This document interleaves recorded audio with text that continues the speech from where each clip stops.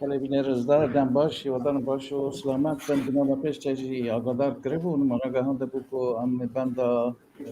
speaker konferansı jimene ko le Stockholm ta öyle periodisa ve gave am حول خاطدن بو او کو آماده کاری بکن و کو برنامه داشت که بکال خواهش آماده کاری تمام دیارن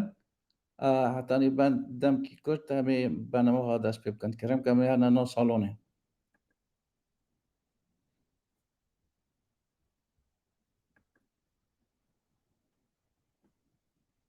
آماده کاری خواهد کن او بند نه کنفرانس دم خواهد داشت بکن و اول بر کاری خواهد کن و آماده کاری خواهد کن از این وگرید منو سالونه اگر تشتک پیوست بی اما جای کده به هوا روان کرم کن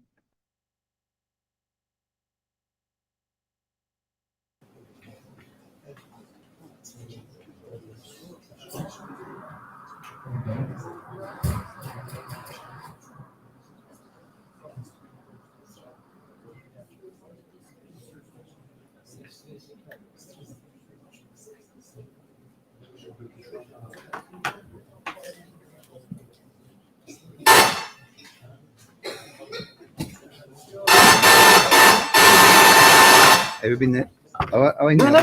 نه وایرلس نیه دایل بونی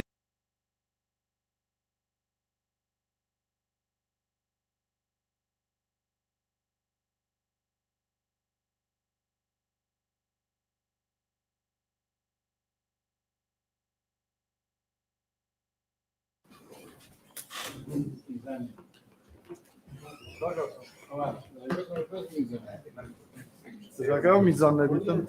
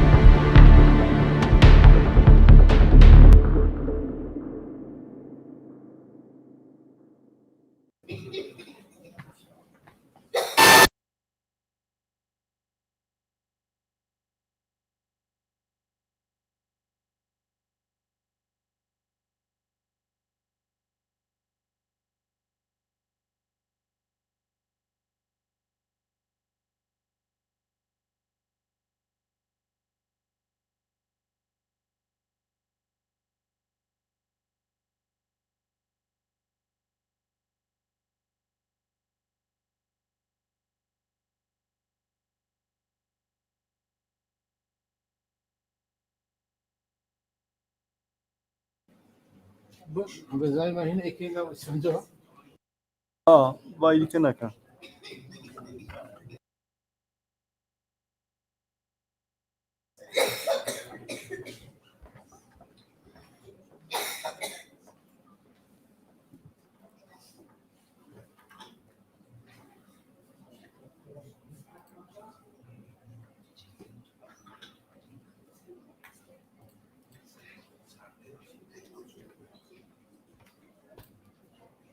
Zaman pencere açıyor, pencere bir kamera. Buradan açılmıyor. Ne yapacağız? Ses var.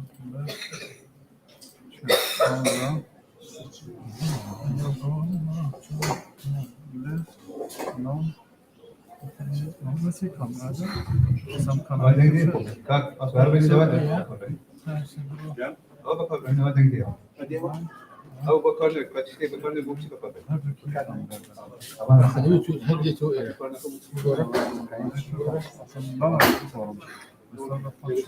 شيء لواء.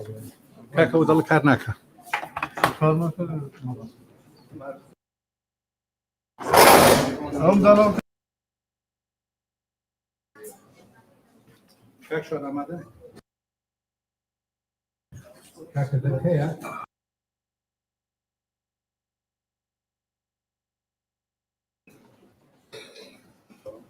شوان ئەوی بدا تلفۆنەکە بەسا و ڕێز لە خزمەتیەوە میوانە بەڕێزەکان ئامادە بوون زۆر بەخێر بێن سپاس بۆ ئامادەبوون و بەشداریتان لەم کۆنفرانسەی ژینادا زۆر بەخێر ئەرز بێت ئێمە سەرەتا بە سرودی نەتەوایەتی عێراقی پاشان خولەکێک وەستان بۆ ڕێزگرتن لە گیانی پاچی شەیدانی کورد و کوردستان دوورە اینجا بەردەوام دەبین لە بەنامەکەمان ئێستا فەرموون ئێوە سرودی نەتەوایەتی عێراقی کاکە سەویش ناخۆم ناکە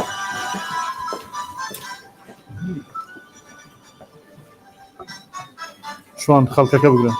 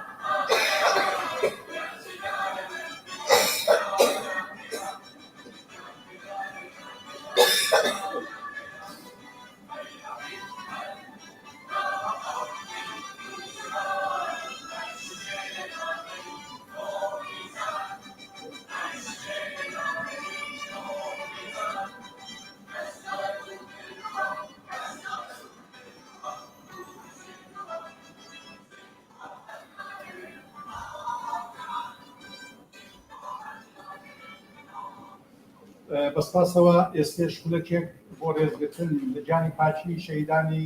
کورد و کوردستان دەوەستین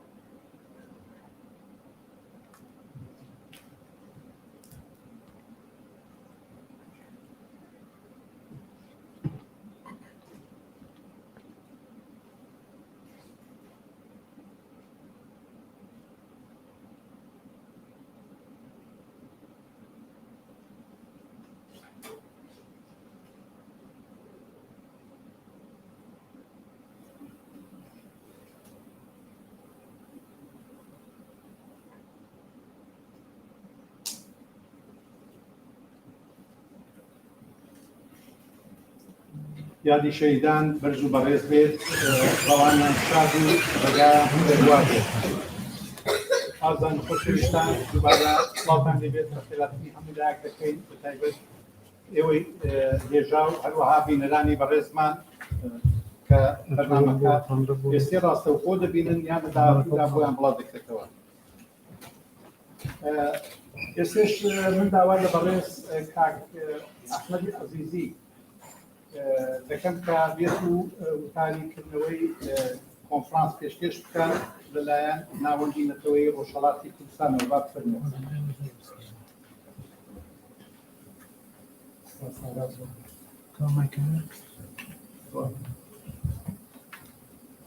ئەم کاتتان باش میلەت ناوەندی نەتەوەی ڕۆژهەڵاتی کوردستانەوە بەخێراتنی هەموو ئێواکەم هەروەها بەخێراتنی ئێوانەی کە بە شێوەی دیجیتاڵ ئۆنلاین ئەم خۆڕابیرە لە کۆنفرانسا و هەروەها ئەوانش کە دواتر تەماشاکەن دێتن. هیوادارم کۆنفرانسێکی باشمان بێت هەر ناوەڕۆک بێت دوایی کە هەر کەسمان لەو دورگایە چێتێت دەرەوە ئەحساس بکات کە شتێکی وەرگرتووە ئەمڕۆ لە پێناو بەرژەوەندی نەتەوەی و لە پێناو درێژەدان بە شۆڕشی ژینە. هەروەکو هەمووتان ئاگادارن ڕاست ساڵێک لەمەوبەر بە 16 سپتامبری 2022دا چەقماقەی سەرهەڵدانێکی شۆڕشگەرانە بەو معنایە کە دروشمی ئەو سەرهەڵدانە و ڕاپەڕینە ڕاستەوخۆ ڕووی لە کولی نظامی سیاسی لە ئێران بەڕابەریەوە بە سیستمی ویلایەتی فەرمیەوە بە حکوومەتەوە بوو. پێویستە ڕژیمە بڕووخێنێ و ژێرڕووی بکات و هەروەها لە داهاتوودا سیستمێکی نوێ بێت بکارە و ئەوەش معنای کلاسیک و شۆڕشە کە لە بەرک و بزانەکە دەسەڵاتی مەوجود لابەری دەسەڵاتێکی سیاسی بکەبێت. دیارە ئەو شۆڕشە بەردەوامە ممکنە لە پرۆسەیەکە لە چەندین مەرحەلەدا وەک ڕاپەڕینی ژینە شۆڕشی ژینە لە ساڵی ڕابردوودا سەر هەڵداتەوە یا بە شێوەی دیکە پرۆسەیەک بۆ ڕووخانی ڕژیم. لە ماوەی یەک ساڵی ڕابردوودا بەحس و مناقەشە و نووسین و کار و شت پێشکەش کراوە سەبارەت بە ئەو سەرهەڵدانە ئێستا ئەمڕۆ ئێمە ساڵگەر دیێگەڕین. بەڵام ڕەنگ بێت فێری نەکا ڕەنگە کافی نەبێت بەس نەبێت پێویستیمان بەوەیە گەلەوە ئەو شۆڕشە بەڕەهەندی جیاجیاوە بۆ دەستی پێکرد هۆکارەکانی چی بوو ئەو با دۆخ و بارودۆخەی ئێستا دۆزی ئێستای کورد لە ڕۆژهەڵاتی کوردستان لە پاش ساڵێک تێپەڕین لە چەقماقلێدانی شۆڕشی ژینە چۆن دەبینین. ئەو شۆڕشە کە سەرەتا چەندمان حزوری ڕاستەوخۆی خەڵک لەسەر شەقام چەند لە ناوخۆی کوردستان چەند لە سەراسەری ئێران وە بە تایبەتیش ئێمە لە دەرەوەی وڵات سەر شەقام بووین. ئەم سەر شەقامە بۆ دوایی کۆتایی هات یا کەس بۆەوە چۆنی بۆ دەچین بۆ وەزاکە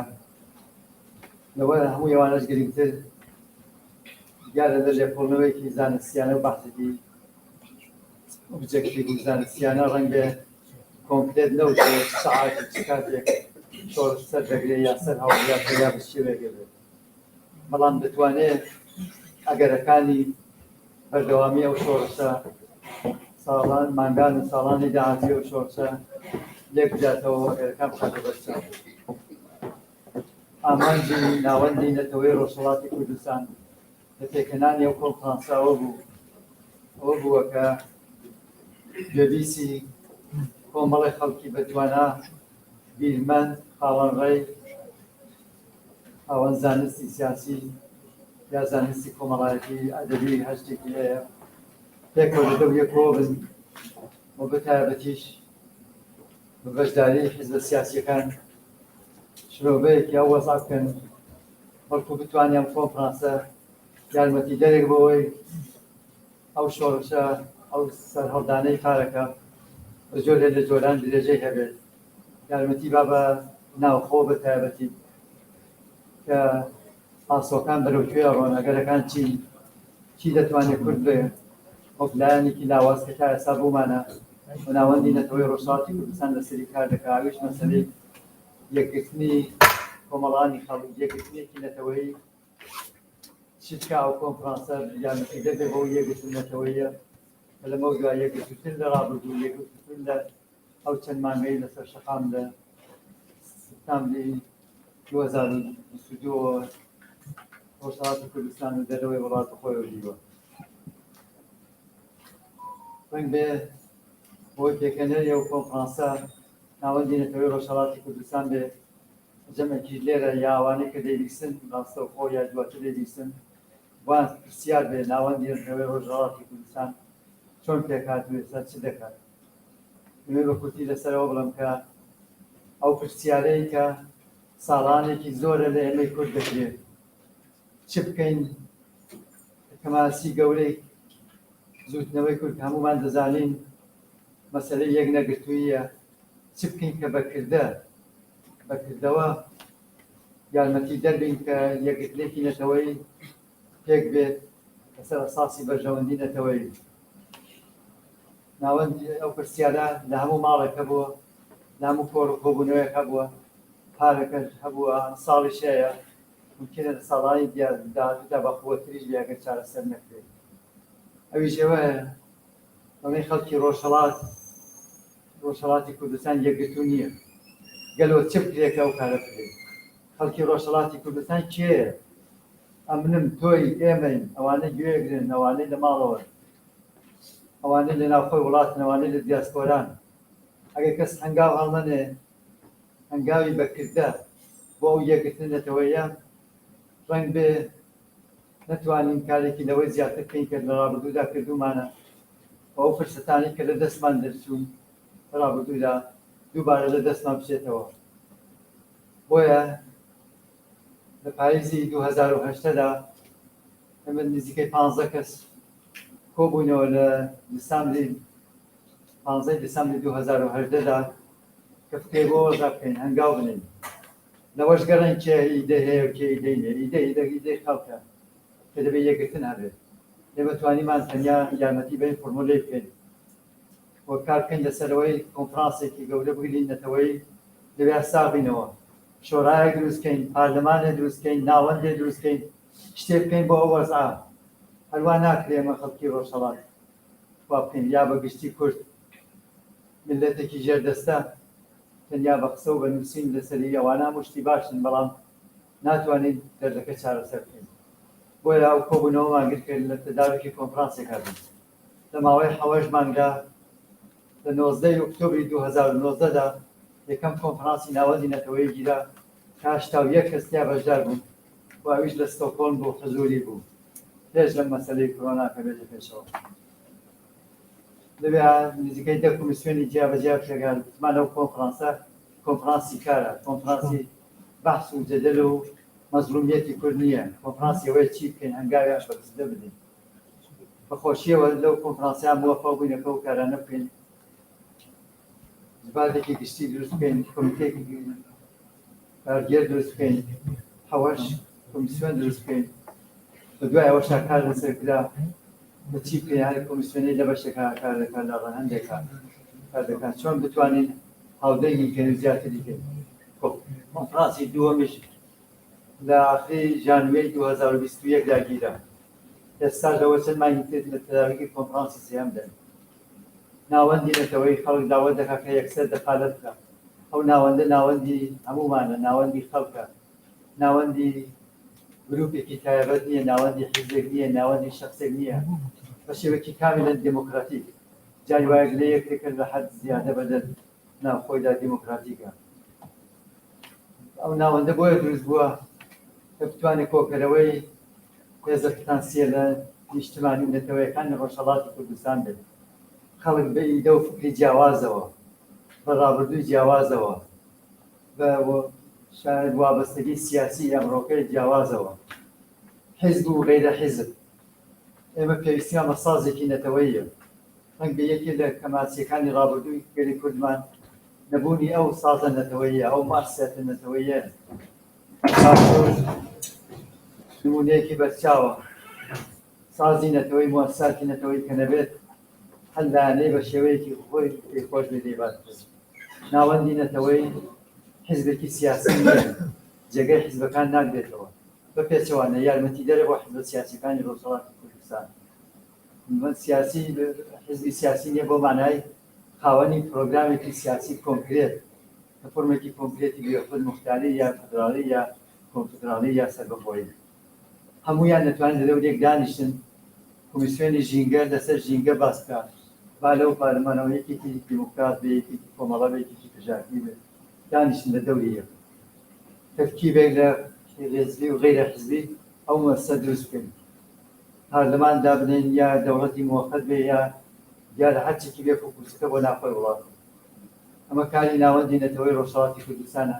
لە داهاتوویشدا درێژەیە بێت لە ئاخریدا لە کۆتاییدا دەمەوێت بڵێم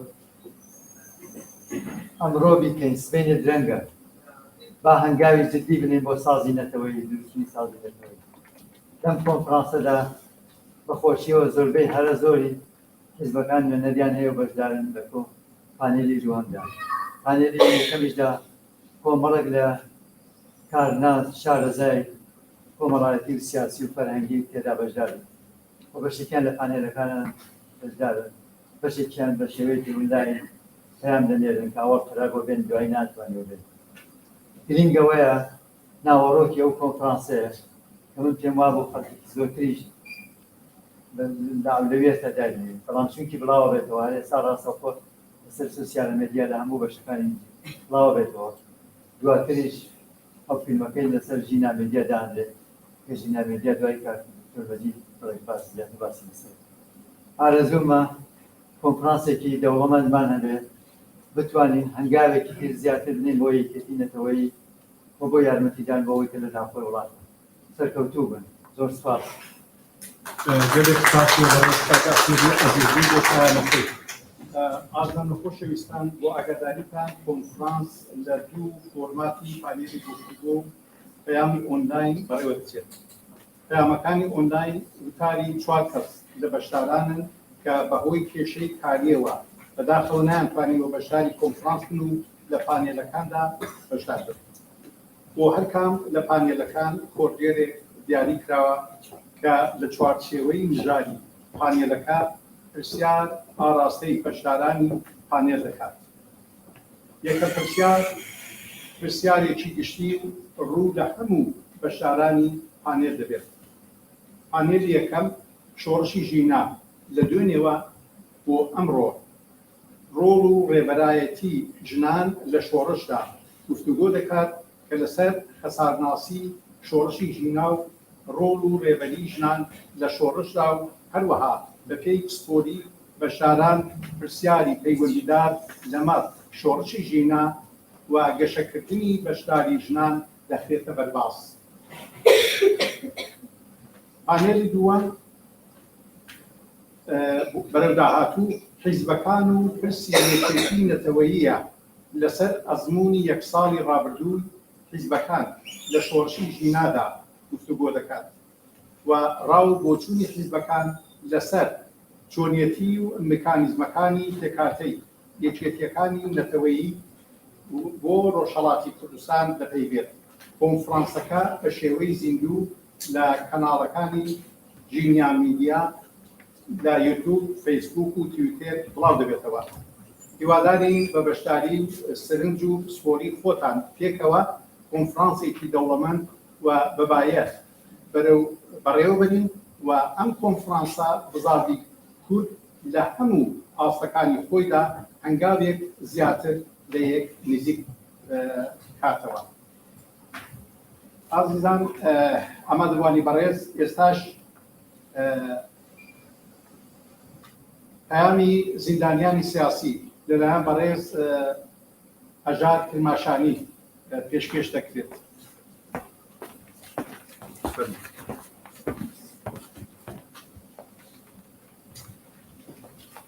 بەشدارانی عەزیز سڵاو بێت لەلایەن ئەنجومەنی زیندانی سیاسیەکانی ڕۆژهەڵاتی کوردستان سپاس و پێزانین بۆ ئەو کۆبوونەوەی کە تاوفیق پرسی نەتەوەیی بە گۆڕی هەواڵ و ڕووداوەکان دەکرێت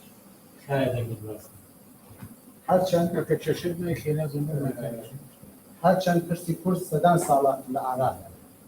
چونکە مافە ڕەواکانی پێشەم کراون و دەکرێن و پرسی کورد بە تایبەتی کە بە خەبات و تێکۆشانی بێوچانی حزب و لایەنە سیاسی و مەدەنی و کەسایەتیەکان ئەنجام دراوە مێژوویەکی پڕ لە شانازی خۆی خۆتاندوێت و ولا گۆڕپانی پڕکێشە خوێناوی و ئاڵۆزی ئێرانی ژێر دەسەڵاتی ڕژیمی فدرالیستی ئیسلامی سیاسی بەرجەستە و لەسەر گرێت. پرسی زندانی سیاسیەکان لە خەبات و تێکۆشان بۆ ئازادی و ڕزگاری نەتەوەکانی ژێر دەسەڵاتی سەرۆڕۆیانە کە مافیان بەردەوام پێشەڵ دەکرێت و دژکردەوەیش بە خەبات و تێکۆشان بە شیوەی جۆرواجۆر کە ئەنجام دەدرێت خەباتکاران دەگرێت زندانی ئەشکەندە دەکرێن و سزای زندانی ناڕەوایان بەسەردا دادەستێن. لە کۆماری ئیسلامی ئێراندا مافی زندانی سیاسی نە بە وشە نە بە تاریخ و نە بە کردەوە قبوڵ ناکرێت. ئەوەی خۆی بە دەروەست بۆ ڕەچاوەکردنی مافی ئینسانی و ڕەوا نازانێت. ئەزنی بەرگیری یاسایی و پارێزەر بۆ هەڵبژاردنی زندانی کە مافی خۆیەتی کە نادرێ و قونوان سوونەکانی جەهانی مافی مرۆڤ بۆ زندانە سیاسیەکان لە بەرچاو ناگرێت. بە ئەشکەنجە و گوشاری لە ڕادەبەدەر و وەستی زۆر ناخۆشی کاتی لێپرسین بۆ پەروەندە دروستکردنی درۆئین کە چارەنووسی زندانی سیاسی دیاری دەکات بەردەوام لە ئارادایە. لە دەیەی شەستی هەتاوی و دەیەی هەشتای داینی زندانیە سیاسیەکان بە کۆمەڵ گیانیان لێدەسەنرا ماوەی نزیک ساڵێکە کە ڕاپەرین و شۆڕشی ژینا لە ئارادایە خامنەیی ڕێبەری ناپرس و جنایەتکار بە فەرمانی ئاتەشفێختیار وەزعی ئیسای ڕژیمی بە دەیەی شەست سوبحانوە و مەترسی کۆمەڵکوژی لە زیندانەکاندا هەیە. پێکهاتی ئیسای زندانیە سیاسیەکان کە ژنان و کچان وەک پێشڕەوانی خەبات و بەرخۆدان تێچووی زۆری لێکۆڵیەوە زۆر گرنگە. دوای قەتڵی حکوومەتی ژینا لە ماوەی 2 سەعاتدا کرد ناڕزایەتی و شۆڕش دژ بە ڕژیم دەستی پێکرد بەداخەوە هەتا ئیستا زیاتر لە 800 کەس کوژراون و هەزاران کەس دامدار و یەکچاو کراون و زیاتر لە 100,000 کەسیش گیراون. فەلاقە و تەجاوزکردن و هەزاران جۆر تۆمەتی لێدان دروستکراو لە ژنان، کچان، لاوان و بیرەوان دیمەنی ئیمڕۆی زندانە سیاسەکان لە ئێراندایە. ئومیدوارین بە خەباتی یەکگرتووانە لە یەکومی ساڵگۆڕی ڕاپەڕین و شۆڕشی ژینادا شۆڕشەکە لە نێوخۆی ئێران بە گشتی و لە دیاسپۆرا بە تایبەتی بەگەشێتەوە و بەرەو سەرکەوتن هەنگاو بنێ و تۆماری ڕژیمی ئاخوندی سپایی تێک و پێچێت. ئەنجومەنی زندانی سیاسیەکانی ڕۆژهەڵاتی کوردستان 16 سپتامبری 2023 بەرامبەر بە 25 خەرمانانی 1480. سپاسی هەمووتان. سپاس بەڕێز هەژار تەماشالی. ئێستاش بەرەزان ئێوە و تاری بەڕێز دکتۆر مەجیدی حەقی بۆ ناساندنی ژینا مێدیا بەفەرمێتکایە.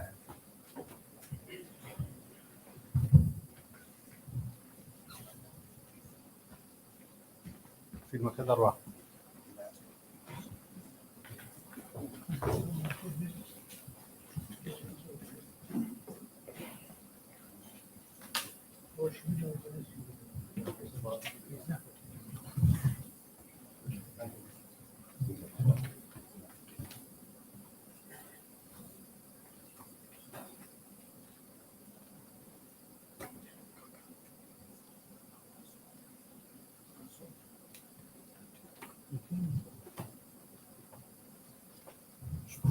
خوش ببرانی بەڕێز لەلایەن خۆشمە زۆر بەخێرهاتتان دەکەم. بەخێرهاتنی هەموو ئێوە خۆشەویستان دەکەم کە لە ڕێگای دوور نزیکاوتن تەشریفیان بۆ ئەم کۆنفرانسە. ئێمە هاوکات کە لەو کۆنفرانسەدا دانیشتوی بازارمدا ناوەندێک سۆکۆرمەوە ڕێپێوانێکی گەورە لە ڕێگادەوە و بۆیە من پێماوەیەک لە هۆیەکانە کە ڕادەی بەشداران دیرەکەمە بەخۆشیەوە ڕادەی بەشداران لە هەموو جێگایدا هەیە و ئەمە بۆ خۆی خاڵێکی زۆر گرنگە، خاڵێکەوەیە کە کۆمەلگای کورد لە دیاسپۆرا لە بەتایبەتی زۆر چالاک بووە، زۆر وشیار بووە و هەلومەرجی تازەش پێ کردووە. من لەو باسەمدا زۆر بە کورتی باسی ژینا مێدیا دەکەم و شيء كما مبسية اگر در حال حاضر یا حاول امروز نسر جنیا مدیا دوت نت دانه نتوانم با یا که در حال حاضر در کاری برنامه ریزی کرد و به داخل پیمان نگیش که با استا به شکل یکی لانچ کرد. هموش تک دستر اساسی پیوست هست. یعنی ما با که بتوانیم پروژه یا چه پروژه نتیجه چه پروژه شخصی بیتن چه پروژه کنانه رخنه و احتیاجاتش بیتن پیوست اندی پیوستی ما نبید. یک لو پیوستیانه ایما آیا ایما وکوکرد ل مدیاکانی فارسی دا به ترتیب BBC ایران اینترنشنال من و تو همو آوانه فارسی به توای به پراویس کردیم. پراویس قسم با آنها آوا که بکو سیاستی نوانگراکان بکو سیاستی او مدیا دورانی که دستوراتی من بدسته ایبا به نبو حساب. دبی ورامی او بسیاره بخوام او بسیار بدنم. ایما بگشتی بخوشی و خوانی زور مدیا حزبی. بکن هر کم دانه آجندای سیاسی خواه بخو حزب خوان برای دبن. رکبری یکترن و زور جار سیک ل دوستانی شالا ل پاریس و زور جار حزب خوان دبنه هوی دکترازانی کوماگاش و هوی آوکه آجنده کانی زور دیوازه. که هوی ما پیوستمان با مدیا که کشتیره زور به هر زور کن ل سوید آوات. میره SVT هست. SVT راجعان دراوی که دلائن بالن حکومتی سوید آوات برای داشتی همون تمالیاتی بودن و سیاست کشتیکانی در پارلمان دا دیاری کرد. اما پیوستمان با مدیا کشتی نتوی هست. اما لطور کمجال تکان دا زور پرتوازن. صدا هفتای سرچاوی دنگو باس سرچاوی دیک نوا سرچاوی وشکنه اما دا طور کمجال تکانه. و پی اول کورینایی که سال 2022 ایران کراوه یعنی مباس دیاسپورا نکن چون زور بمن هر در اینترنت هایی ایران کراون 14% خلق تماشای رادیو تلویزیون دکات. و کدی همون در اینترنت دان. دوباره هر بپی او آمار لیکورینیاره سال 2022 در روشلاتی کردستان داد. او پاریزنانی کپی در روشلاتی کردستان دوید 15 میلیون موبایل بستی اینترنت بود. یعنی به شیوه نیمتی او کسانی که باالتن هر کامیان دو موبایل نبود که بستی اینترنت بود. کابو و آماری که دیکش صدا 75 او کسانی که بستی اینترنت خواروی 835 ایما باسی ام مدیالتی کابو و پرتوازی اشتیکی دیکشه ایما بکو کرد اداخوا نه پرورده مدیای من هیا چلا آستی حزبکان بید چلا آستی تکاکان بود چلا آستی کشتی بیتن بویا او پرتوازی بود هوی اوکا زور جربه بچوکتینیشه تیک اشتین دکرون دیانی یکی چون که کومالگای که تیک شکاوی و من فيما أنا باصي كذي كابرا ضرب كتي هو يقاني أو كبيوس ما بمديا كي يكتب ويشكر هذا شيء باصي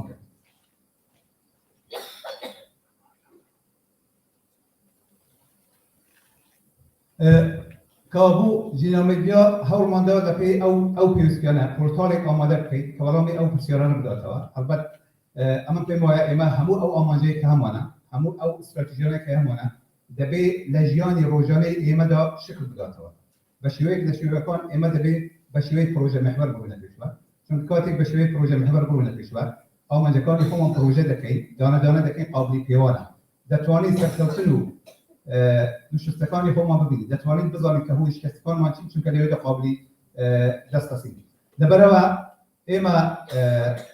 جينا ميديا هاول دراك ببيتا مارپره کلیوی دا باشانی دنگران بود باشیوی پادکست کار کرد باشیوی نوسراوی بلاوی که ولی سوشال مدیا کان بهش آماده بتر است اما در حکومت در چندین کانال دا بلاو دکرینه ولی دهاتو در کاتی که همون پروژه که آماده بود دتوانی زورتر در خدمتی کسان بود اما باستش سیستم دکن پیدرین تیوی آن دمند یعنی تیوی که کسی که پی خوش به او برنامه که کاتی که پی خوش به هر آوانه هند کرد تازه‌ای رودا باسیایی که ما با یک کمبری خراب یا یک تلویزیونی کردین که او برنامه ما خاص کردوه آی جی تی بکار دبی اوشته که ما باستکیم دقیقاً اوشته که تقریباً سالی که کاری دیسته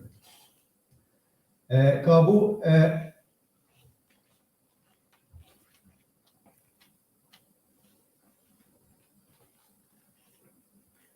استراتژی ما چیه؟ یکما که آمانجی دلش خواهیم اوه که جینا مدیا بتسرچوه که نتوی هوا و دنگوباسی روشارات کردستان اما یک لام بکنه دو ببیت اما کوی بود یاندنی دنگی خطی روشارات کردستان به جهان برای کشین هم میگه باز مانکانی دیکش آماده بکنه ببیت کانالی که جید بروای خلق مثلا بروای جارو بدید چون که لا سایت کاندو اگر او کسانی که لیکولیان کردو به طور بلسد سوشال میدیا دزانه که صدا هفته تا صدا هشتایی دنگوباسی سوشال میدیا فیک نیوز و او فیک نیوز نه زور جا به هوی آت پروکسیکانی کمال اسلامی ایران و پروکسیکانی نوانجراکان ها دادن که حوالی ناراست بلاو کنه و زور جا دادن هوی آت ایمه همه دیجی کرده و بو که ام برامه بدید ها پیوست من به میدیا که کسر چهابی از فیتی بون مونه داریم یا ولی در فنلند بون مونه داریم دجیر یا نالوسن میدیای برپرس میدیای برپرس و وقتی که جیگای بروایه خلق به برپرسیاتی اشتباه مراده کرده و بلام داده تا برنامه برپرسیاتی را و ببیت پردی که بهیزی پیوندی زانستی و کلتوری در دیوان دیاسپورا و نوخوی کردستان حد کم او فیتم عرض کم کرد بشه که دیکی جینا میدیا دوانه دانان زانکوی که آنلاین اما لحالی اول جان که بتوانید انستیتوت لولاتی سوید تومار که اجازه پرورده یا اجازه بلندرش بکنید در وزارت پرورده و بینیا با که شون عربکانی اهواز زانکوی آنلاین هم هست در دانمارک چون ایرانیکان زانکوی ایران آکادمیان هست که دور کردکانی ایمش لیوی دخمینن ایما بتوانید زانکوی که آنلاین کردی مهنگید که یکم شده و که او دیاسپورای که ایمه ندارن اگر بقیه تخمین میدید که 600,000 کردی روشرات من باسی روشرات نیادم کردی روشرات در دیاسپورا دارن لوانه هر لو جمعی کدیر یا کسانی دیاسپورا یک جار کنن کسانی کندوار یک جار کسانی که لجیانی شخصی و آکادمی دست کردی کنن همون که موادتوانه با کمنتوری زانستی و کمنتوری کلتوری یارمتی دربن بونا و کو جیالا بو او که ایما نبری در پیشکفتنی کمالاتی کلیوه هم پرده دبیته و که ایمش نوانتی بگید ولکاتی هاویستکان من درست و واقع دید. بویا اما شوره که ممکن ما دتوانی زور کاری کن هم تولیدی زانس به زمانی کردی دکن هم کردی دکن از زمانی که کردی در رگای ام برای پلتفرم ها.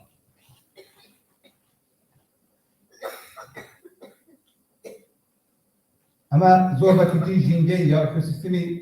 جینا میدیا که لحالی احساس کردن یعنی فروشگاه آنلاین بو فروش و کردی برهمی کلتوری برهمی زانستی باشی کاربران که چون همون سوشال میدیا دتوانی کار کرد ام کار کردن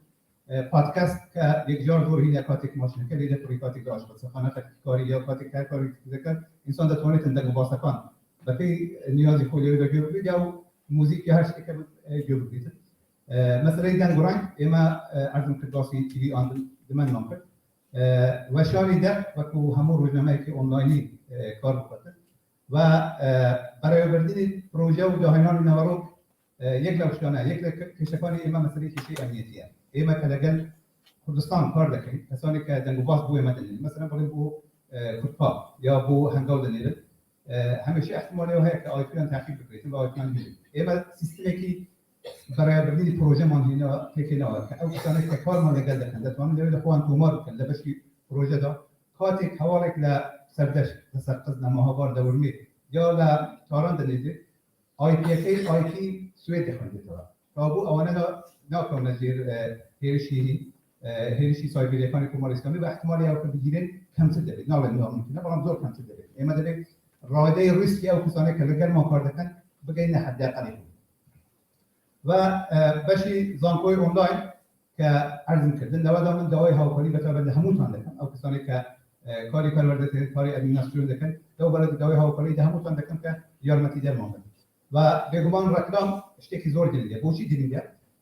اما عرض کرد دیاسپورا که گورن جیالا اما 5 میلیون کرد در رو ام 5 میلیونه و کو کمیونیتی که بهز دستوانه که یک جار زور هیدی اما برای کسانی که کاری زور منه تاجری زور بهز منه کسانی که جاهلانی زور نه اگر آنها دشونه که آنلاین بهتر بکنن کاتی که کرد دیگه بازرگانی کنه برای دکانی خود فروشید شتی خود فروشید دوای ریکارد کردن دشونه که کردکان بهتر بگن اب کار بکنن اما هم گردش مالی یک مانه و گردش مالی دبیت هوی او که لداهاتو دست بخوی مادی اقتصادی خود ممکنه او پس بخوی سیاسی دپارتمنتی دستوانه من میدیا کی نتویشون که کاتی که گریدای مادی به هر لایه نگید هیچ کسی به خورای پول ندادن مگر یا مرجی که بودادنه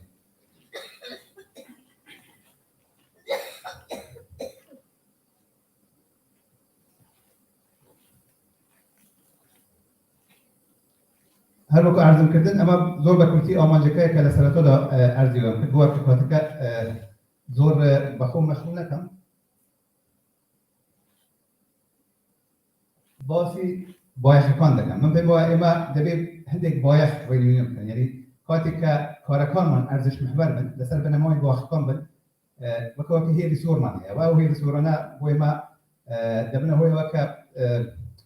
آگادار بین که چون کار دکن و او هیولا صورنا در راستی دا با یخکان دبنا هو وكا ما همون روزی که کاتی کار کردن سری آوینه خو ممکن در روی او آوینه با یخکان مانا و حرکت کرد اما دور بکرتی با یخکان جیمت مانا بون زور گلیه داهنان نوبونه و شیکه که استاب در نسلی زید دجین یک جار دور گلیه سر بخوی بیلانی لپیوند سیاسی کنی نوکوی کردستان. اما موضوعی خومان هو یا خومان نزیاد ما. موضوعی خومان لگل حزب سیاسی کنی کردستان همون به یک اندازه. وقتی که اما لر باشانی جنیا میجاد نه لاندی نه جهاتی هیچ کاری کرد. اما با دانم از راه کرد جهاتی حزب کام کرد جهاتی سیاسی کرد. با دانم از راه کرد و همون کس خویدات دیده بودید. رئیس گستن لجیوازیکان و گشتی بود یعنی ما یک دشتکان با شبکه‌واری دموکرات بیده به رئیس جیوازیکان بود و وارد فراسمی ناس.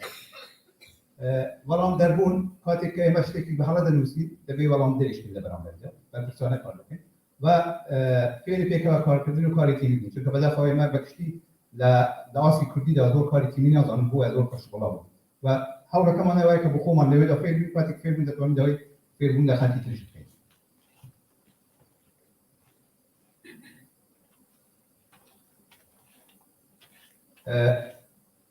نادرم بود که تورکانی ماکسول هینه تورکانی بلند نیازکانی سناکان رو شده خواهد همو شکل هندک پیوستیه هم پیوستی فیزیکی ما پیوسته هم پیوستی روحی ما پیوسته هم پیوستی شکلی ما پیوسته یک دو پیوستی نه پیوستی داراییه براستی اولی که توسط کنوا بشویی دام خرابانه خوب خواهدن کنوا و هیوادارم دوستانی زیادتر دو بارده یارمتی ما بودن اگر دتوانه یارمتی مادی که اقبال ببینه دو بارده چون که بو اوت پروژه که نتوی سرکوتو به هیوادارم اندامان نتواشی دا باشدار پیوستی تکنیکی اولی که اما هم دادن که لبار تکنیکی و بگینی اصلی که دروی کیفیت ولامده بتوانیم ولامید و اما پیوستی که ملوی مانه یعنی با اوت بتوانیم بهیز بید ماده ما پیوسته او ماده انسانی پیوسته پیوست ما با کسانی که نوسر ہے پیوست ما با بیلمنت ہے پیوست ما با کسانی که رخنه مانده بودن بیلیمان کرد هموی اوانه پیوستی که اما پیکوا دتوانیم برای بست من هیوادارم اگر بسیاری ها بود دوای اول دکای کشیدن در خدمت دادم دو روز پاسی دکم که جلتان رو راضی بود جلد سپاس بۆ زانیاری بەنرخەکانی بەڕێز کاک دکتۆر مەجیدی حەقی ئێستاش بەڕێزان پانێلی یەکەم کە کۆردێر بەڕێز نایب خانمی موکرێتکە بە بفەرمێ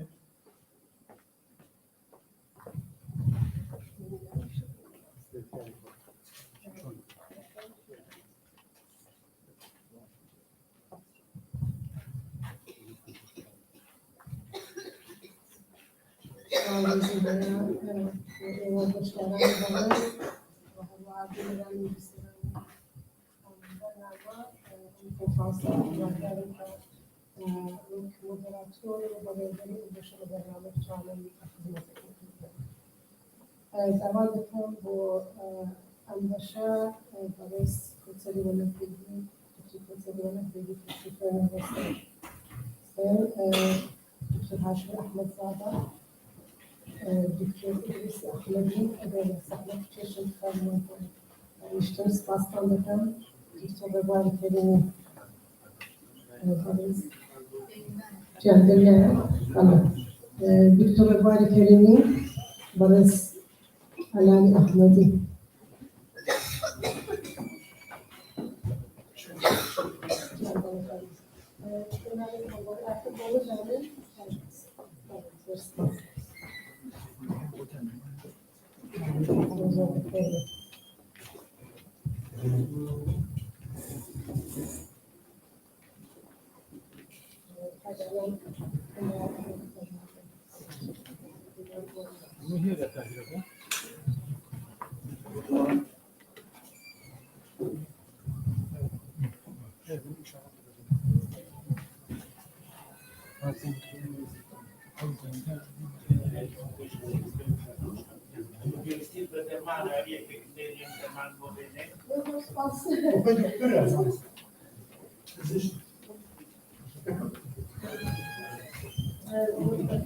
حملایکی دەکەم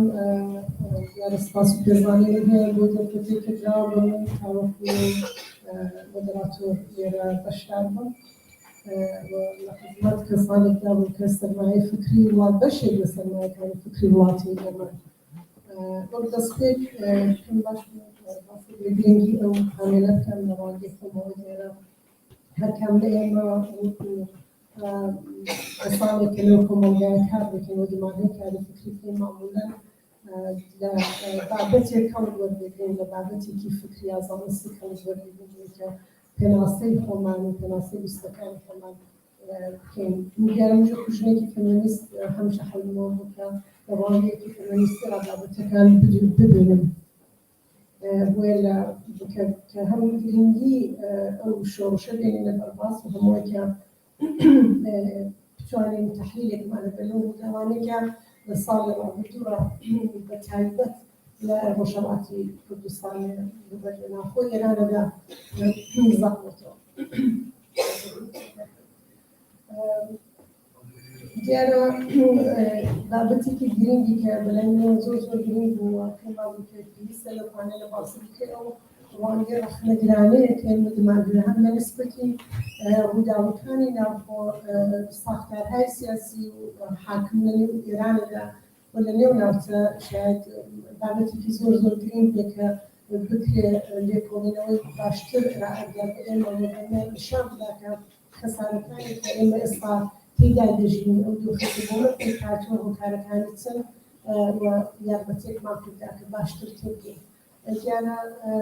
لە ڕوانگەیەکی فێمینیستیمان معمولاً هەم سیستمی پیاوسالار و بابەتەکانی دیکە وەکو هەروەی گەبتم ساختاری سیاسی ئەوانە هەم دەچێتی ژێر پرسیار ئەوەی کە گرنگە لەدەنێ وانەدا لە بیرمان نەچێت کە حەرەکەتەکانی خۆشمان دەبێ شمولی حاڵی ئەو ڕوانگە ڕەخنەگرانە بکردرێت یان لەو ڕوانگە ڕابردنەوەی دەکردرێت کە تەواوی حەرەکەتەکانی کە کردداری تاک لە نێو کۆمەڵگا ڕووداوەکانی کە دەکردشێ معمولاً هۆکارەکەی دەگەڕێتەوە سەر ساختاری کۆمەڵگا و ساختاری سیاسی و حکوومەتی حاکم واتە هەر ڕووداوێک کە ڕووداوە ڕووداوەکە لەسەر ژینا ڕووداوە مستەبیلی ئەسلەکەی بێتە حکوومەتێک کە هۆکاری ئەو بابەتە بوو بۆیە هەر بەخاتیەوەی زۆر گرنگێکە ئێمە شۆڕشی ژیناوە خاڵێکی وەرسەرخانی گرنگ ببینین کە لە قۆناغی کە خەڵکی زۆرتر شاید داواکانی لەسەر پرسی ئەکۆنۆمی یا بابەتەکانی دیکە گەڕاوەتەوە سەر یەک سەری ویستی زۆر گەورە بۆ نمونە لەباری کولتور فەرهەنگ پێگەیژین لە نێو کۆمەڵگەیەکدا بەحسی ڕێبەرایەتی ژن یەکسانی تێنگەری یەکسانی لە بابەتەکانی دیکە لە کۆمەڵگەیەکدا عەداڵەتی کۆمەڵایەتی هەموو ئەوانە بابەتێکێکە کە لە شۆڕشی ژینادا ببینین ئەو ڕەهەندە ئەو وەرسەرخانە گەورە خەریکە ڕوودەداوە بە بابەتێکی بە حاڵەتێکی زۆر گشتی هەموو کۆمەڵگەیە دەگرێتەوە دیارە هەرەوەی کە عەرزکردن هەر کامل و بەڕێزانەی کە لێرە بەو ئەبزارە فکری و تکنیکی کە بەخۆیان هەیەە هەوڵ دەدەن سەری بابەت پێشکەش بکەن و ئەمن لە سەرەتای باسەکەدا هەوڵ دەدەن پرسیاری گشتی ئێمە ئارا کە هەر کامل بەزوو جواب بداتەوە بەڵام پێشەوەی کە بکەینە ئەوشە داوا کەمای ڤیدیۆیەکمان هەیە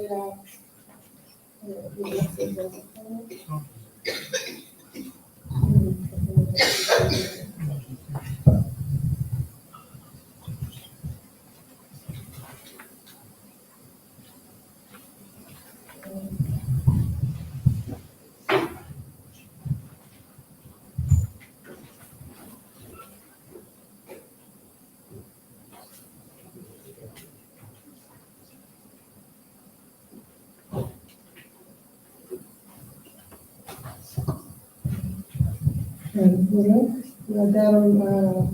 لەخانە بۆبووی کە سیستمی تکنیکیەکە زۆر یارمەتیدەر نەبێتە بەڕێز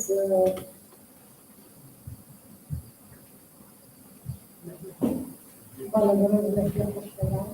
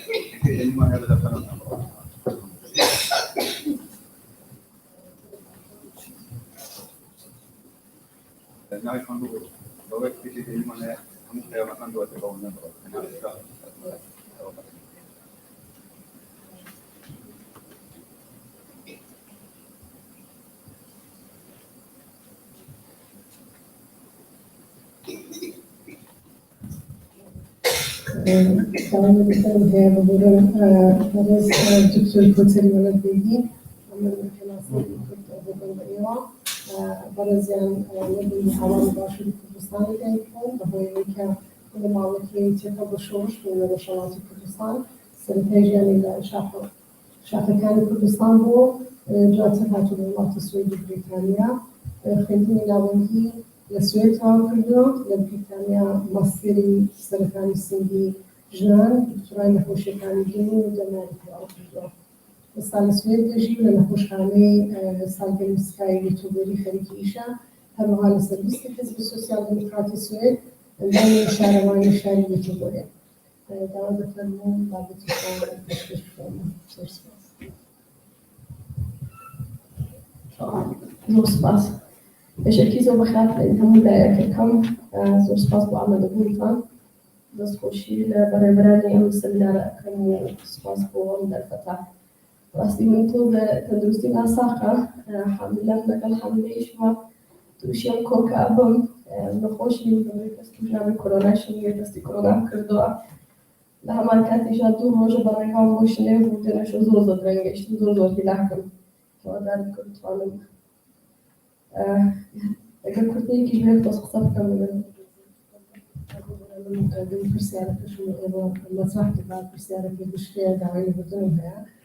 پرسیاره که ولی که اگر دکتر بکرتی خستانگاندی و خستانگاندی که فکر است شورشی جنجان آزادی باز کن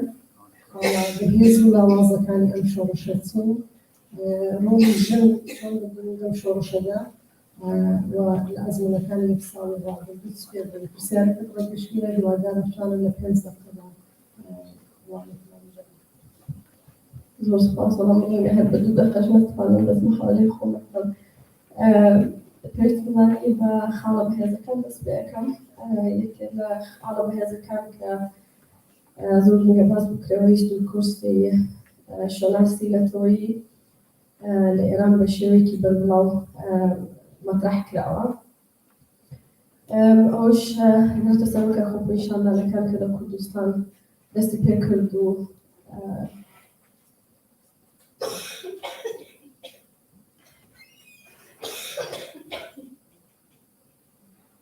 تاويل أبدا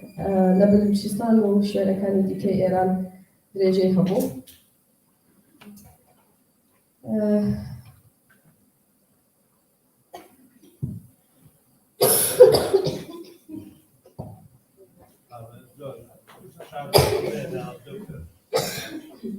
بدأنا نقول بك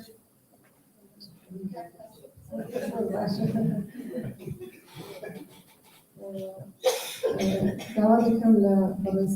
كاكاشن ومشاركة جاتو ديال برز كاكاشن مساوي 1992 مع مستيسان في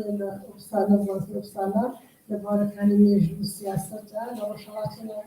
وهروها إصلاح بروفيسورية نتيجة لشيء زمان ناصي يكون لوا لهم نظام كلاتي روز باش أورين هجا بخير بين هاتيك كما بخيرات نوع نيسامبرتي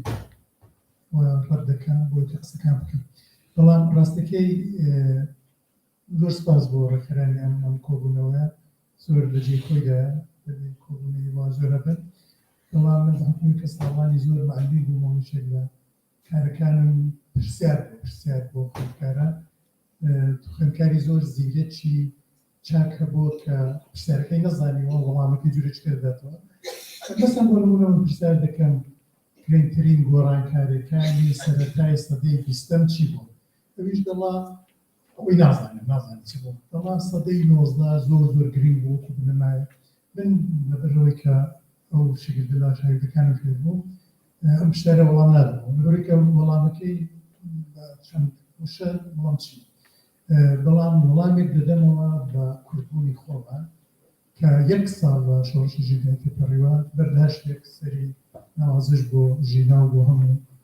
کەسانی کردو پێدا گیانیان بەخت کرد لە ساڵی ڕابردوودا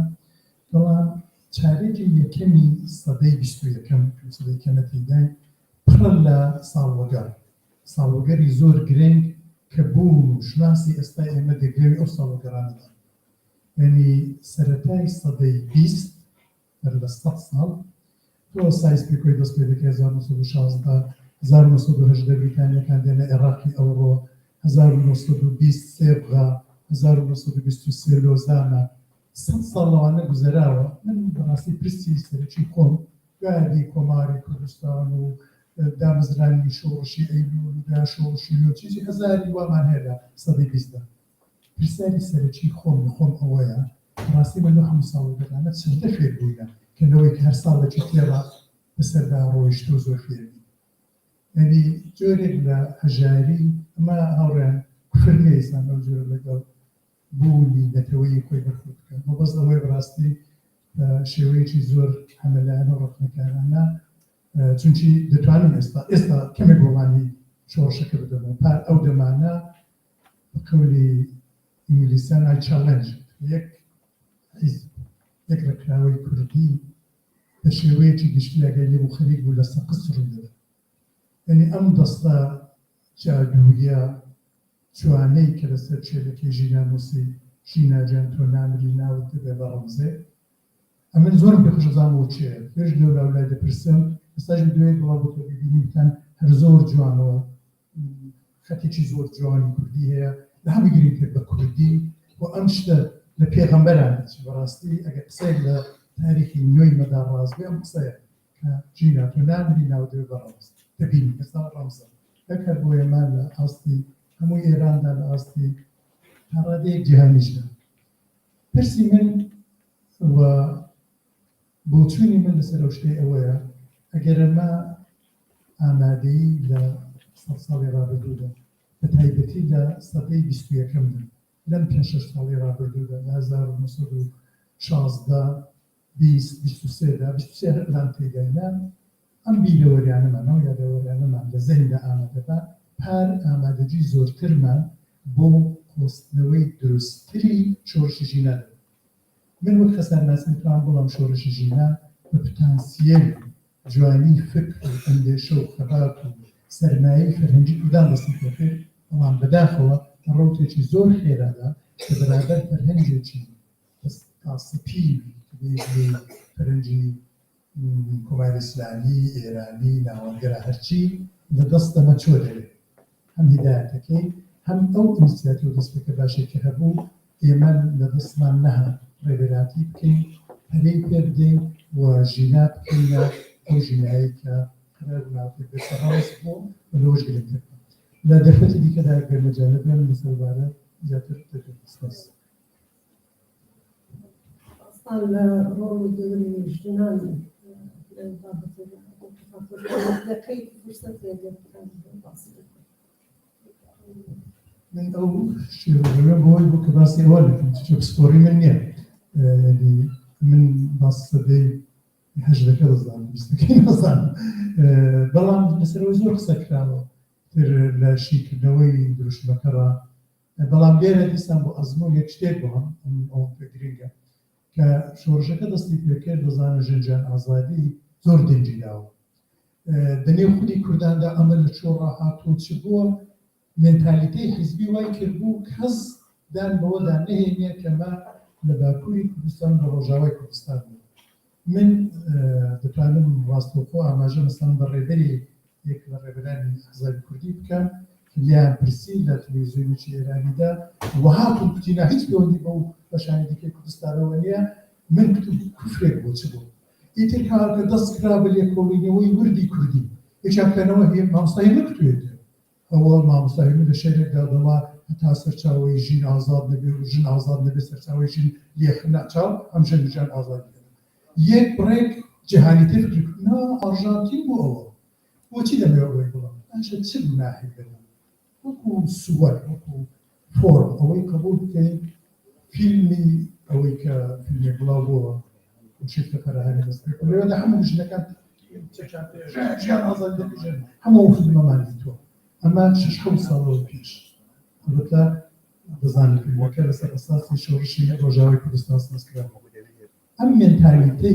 کە دژە حیزبایەتی لە بەرابەریدا تەخوادێ رقابەت و کۆنفرانسوانە لە هەموو دنیادا هەیە ئەم کە بێتە ئەو حەدەی کە بڵێ نا لە ئارژانتین و بەس لە ئۆجەلان ڕەنەهاتۆ خۆتۆ دەتوانێت ئۆجەلانی خەڵسنجێنی هەزارویەک بەخلی لێ بکەیت ئەوەش قبوڵکەی لەوێ ڕەهاتۆ چ دەبێت و چەندە جوانە لە میکانیزمی حاڵی بین شۆڕشێت لە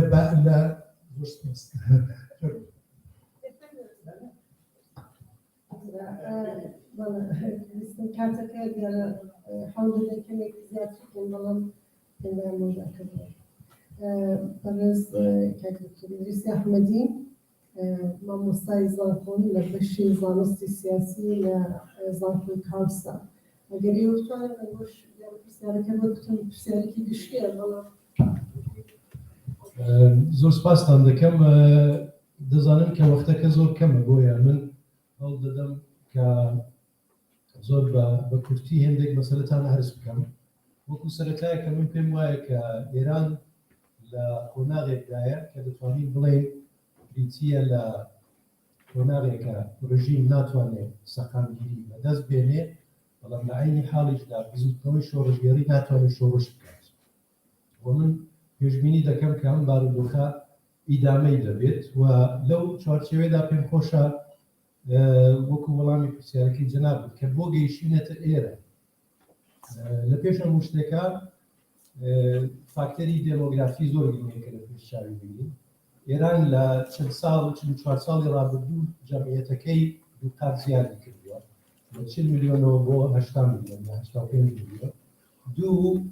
70% لە جەمعیەتی 85 میلیۆنی ئێران لە ژێر 30 ساڵەوە هەموو ئەو لێکۆڵەرانەی کە لەسەر شۆڕش لێکۆڵینەوەیان کردووە دەڵێن کە مەسەلەی دێمۆگرافی زۆر گرنگە ئینسان لە پەیوەندی لەگەڵ فراهەمبوونی هەنومەرجی شۆڕش لە وڵاتێکدا لە بەرچاوی بگرێت فاکتەری دووەم کە زۆر گرنگە مەسەلەی ئابووریە بە پێی وەزارەتی نێوخۆی ئێران بە پێی ئاماری وەزارەتی نێوخۆی ئێران 6% لە جەمعیەتی ئێران لەژێر بێڵی هەژاریەوە دەژین لەو 6%دە 20 تا 30 میلیۆنی دەگوترێت لە هەژاری مطلقدا دەژین فاکتەری سێوەم کە زۆر گرنگە مەسەلەی سیاسیە کۆماری ئیسلامی لە ئەساسدا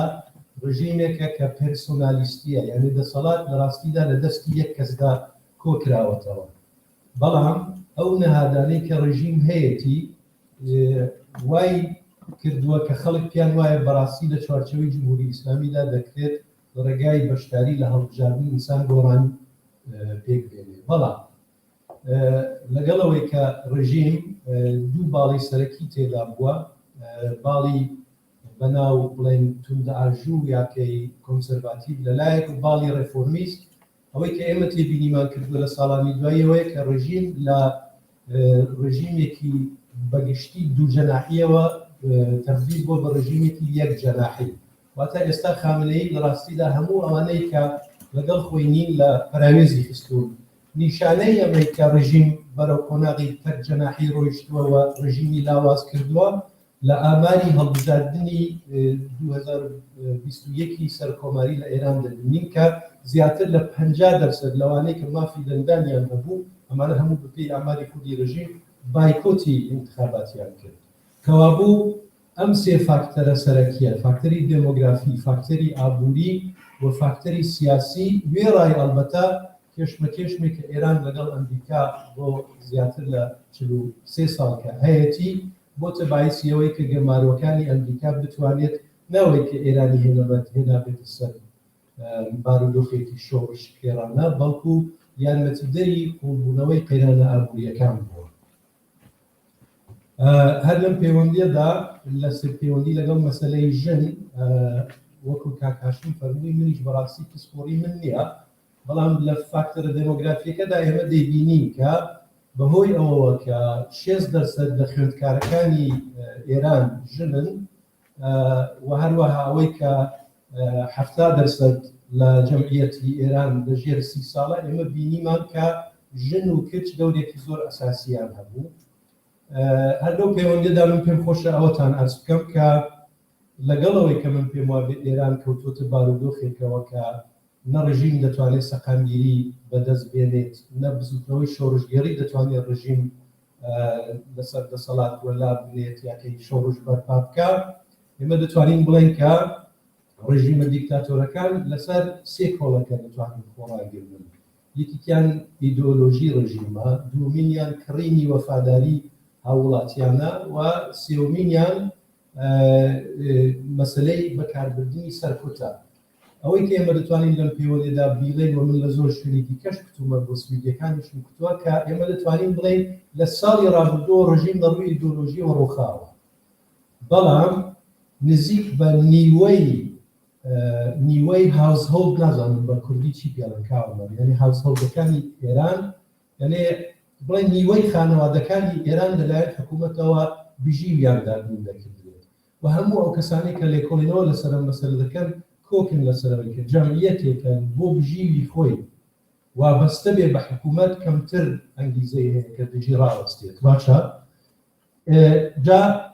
دلیلی ئەوەی کە ڕژیم توانی بە بمێنێتەوە یەکیانەوەیە کە بەشێک لە خەڵک بەڕاستی بۆ بژیوی خۆی ئێستاش وابەستن بە ڕژیم. هەر لەم پەیوەندیدا من پێم خۆش ئاماژە بۆ بکەم بە تایبەتی ئامارێک کە هەیەوە وەرجێگەی باوەڕە لە کوردستانەوە ئەوەیە کە چینی مامناوەند پەیوەست نەبوو بە بزووکەوەی ژینەوە،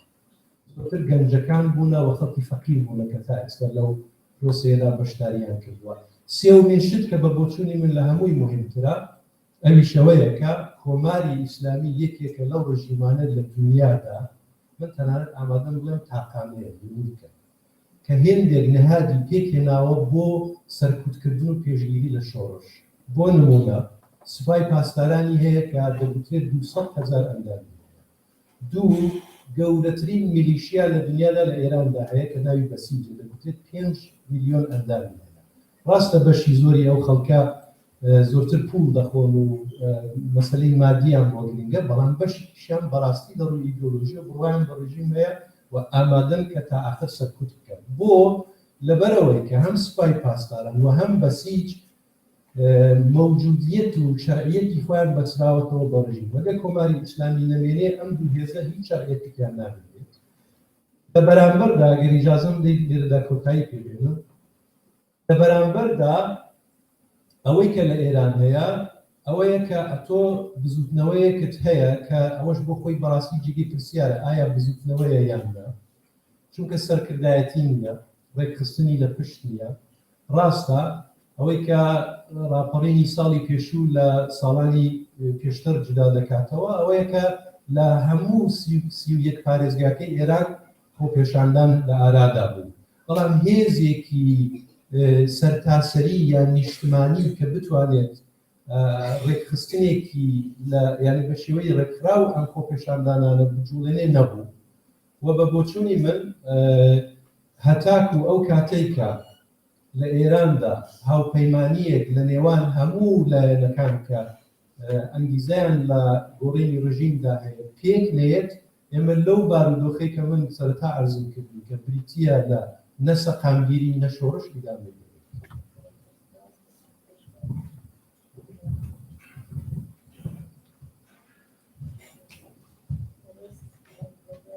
کەریمی بەڕێزکردنەوەی کەریمی خوێندەواری لە دکتۆرا و لە کۆمەڵناسیدا هەیە، چەندین لێکۆڵینەوەی سەبارەت بە کۆمەڵناسی کوردەواری هەیە لە ساڵانی داهاتوو وەک بەشێک لە کتێب قەرارە بێتەوە. دیارە کارناسی پرۆژەیەکی پەروەردەیی لە فەنلاندیش بۆ ڕاهێنان بەکاربەدەستانی حکوومەتی فەنلاند سەبارەت بە پرۆتۆکۆلی ئیستانبوڵ بۆ هذا كم يوجد في كانت كنسة شش قدر بزحمة سلااو ڕێز بۆ هەموو لایەکتان بەخێر بێن سلااو بۆ ئەوانش کە لەڕێی دوورەوە لەگەڵمان هەن نەزانم لە مالزیە و خەڵکمان لەگەڵایە لایەکترە بێنفیت کە شۆ لەگەڵمانە بێەوە خوازانە بەرحەڵ سپاس بۆ هەموو لایەکتان ئەش بە حاڵی خۆم سەری ڕێز و نوازش داوێرم بۆ هەموو ئەوانەی کە ئەو مێژووە نوێیان قوڵقاند بەوانەوە کە گیانی شیرینە فیدا کرد و بەوانەشەوە کە بەخۆشیەوە هێشتا زیندین و بەردەوام من ڕاستەکەی کە بیر لەو شتا کردەوە کە ڕوویدا پارێکەوەی هێشتا لەناوی ئاژی وێ ڕەنگە زەحمەت بێت جەمعبەندیکردن لەسەر هەموو شتانی کە ڕوویدا و قەرارە ڕوودا هێشتا ڕێز زوو بێ بۆ قسەکردن بەڵام من ئەگەر هەر کاکاشم ڕچەیەکی بۆ بەکارهێنانی تێرمینۆلۆژی ئیلاهیاتی و مەسەبیشکان باسی پێغەمبەرێک کرد منیش پێم خۆشە لە مەخزەوە دەست بێتم بە باوەڕی من گرنگترین شت کە ڕوویدا ئەو دزەیە و کە کوردی دوشمی ژنجیان ئازادی خۆقاندی ئەو دوشمەوەکو باسی کرا پێشتریش ساڵهای ساڵ هەبووە بەڵام هیچ یەک نەیتوانین بەو شێوەیە سیستمێک هەڵبکێنێ لە هەموو دنیاوە سمپاتی بووە ئەو دوشمەوەیە پێک پێێن بەڵام ئەوەی کە ئێمە چۆن پێناسە بووە ئەو وەک باس کرا زۆر کەس باسی دەکاتکە ئەم دوشمەڕشەی چیەوەیە و بەبەست لە دوشمە چییە بەڵام بە شێوەیەکی گشتی ئەگەر باس لە ساڵی ڕابردوو بکەین لانی کەم لە قۆناغی سەرەتاییە بە باوەڕی من شتێک ئێمە بینیمان لە ئێرانە پاشەکشەی ئایدۆلۆژیا زاڵەکان بوو بەرامبەر بە یوتۆپیا پێم وایە ژنجیان ئازادی ئایدۆلۆژی نیە هەرچەند لەوانەیە ڕەچەڵێکی ئایدۆلۆژیک لە هەڵبەستنی ئەو دوشمەیە بوو بێت بەڵام بۆ شێوەیەکی لە ئێرانە دەرکەوت زۆرتر حاڵەتێکی یوتۆپیایی هەبوو تاوەی ئایدۆلۆژی بێت بەڵام توانی لانەکەم بە شێوەی کاتیش بێ پاشەکشە بە ئایدۆلۆژیە زاڵەکان بکات لە ئایدۆلۆژیای ئیسلامی حکوومەتیەوە تا ئایدۆلۆژیای باوسالاری زاڵ وە کۆمەلگا و توری کۆمەلگایە و تا ئایدۆلۆژیای ناسیۆنالیستیش بە هەموو باسەکانیەوە دیمە چۆن لە سەرتاوە هەموو لایەک خۆیان مت کرد ئەوانەی کە خاوەنی کوتاری جیاواز بوون بە شێوەی خەونیاندا خۆی لەگەڵا بژێن و ئەم توانی بەستەرێک خۆکرێنێکە بەستەرێکی وەخۆگر خۆکرێنێکە بۆ یەکەمین جار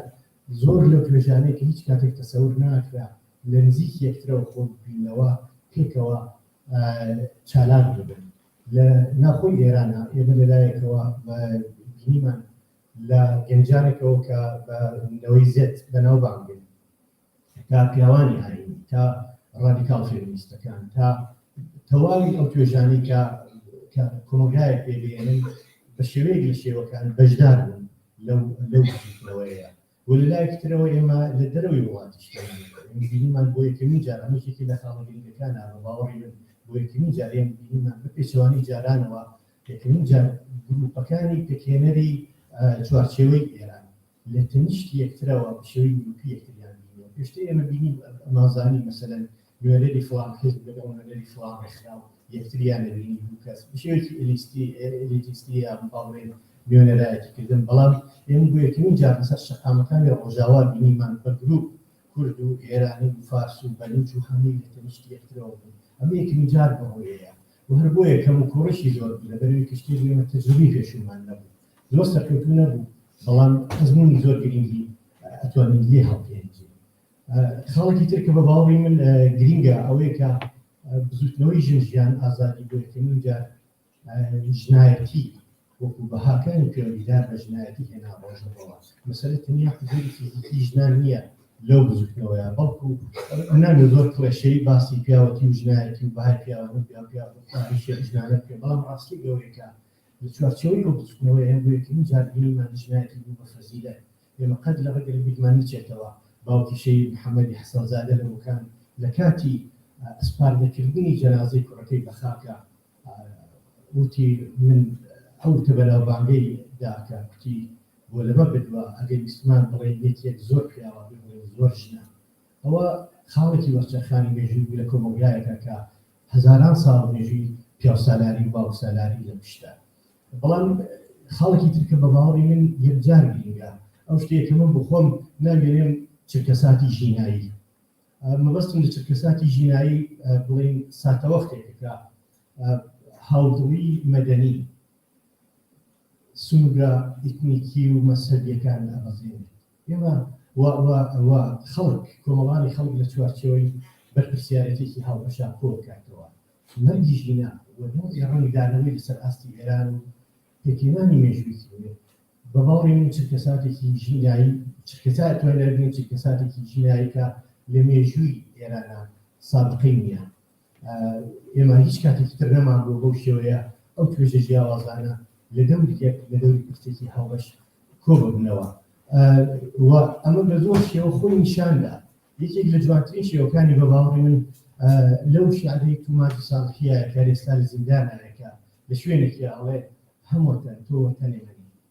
ئێمە ئەگەر سەیری گوتانی ناسیۆناڵیتی ئێرانی بکەین لەو شوێنەوە کە ئەڵێ ئەگەر وەتەنێ بێ باگیانی نیش دەبێت تا ئەوژێکەگەین بۆ شوێنەی کە ئەڵێ هەمووتەن تۆی وەتەنێ ئەمە ئەو وەڕێکی جار گەورەیە بۆیە من پێم وایە بۆ پاشەهۆژی ئێمەش بەڕاستی ئەگەر قرارە مێژوویەکی هاوبەشە بێت لە داهاتووە ژیانێکی هاوبەش بکرێت پێش مەرجەکەی پێکهاتنی ئەو هەست بە بەرپرسیارەتکردنی هاوبەشە بە شێوەیەکە دەردی من تەنیا دەردی من نەبێ هەموو کەس خۆ بە دەرد بەرپرسیار بەرامبەر دەرد یەکتر بزانین لە چوارچەوەیە چرکەساتی ژینایی بە باوەڕی من خاڵی درەفشاوەی ئەم زوتنەوە تازەیە بوو خاڵی سێهەم چوارەم پێم وایە لانەکەم لە پەیوەندی لەگەڵ مەسەلەی کووردا بۆ ئێمە ئەوە بوو کە بۆ یەکەم جار بۆ ئێمە ڕقسا کورد لەسەر ئاستی ئێرانە بە دەنگی خۆی بەو شێوەیەکی خۆی ئێوێ خۆی بناسێنێ بە شێوەیەکی پۆزیتیڤ وەڕێز لە دەنگی کورد بگیرێ ئێمە ئازانین لە ئێرانە مێژوویەکی دوو درێژمان هەیە لەوەی کە چۆن حکوومەتە ناوەندیەکان بە دروستکردنی فیلم بە ئەنواعی تەکنۆلۆژی هەوڵێن دیزی ئینفۆرماسیۆن و لەسەر کورد بەرهەم بێنن و وێنەیەکی ناشرین لە ئێمە نیشان بن لە بەرامبەر ئەوەیە بزوتنەوەی ژیان توانی هەر بەهۆی ئەو نوع گوتارەوە خۆگرێ و بەستەرێک بەڕخسێنەوەی کورد جارێک بە شێوەیەکی جیاوازتر لەسەر ئاستی ئێران توانی خۆی نیشان بات لەسەر کەم کوڕیەکانی ژەکرد دواتر قسە بکەین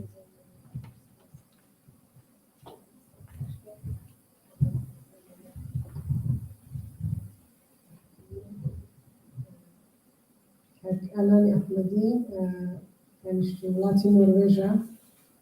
لیسانسی زانستی سیاسیەکانی زبانکۆی ئەفراد هەیە ماستەر لە بەڕێوەبەری یان مدیریەت هیوادارم دیارە لە زۆر بەشی دیکە لە بەشی سیاسی و ئەوانە کاری کردەوە بەڵام ئەوەی کەم پێم باش بوێت دیسان باسی بکەم ئەوەیە کە پەیوەندی بە دەسەڵات و ژنەوە هەیە کە بەتە ئەندامەتی لە حیزبی هۆیرە کە لەوێش هندێک بەرپرسیارەتی هەبووە ئەوەی کە بۆچی ژنان وەکو ژن لە ڕای گشتیدا ئەو ئۆتۆریتیان نییە یا لە فتای کولتورە یا سروشتە و بەشی لەو کارانەوە کە کاکانان کاری لەسەر کردووە هیوادارم لە 5-6 لە قەداوەوە ئەو پرسیارە بە شێوازی خۆتان زۆر سپاس سڵاوەزم هەیە بۆ بەشدارمان بە ئەوانەی کە بەڕێگای دوورەوە بوونەکەن بیسەر یارە ئەگەر باس لە شۆڕشی ژینە یاژنجیان ئازادی بکەین سروشتی ئەو شۆڕشە جیاوازێکی بزار زۆری هەیە لەگەڵ زۆربەی هەرە زۆری ئەو شۆڕشانەی کە مێژوودا ڕوویداون یەکەم ئەو شۆڕشانەی کە ڕوویداون شۆڕشی شۆڕژگێڕان و دروشمی شۆڕشی پیاوان بووە کە بۆ خۆی گۆڕانکاری بەڵام شۆڕشی ژنجیان ئازادی شۆڕشێک بوو کە لە چاوێک و لە وانگەیەکی ژنانەوە ڕووبەڕووی ئەو کۆسپ سەڵەمانەوە بەوە کە لە کۆمەڵگادا هەیە بۆ نمونە هەموو تێرمەکان خوێندن ئەدەبیات فیزیک هەموو ئەو کارە کۆمەڵایەتیانە لە چاوی پیاوانەوە پێماسە دەکرێت ئەوە دەنگی پیاوە کە دەتوانی ئۆتۆریتە یان زاڵبوونی هەبێت ئەوە قسەی پیاوە کە دەتوانی گوێگری هەبێت لە کۆمەڵگادا ئەوە پیاوە کە دەتوانی بێتە سەرچاوی گۆڕانکاری بەڵام بە وردبوونەوەیەک لە جوڵانەوەی ژنجیان ئازادی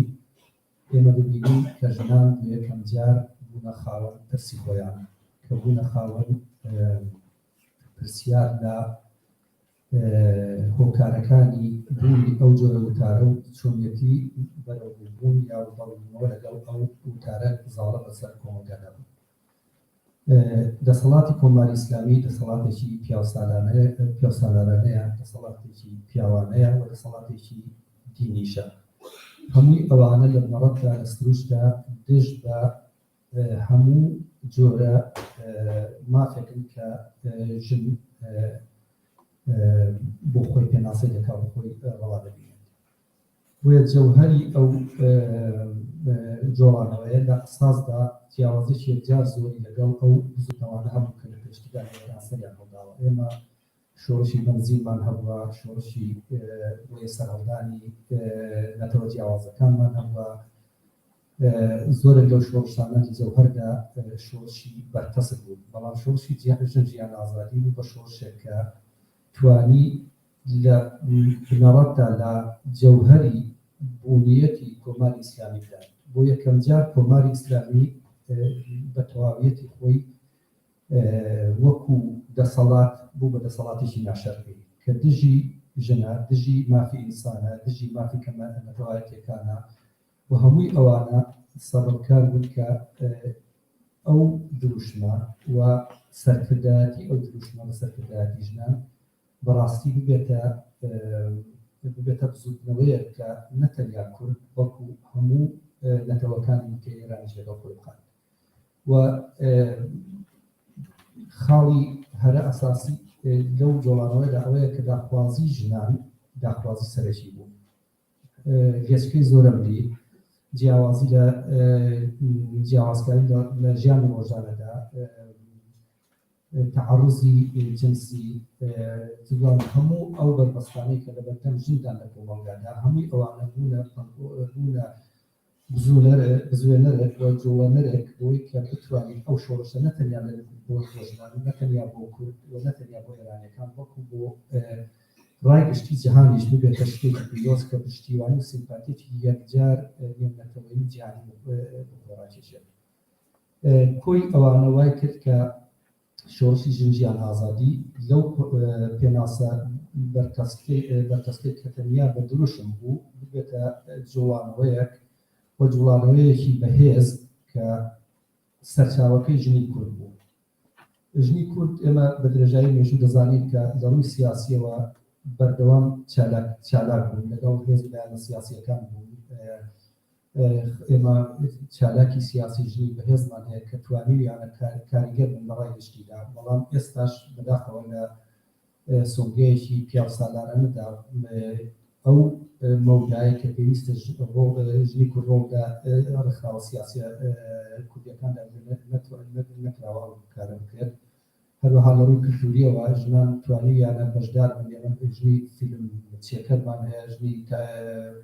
هەیە کە ئەکتەرە یاغی لە زۆر ڕۆوە ئەو تابۆ کۆمەڵایەتیانەی کە لە پێشتردا هەبوون لە مێژوودا هەبوون ئەوانە شکاون. لە ڕووی ئابووریەوە ئێمە زۆر ژنمان هەیە کە ئەو خاوەنکارە کار دەکات و هەروەها ئەو ئیلهامەیان ئەو بڵێن یارمەتیە معنەویە کە لە ژنان بەتایبەت لە چالاکان لەدەرەوەی وڵاتدا بەناوکۆوە لە ناوخۆش لەبەرەوەی ئاستی خوێندن بەرزبووەتەوە گەیشتۆتە قۆناغێکی ئەو لە ڕووی ئابووریشەوە زۆر ژنی سەربەخۆ هاتوۆتە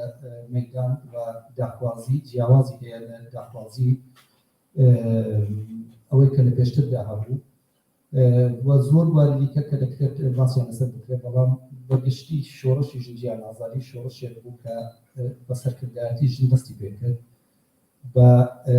ویست و داخوازی و بە ئەو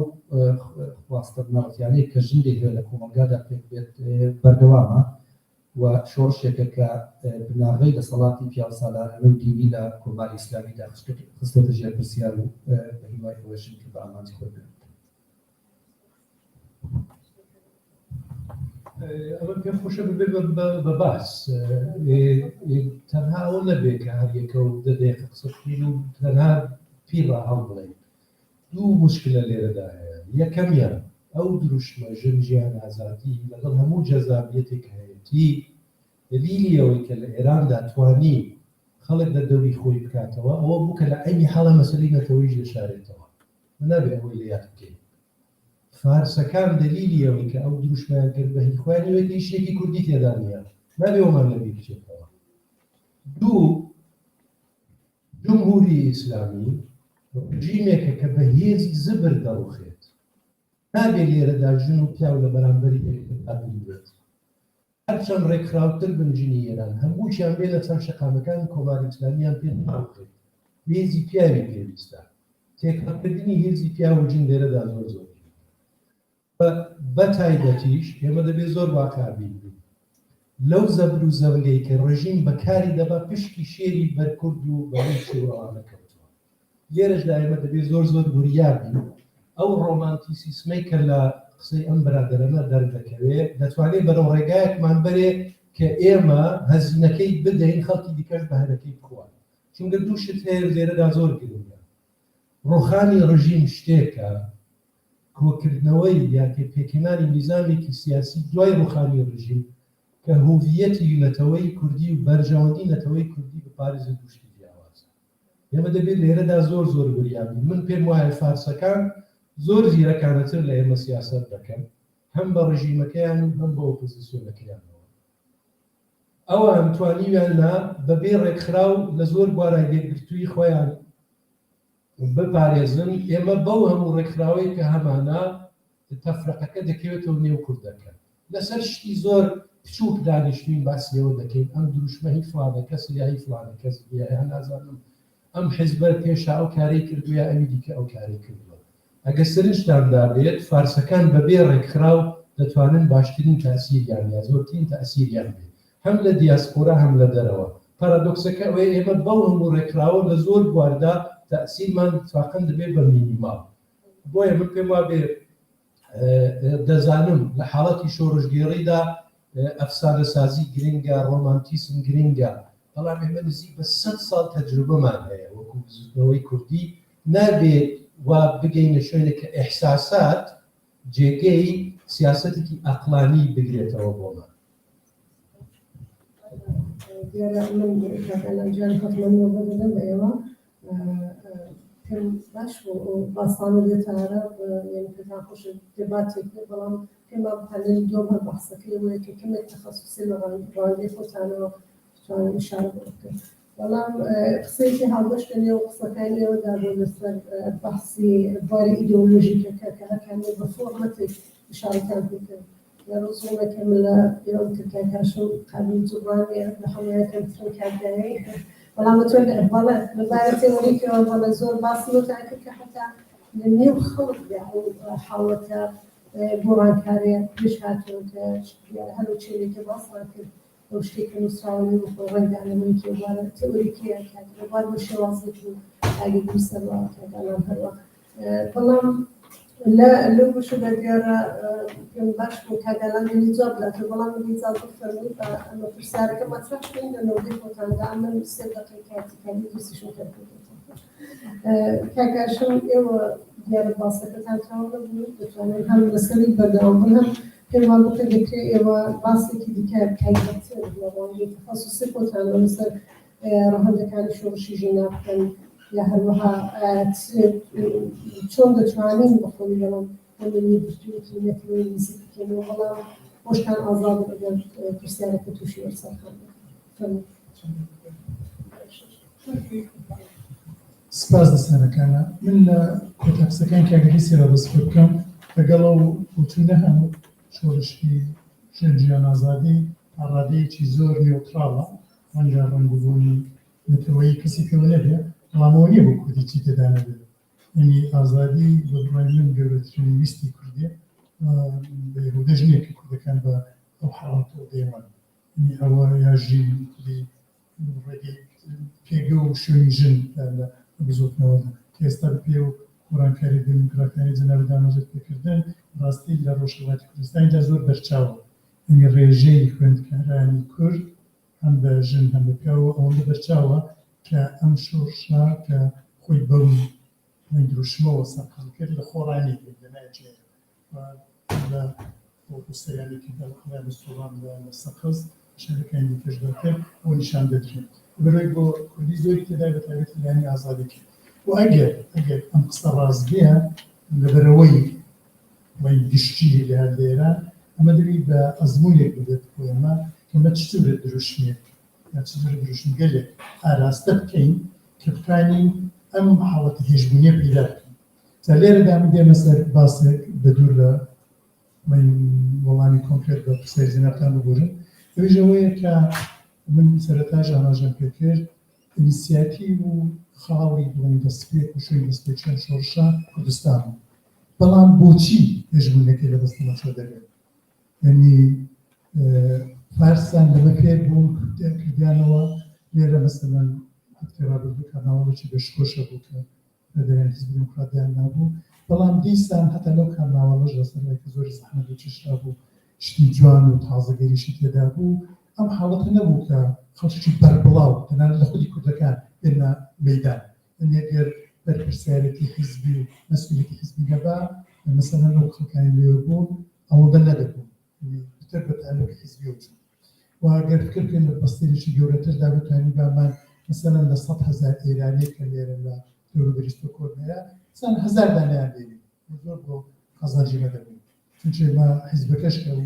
ئینیسیاتیڤی دەرابوو هەر باوەڕی بەوەیە لەوە لە چارچێوەی ئێراندا ئەو کارانە بکەن لەو ڕانگەیەوە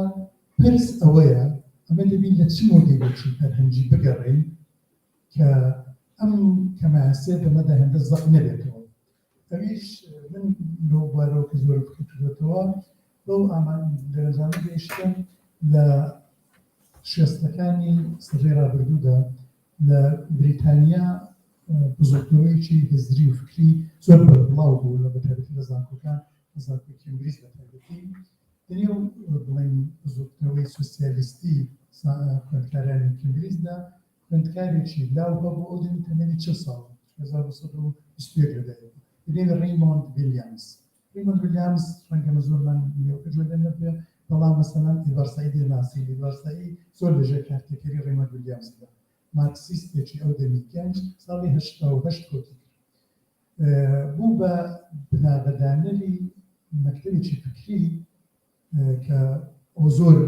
دەبیلایانی هەیە باسی پێوانە بەڵام کەسێکی مارکسیست بوو دەزان مارکسیزمیدا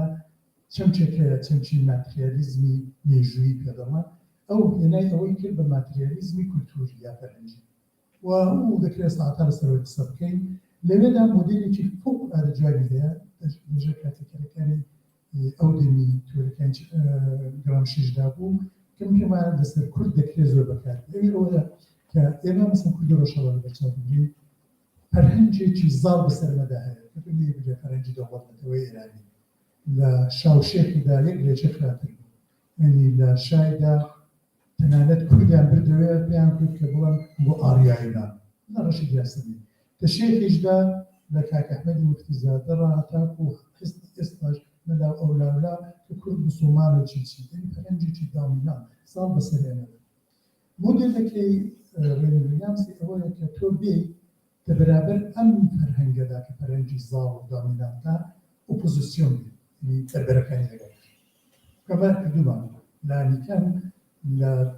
ژێکا ڕابۆلایە بە ئاشکرا کردومانە گەر نەڕووینەوە بۆ بیستەکان و سمکۆ و شۆشەکانی دیکەی کە لە منتەقە هەبوون و دشکردەوانی نسبەت بە پەهلەوی هەبوون ئەم ئۆپۆزیسیۆنە دەڕۆکێکیدا بۆ خۆی فەرهەنگێک ساز دەکات کە ئەو پێی دەڵێ ئیمەرجینگ کاڵچەر یعنی فەرهەنگێکی تازە سەربەڵێت ئەم فەرهەنگە تازە سەربەڵێتدا فەرهەنگی ئەوی کوردە کە ئیتفاقاً و دەستی بەرقەزا لەوێدا بە گیرمان هەیە لەوێدا نازانین لەو فەرهەنگێکە دیە ئەمە خۆی پێناسە دەکەین وردەکاریەکانی چین لە ماوەی ڕابردوودا هەمووتان باستانی خانی یاسەمی مقبلیتان لەبیرە ئەی هاوار دایکباری لە مەهاباد بوو نازانم لە مەهاباد لەدایک بۆ کوردە یعنی هەفتەیەک دوو هەفتە سێ هەفتە باسی سوسیال میدیای کوردیەوە بوو کە ئەم خانمە بزانە ڕۆ خانێکە بە ڕێسی گروپی شێران لە فەزایە دەگەم ماسای کار دەکەم کورد فەرمان دەهات کورد نییە مامۆستای زانکۆ شتی بڵاو دەکردەوە کوردت بەرگاردە ئاسمان چی ئەو مامۆستای زانکۆ هەیە لەسەر سایتەکان کە شتیوان نووسیوە لەم یەک دوو هەفتەی ڕابردووشدا هەموو ئەو ڕێوێ کوردەتان جۆ لێ لە سوێد نازانم ئەم ڕێوەیە ئەم کوردە ڕێوەیە ڕێوی کوردە یاسی مقبلی کوردە ئێمە کوردین حیزبەکانمان کوردن چێ کورد وەڵامی ئەم پشتارە زۆر گرنگ یعنی سیاسی بوومی پرسی کورد نەک ئەتنیک بوومی پرسی کورد ئەمە ڕەنگە بەتۆری هەمووان بزانین ئەمە چییە هێندە لایە یاسمینی مقبلی و ئەم کوڕێکە هەر لەو دوو هەفتەی ڕابردە پێنج شەش منداڵی 16 ساڵ و 13 ساڵە کوژراوە بدێوی کوردی ڕێویە ڕێوی کوردستان ڕێ سەرکەشەوە ڕێ و ڕێوی زۆر چێشەمانیەدا لێ حاڵی دووریدا ئەوە جێرانشی ئێستا بەڵام ئەم فەرهەنگە ئێمەرجینگە کە دێتە سەریان بیمان لە کارە ڕۆژە ڕۆژ نییە وەکو ئاخری قسە ڕێنەدوریان دەڵە هەڵۆکو بازنە ئاخرین بازنە کە دێنێدایە و پێ دەڵە ڕێزی دوێ و کاڵچە یعنی پاشماوەی فەرهەنگی زاڵ هەمیشە لەوێ هەیە جا کوردە دە بازن فڕەکەی نێوێدایە ئەوانەی بازنەکانی دەدایەکانی دەرەوەدە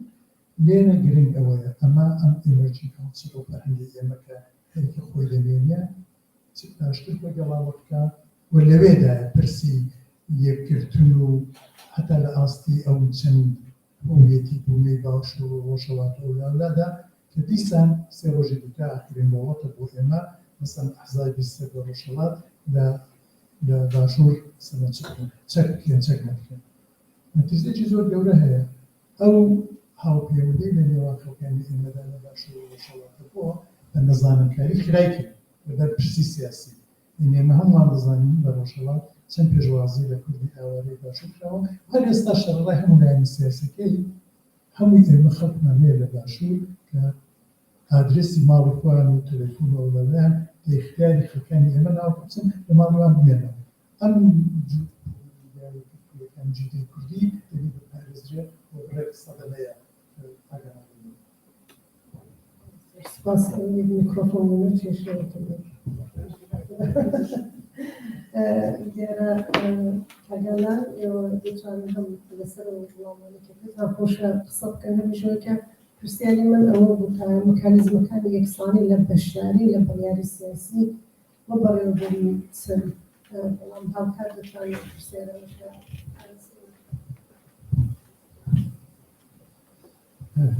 زۆر سپاس خۆی لە ئەساسدا کێشەیەکی سەرەکی کە هەیە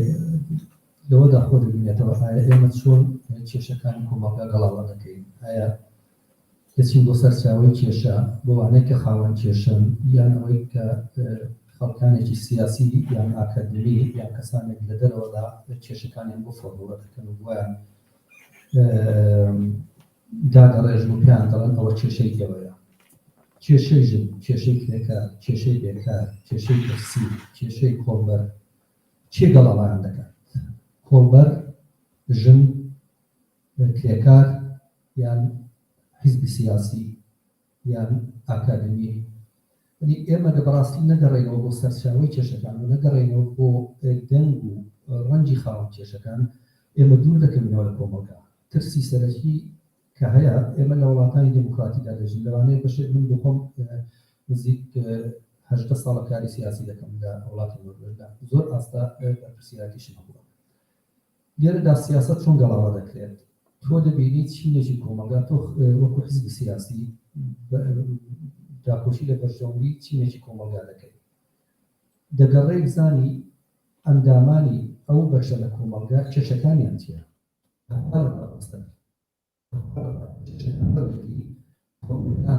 ئەویان دەکەیت دوای تێکۆڵی سیاسیان بۆ دەگەڕێتی دوای ڕێگاچارەیان بۆ دەبینەوە لەخۆ لە کۆمەڵگای ئێمە داوا باوە کە هەمیشە سەرکردەیەک هەمیشە حیزبێک هەمیشە ناجیەک لە غەیبەوە بێت بۆ کێشەکانی ئێمە چارەسەرکات کێشەی ژن کێشەیەک نێک کە حاشای لێ بکرێت نە لە کۆمەلگای کوردیدا نە لە کۆمەلگای ئێرانیدا و نە لە کۆمەلگای ڕۆژاواییشدا ئێستاش کە ئێستا ژنێک لە کۆمەلگای ڕۆژاواییشدا ژنێک کەچی بڵێ جلێکی ژنانی دەبێت لەوانەیە لە قسەکانیدا ئەو ئۆتۆریتەی وەرنەگرێت یا ئەو پەیامەکەی بە هەند وەرنەگیرێت ژنێکی وەکو ئەنجلا مەرکەل یان هیلاری کلینتن جلیوا لەبەر دەکەن بۆی کە ئامەپەسەند بێت بۆی کە پیاو پەسەند بێت قسەکانیان دەکەن لە قسەی پیاوانە دەنگێکی پیاوانە دەدەن بە تۆنی دەنگەکانی یعنی ئەوانە شتن کێشەن کە ڕاستی ئێمە هەڵوێستمان لەسەر نەکردووە کۆمەلگای ئێمەشدا خەڵکانێک هەم کە خاوەنی گۆڕانکاری ژنێکی یەکجار زۆر پێگەشت و تێگەشت هەیە کە پێیان خۆشە گۆڕانکاری لە هەموو بارەکاندا بێتەکە هەم لە خوارەڵا هەتاکو سەرێ لە ماڵەوە کوڕ و کچ بە جیاواز سەیری نەکرێت لە ئیدارە لە نێقیز بە سیاسیەکاندا یعنی بەڵام ئەو گۆڕانکاری هەتاکو گۆڕانکاریەکی کلتوری بەردەوام نەبێت ئەوە شتێک نییە کە شتێکی سروشتی بە لەگەڵ خەڵقەتی مرۆڤ ساز بێت جیاوازیش نەبێت وەکو شتێک کە بە درێژایی نۆژی بۆمان ماوەتەوە ئێستا ئێمە بوون لە خاوەنی ئەو کلتورە کە پێویستە لە شێوەیە کاڵستی لەسەر بکرێ و گۆڕانکاری پێدا بکرێت لەبەر ئیبانەکەەوە نییە کە ئێمە دژایەتی یان یەکبوون یان یەکنەبوونی ئەو شتە بکەین بەکێشە بەڵکو لە ئاساز ڕێوەکیری ئەو دروشمەوەکتی و پێمان وایە ئەو دروشمێکە کە دەتوانێت یارمەتیدەر بێت لە پرۆسەی ڕزگاری نەتەوەییدا ئێمە نەتوانین بەشی نیوەی بەشی کۆمەلگامان دەگەڵ هاودەم بێ هاودەر بێت لە ڕووی ئابوویەوە چ لە ڕووی سیاسیەوە و چ لە ڕووی هزتی و فکریشەوە بەڕاستی ئێمە پیاوان بەتەنیان ناتوانن لە پرۆسەی ڕزگاری نەتەوەییدا بەتەنیا ئەو شەوشە بە ئاماژ بن بۆیە من هیوادارم کە تێڕوانی و خوێندنەوەیەکی نوێ بۆ پرسیژن نەک بە پرسیژن بەڵکو بە هەموو پرسەکانی کۆمەلگا لە ئاستێکی زۆر خواردتر بە چاوی لێ بکرێەوە ئەگەر پرسێک تێورێکی ئاکادمی یان تێورێکی سیاسی یان بە شێوەیە فۆرمۆڵەیەکی تایبەت یا لە کۆڕینەوەیەکی لەسەر شتانە هەیە بتوانن ئەو شتانە لە ئاستێکی تردا بەڵام بە ڕەچاوکردنی ڕاستیەکانی کۆمەلگا فۆرمۆلەکان نەک ئەوەی کە ئێمە بێ بۆ شتێککە بیستومانە بیتومانە بۆ خۆمان چاوی خۆمانەوە ببینین بۆ شێوەیە وەڵامی پرسیارەکانمان بدەێت تۆی زیاتر کات نەکەم زیاتر ڕێکردنەوەکان لەسەر سپاس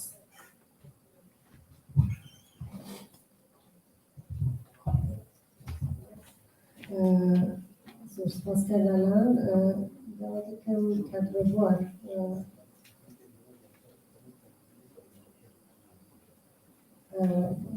ئەگەر بکری لەیکی باشترە وەختەکەت کەم بکە ئەی طبعا بۆ ئەگەر بتوانێت هەردەنەوەت بۆتاندا ئێستاکی چەند دەقەیەکی بە پرسیارەکەی بڕوانەیە کات ئیدریسی فەرحامی چەند دەقەیەکیش بۆ پرسیارێکی مەطرحیەکە باست حالا ڕۆڵینەوەی زیاد ئێوە چۆن دەبینن ڕۆژگار هەروە بۆ شۆڕشەدا ڕۆڵینەوەی زیاد ئەو دەزانێت کە ئەوان لە ئاستی بریاردان و ڕێبەرایەتی لە سیاسەتدا چۆن پێناسە دەکەن هیوادارم بە شەش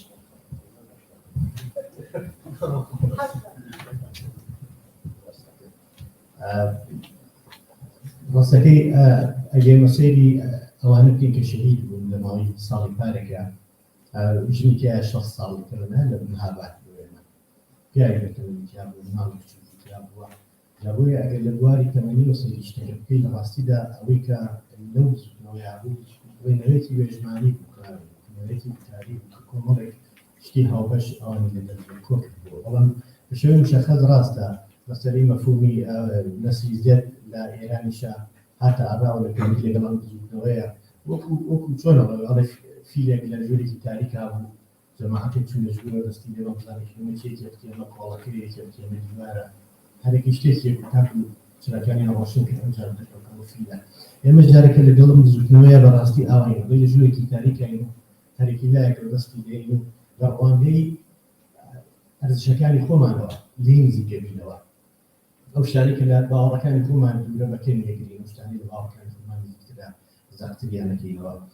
بەڵام مەسەلەی نەسلی زێد ئەو نەسلی زێد بەڕاستی مەفهومێکی لە ڕۆژاوە داوری وەرنەکە بۆ شتە سەرتا یانەکە حتمەن خۆتان نەزانن پاتیانەکەمەوە مەفهومێکە لە ڕۆژاوە داهێنراوە بۆ ئاماژەدان بە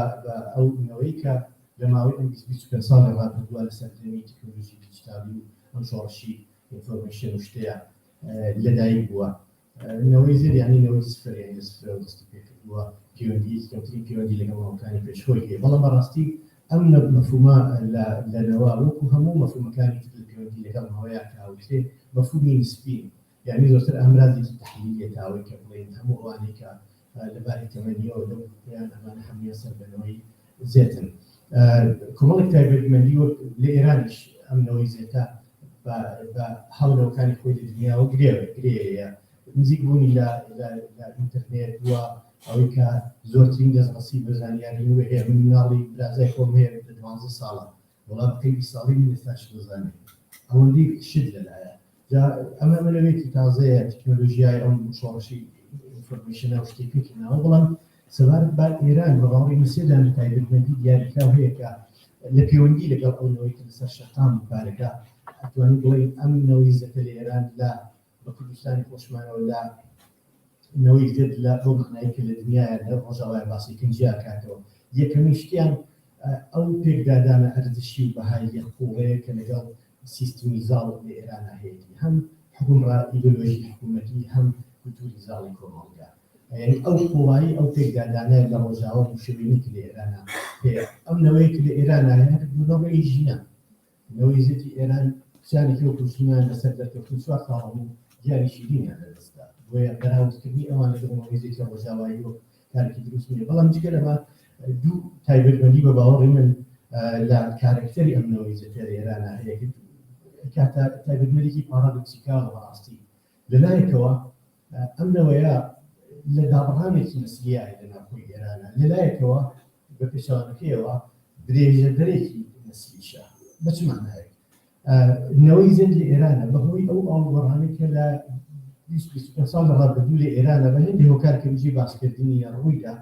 وەکو نەوەی ئێمە نەوەکانی لە ئێمە بەتەمەنتر لە ئێرانە شاهیدی ئەو سەر خوێناریانێک لە دەهی 60 لە ئێران لەسەر تای لەی هەفتەیە بوو نەبووە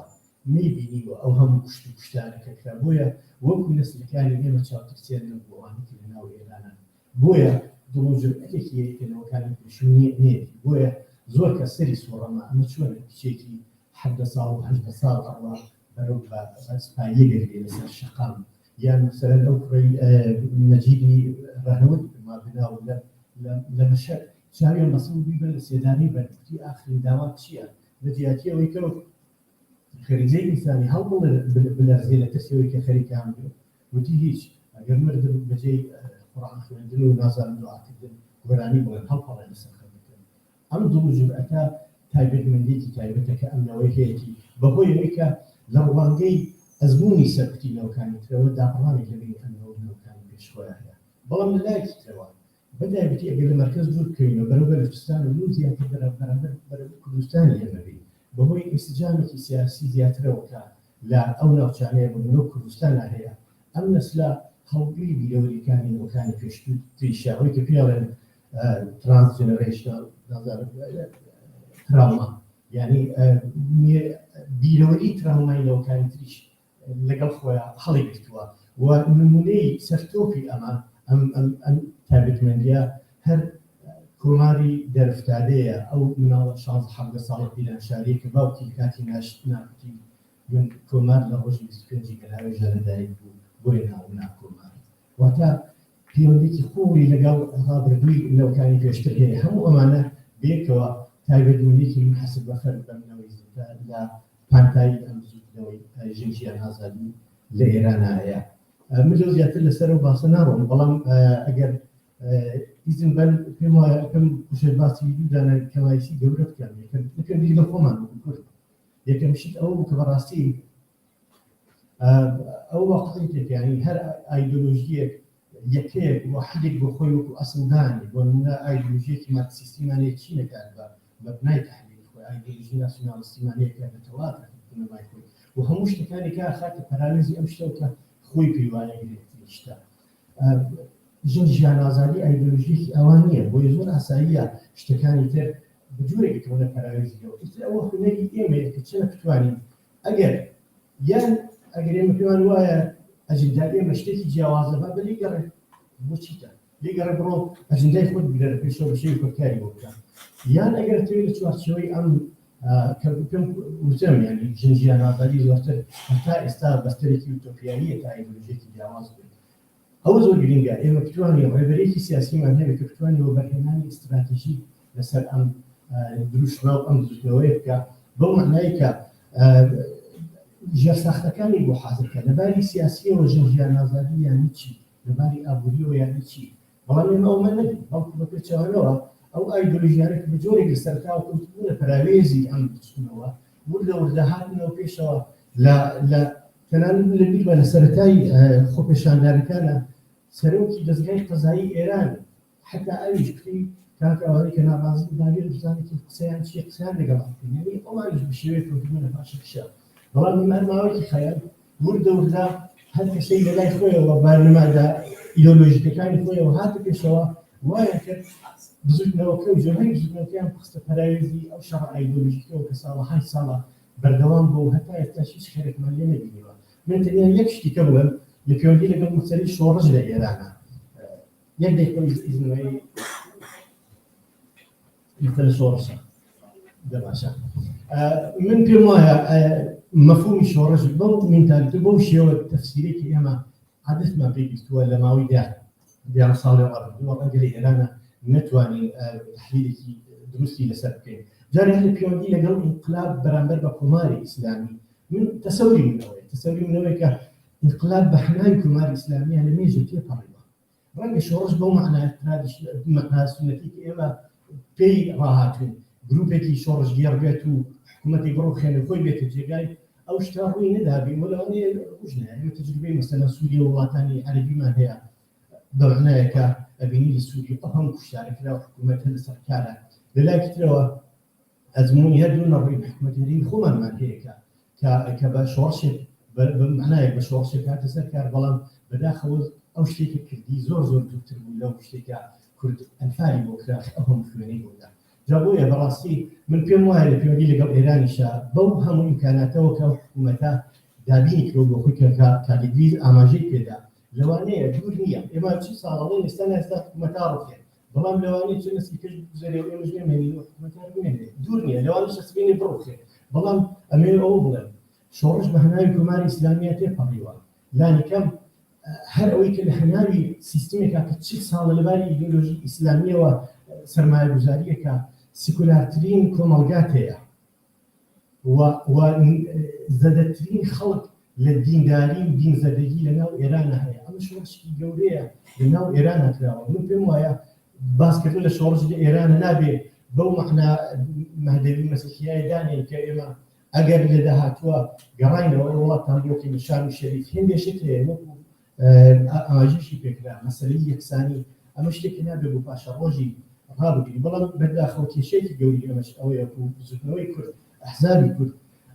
بەداخەوە هەتا ئێستاش مەسەلەی پرسی یەکسانی جێندەری و سەرمایەیەکە لە ڕێگای ئەوەوە ئەنی ئێنەرژیەکە لە ڕێگای ئەوە ئازاد بێ بۆ کۆمەڵگایەمە هەتا ئێستا لە ئەولەویەتی هیچ حسبێکی ئەمەیانە بووە وڵا حقیقەتەن بۆ کارەکەشی پێش دەرن کە بەداخەوە وەختی قوتنیانیە و دەستپاڵ دەکەن لە ئیسپرێسی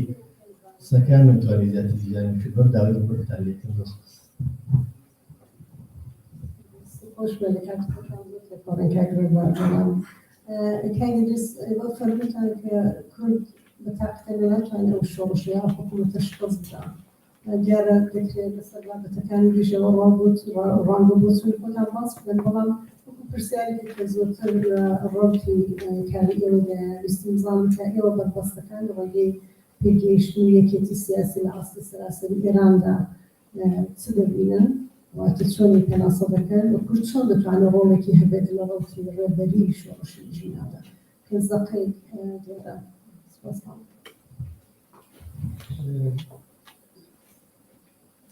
کۆماری ئیسلامی هەموو ئۆپۆزیسیۆنێکی لە مەناتقی فارس شین لە بینیوە ڕێکخراوترین ئەحزابی ئێرانی مجاهدینی خەڵک هەویش سیستەماتیک لە دەرەوەی سنوورەکانی ئێرانیش داوە دەدا ڕۆژنامەوانێکی فارس بارودۆخی سیاسی فارسەکانی زۆر باش خۆلاسە کرد کوتبووی کوڕی شا بڕێک خەڵکی هەیە لە نێو خۆی ئێرە بەڵام تەشکیلاتی نییە مجاهدین تەشکیلاتێکی زۆر مجهزی هەیە بەڵام لە نێو خۆی ئێران مەحدودیەتی بەماوە ئەم بارودۆخە وای کرد کوردستان کە ئەحزابی ڕێکخراوی هەیە بتوانێت دەورێک بگێڕێت کە نۆرماڵ نییە چونکە بارودۆخەکە نۆرماڵ نییە بەڵام بارودۆخ کە نۆرماڵ بووەوە سەنتەری سیاست لە کوردستانەوە دەڕواتەوە بۆ تارابێ من نابێ خۆمان فری بدەین دوو تەجروبەی ڕابردوو تەجروبەی هەر زۆر لەڕۆی عێراق و تورکیە و سووریە بە ئێمە دەڵێت کە ئەو کارەی کە دەبێت تورک و فارس و عەرەب بیکەن نابێت کە بێتە سەرشانی کورد دەبێت کاری خۆی بکات لێگەڕێ ئەوان کاری خۆیان بکەن بە بۆچوونی من ئەوەی کاکاشم دەفەرمێ کە ئێمە هەوڵ بدەین هێژمۆنی فەرهەنگی و نازانم سیاسی ئەو کاری ئێمە نییە چونکە قەزیەی ئێمە قەزیەکی نەتەوەییە بە قەزیەی ژنیشەوە ئێمە جیاکردنەوەی مەسەلەی ژن لە قەزیەی نەتەوەی تووشی هەڵەی زۆر جدیمان دەکات چونکە پیاوی کورد ئەگەر یەک زوڵمی لێ بچێت ژنی کورد دوو زوڵمی لێچێت یەکێکی لەبەر ژنبوونەکەی یەکی لەبەر کوردبوونەکەی ئەو قەزیەی ئێمە ناتوانێت ئەو بێ بیکە بەهی خۆی من بۆیە ئارستان بکرد دروشمی ژن ژیان ئازادی بە هەموو جەزابیەتێکە هەیەتی دەلیلی ئەوەی کە توانی لە ئێراندا ئەو بردەی هەبێیەوە بوو کە مەسەلەی نەتەوایەتی شارد بووەوە لەو کاتەیدا کە گەیشتە مەسەلەی نەتەوایەتی ئۆپۆزیسیۆنێکە قەرار بوو شکل بگرێ شەقی کرد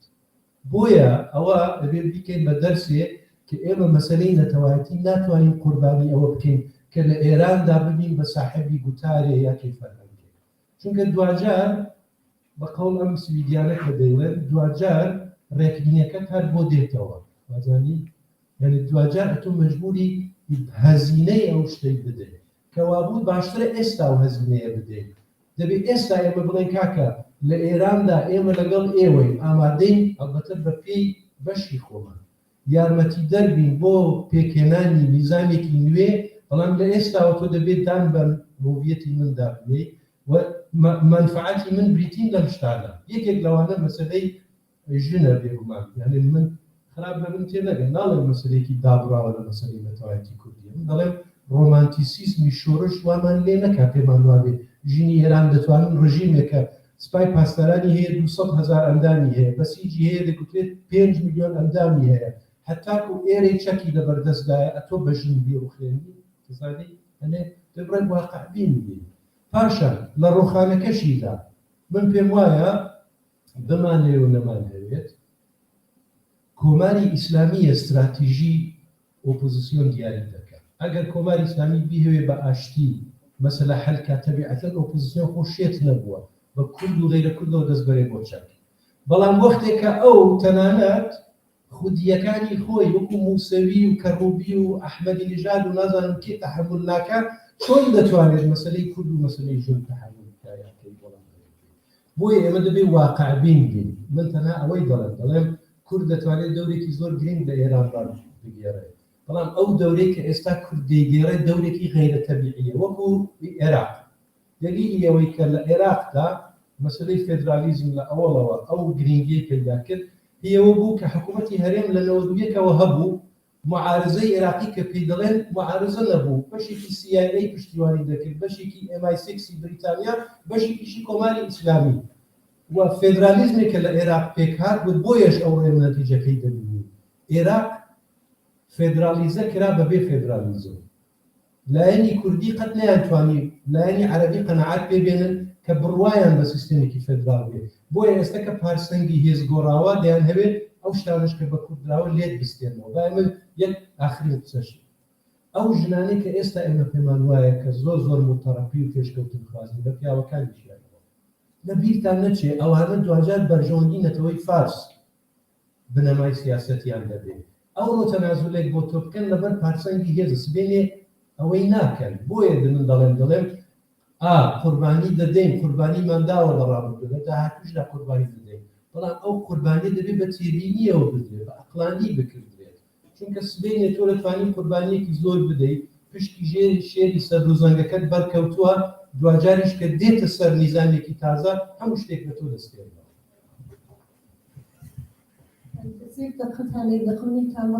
پێم خۆش بزانم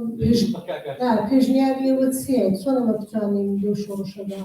هەم پرسی یەکسانی زندگی ئەو بابەتێکە لەسەر ژنجیان ئازادی پێش هاتوونی هەیە لە پەرانێزەوە هەم وەرکی بتوانین خەساری کەمتر بدەین و دەور بە ڕەوتەدا پێکەوین چەند خاڵێکمان بۆ باس پێسپاس نا لە کوردی هەر لە کورتیدا دەتوانم یەک دقیقە بدەم ئەمن پێم وابێ کورد نابێت پەلە بکات چونکە یەک جمهوری ئیسلامی ئەوە بەزوو ناڕخێت پەلە مەکەن شتەکانی خۆتان وەلا بنێن کە بەرنامەی تەلەڤیزیۆنی 20 دقیقەتان پێ بدەن یا بۆ کۆبوونەوەیەکبانتان بکەن ئەو شتانەشتی بێ ئەرزشن ئەگەر لە ڕوانگەیەکی تاریخی و استراتیژیکە چاوی لێ بکەین کورد دەبێت باز لە هویەتی نەتەوەی خۆی و بەرژەوەندی نەتەوەی خۆی بکات مەبەستی منیش ئەوە نیە لە دەرەوەی ئێران لە چوارچێوەی ئێران چونکە ئێمە دەبێت لەگەڵ فارس هاوکاری بکەین بەڵام دەبێت هاوکاریەک بێت لەسەر ئەساسی بەرژەوەندی دوو قۆڵی یعنی ئەو بەرژەوەندی تۆ قبول بکە ئەتۆش بەرژەوەندی ئەو قبول بکەیت ئەو بە تۆ دەڵێ ئەتۆ جودایی خواز مەبە ئەتۆش دەبێت بە ئەو بڵێ بەسەر چاو جودایی خواز نیم بەڵام دەبێت ئۆتۆنۆمیەک یا شتێکی لەو بابەتە ئەتۆ قبول بکەیت ئەگەر ئەو کارە کرا پێشنیاری من بە کۆنکرێتی ئەوەیە پەلەمەکەم چونکە ڕژیم ناڕوخێت دوو کوردستان لە داهاتووشدا بایەقێکی ژێوسیاسی زۆر گرنگی دەبێت فارسەکە ناچارە بێت لە کورد داوای هاوکاری بکە و لە قۆناغی کۆتاییشدا وەکو نمونەی ئیسپانیا نیشانی داوە ئەگەر ئێران ببێ بە وڵاتێکی دموکراتیک ناچارن بێن لەگەڵ کوردستان یعنی حسابێکی سیاسی بۆ کوردستان بکەن چونکەوە دەبێت بە قۆناغی دوای قۆناغی بڵێن هەڵبژاردن و دابەشکردنی دەنگ و کورسی و ئەو جۆرشتانە بەڵام لە قۆناغی ئێستادا من دەڵێم هەرزان فرۆشی مەکە دیارەمان کاتی خۆمان چەند خولەکێک تێپەڕێنین بەڵام زۆر پێخۆش بوو جەنابی باسی کرد کە سیاسی بوون و پرسی کورد گرنگە هیچ شتێکی تایبەتی تۆ وەکو خاڵی چەند خاڵێکمان بۆ چۆن بکەینە سیاسی ئەو پرسێ جوولەکە ئێوە باسان لە حاڵەتی ئێتنیکی هێن منۆ ڕووکارە بۆ تۆ پرسیارکەیتەوە وەم بدەمەوە چونچی لەگەڵ زۆر شتەکانی کاگە دیسپلی بەڕاستی هاوانی من لەسەر هێژبوونەکەی مەبەستمەوە لە ئاستی ئێرانە بە کورد بێ هێژبوون خۆزگە دەیتوانی بەڵام هیچ پێمان ناواقەیە کورد دەنێو خودی خۆیدا ویستێکی هێژبوونێکی زۆر ئەتکۆکیە هەرە فدرالیزمی جەنابتان باستان کرد لە باشوور ئەگەر ئەم زەمینەیە هەبوو بە حکمی لەنەوە دوویەکیرا لە دەسەڵاتدا بوون تاکو 2023 کۆ لە ڕۆژهەڵات هەر خەوریشی بۆ شتانەوە نەبێت بلا پاسە شوارەکەی خۆی گۆڕی نازان بۆچی کردی بە فدرالیزم بەڵام کە هێژبوون بێ فکرەکە لە زەمانی دکتۆر قاسمیلو یادی بخێر لە ئەو سەردەمێکی کە گەنج بووی لە ڕۆژهەڵاتی کوردستان شوعاری خودمختاری هێژبوونی لەم هاباتێ ئەوە لە قسەی دکتۆر قاسمیلوشدا هەیە لە منداڵە چەندپرسی و ئێران لە بەرابەر خودمختاریدا تەرهێکی هێناوە خۆمیلیۆنی خودگەردانی دکتۆر قاسمیلو دەڵێن لەم هابات لە منداڵە چەندپرسی و هەیە خودگەردانی چییە ماڵەکەش کلۆڵا سەرگەردانێت ئەمە یانی چی ئەمە یانی ئەم پرسە هەڵەت یا دروست لە ئاستی جەماوەردا هێژمۆن بوو ئێستا بەڕاستی پرسی فدراڵی لە ڕۆژهەڵاتی کوردستان هێژمۆنە نازانم ئەمی نازانم بۆ مانای دەزانم کە نا چونچی هەندێک پشتی سەر بەخۆی خوازانە مرۆڤ دەبیستێ هەندێک پاتریۆتیزم و ناسیۆنالیزموانە دەبیستێ بەڵام لە شۆڕشی ژینادا ئەمە نیشانماندا بەتایبەتی وەکو ئێلیتی حیزبی کوردی زۆر ناتوانێت داستانی کاگەڵوای متەدی کە هەمومان دەزانین چاک یا خراپ بە چه ئاقارێکدا ڕۆیشت یعنی ناوەندی هاوکاری ئەحزابی کوردی ئەو دیوە سێر و سەمەرەیە هەر نەما دوایە ئەم تۆمەتانەی کە ئەحزابی کوردی لە یەکتری دەدەن لە بەستێنێکی بەربڵاودا دوو هەفتە لەوە پێش بەیانێکی شەش حیزبی هاتە دەرکەم خۆ زۆر پێخۆش بوو بەڵام هەرگیز وەڵامیەوەم نەدیتم ئەگەر پەژاکپیاوی ئێرانە تو بۆ دەگەڵیدا جپێت لەبەرەوەی سیاست لێرەدا ئەوەیە لێرێمە کۆنکرێت ڕۆن هێژبوونیمان بەسەر ناسنامە و ویستی خۆماندان تازە پاسەکان خەریکن گەرم دەبن ئەمن یەک دەقە دەدەم بە کاکالانی یەک دەقەش بۆ پێنج خاڵێکی بۆ فەرمووتان دواتر دەچین بۆ زۆر سپاس وەڵام من پێم خۆشە باسی دوو خاڵ بکەم خاڵی یەکەمیان مافە خاڵی دووەمیشیان بەرژەوەندیە من پێم وایە وەکو نەتەوە لەنێو خۆماندا دەبێت لەسەر مافی یەکسان چی یەکسانی جەندەری چی یەکسانی نێوان پێکهاتەکانی کۆمەڵگا بێت چێت نەتەوەی دیکە بن لەنێو خۆی ڕۆژهەڵاتدا دەبێت لەسەر ئەوە ئێمە هێندێک وەکو کاک زۆراشتیش فەرمووی دەبێت ئێمە بەڕاستی لێرەدا پلانی استراتیژیمان هەبێت لەسەر مافیش کار بکەین ئێمە بتوانین بناغی دەستورێکی دموکراتیک و سیڤیل هەر لە ئێستاوە کاری بۆ بکەین ئەگەر لەو دوو ئاستەدا نەتوانین کارکەین بەڕاستی هێشتنەوەی هەموو ئەو پرسانە بۆ داهاتوویە کە ئێمە دەچینەوە پێمان وابێت ببینە دەسەڵاتدار لەلایەن خەڵکی ڕۆژهەڵاتەوە لەوانەیە ئەو شتە وەرنەگیرێت و کارکردن لەسەر زۆر زۆر زەحمەت بێت سپاس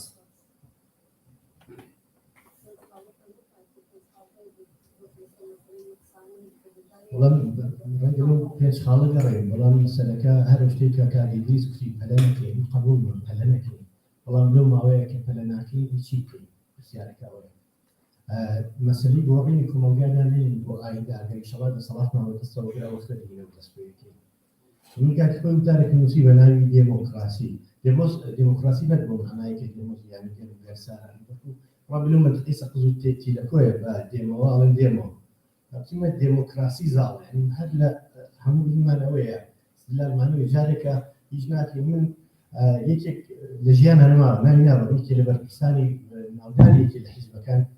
15 صالون بيشلين برسي لهلسنكي وتم استاك دوش من فيدراليزم حتى آراء فيدراليزم مسار وتواني بو باسكيل ونظام فيدراليزم شيء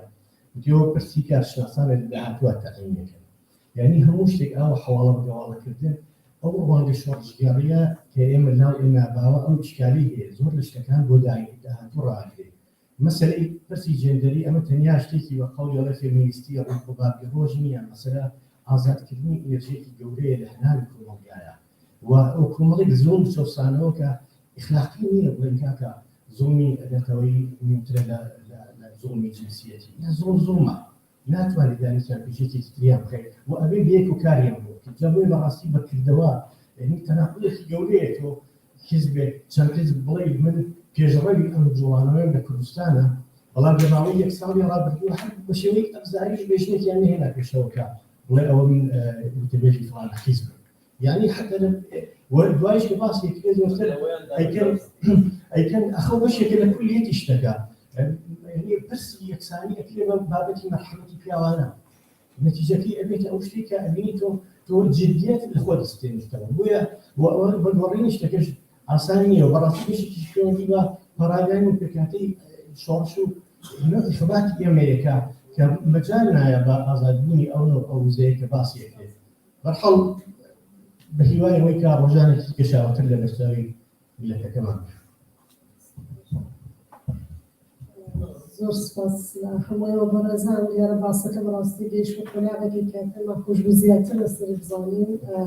بداخل وقتی که مدرن یا ما شاید نفری دیماغی که لرگای بدون باسه که پیش کنم دیارم جاتر دفتی که دیگر چند بدن زور سپاس مشتری سپاس بۆ سەرجان بەڕێزانی ئەم پانێلە سپاس بۆ بەڕێزان هیوادار مادوونە بووبن ئەوەی کە نایب خانم فەرمووی بەداخەوە چوار بەڕێزان بەهۆی کێشەی تکنیکی ناتوانن لەگەڵمان بەڵام ئێستا سی خولەک شودارمان هەیە تکایە فەرموون ئەوە چاو قاوە دەدرێ ئامادەیە تکایە لە کاتی خۆیدا یا لە مەدە دەقەمان تێپەڕیوە بەهۆی بەرنامە ئەو پانێلە تکایە فەرموون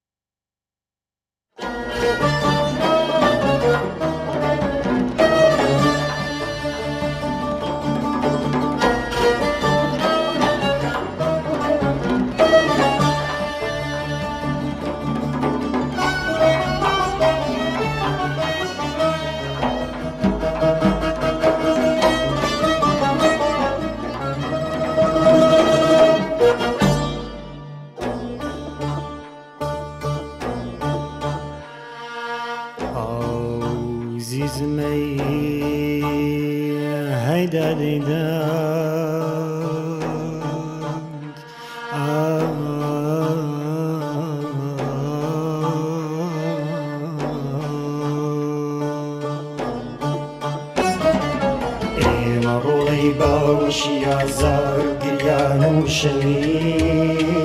ریل دەوین ڕێدە دەوین ڕێدە لوتکەی ئەوی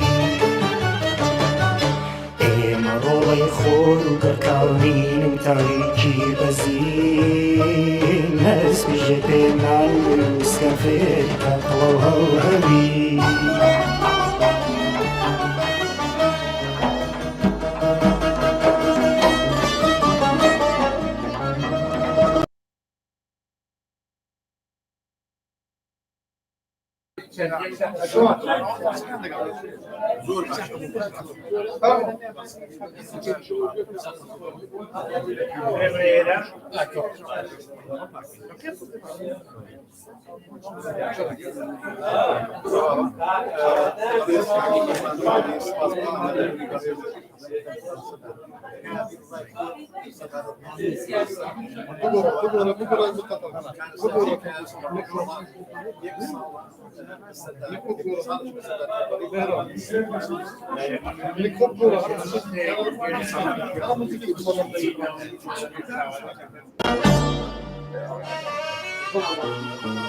جلجمە یاشقارە ماری ئێمە بسەر چاوەکە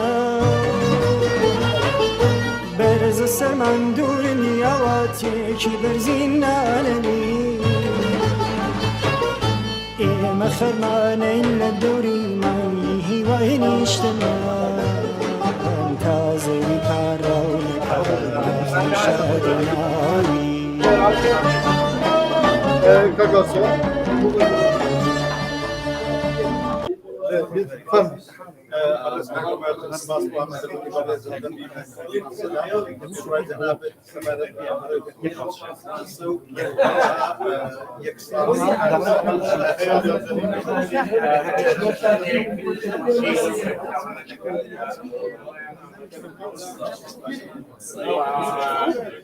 Well, you know that he is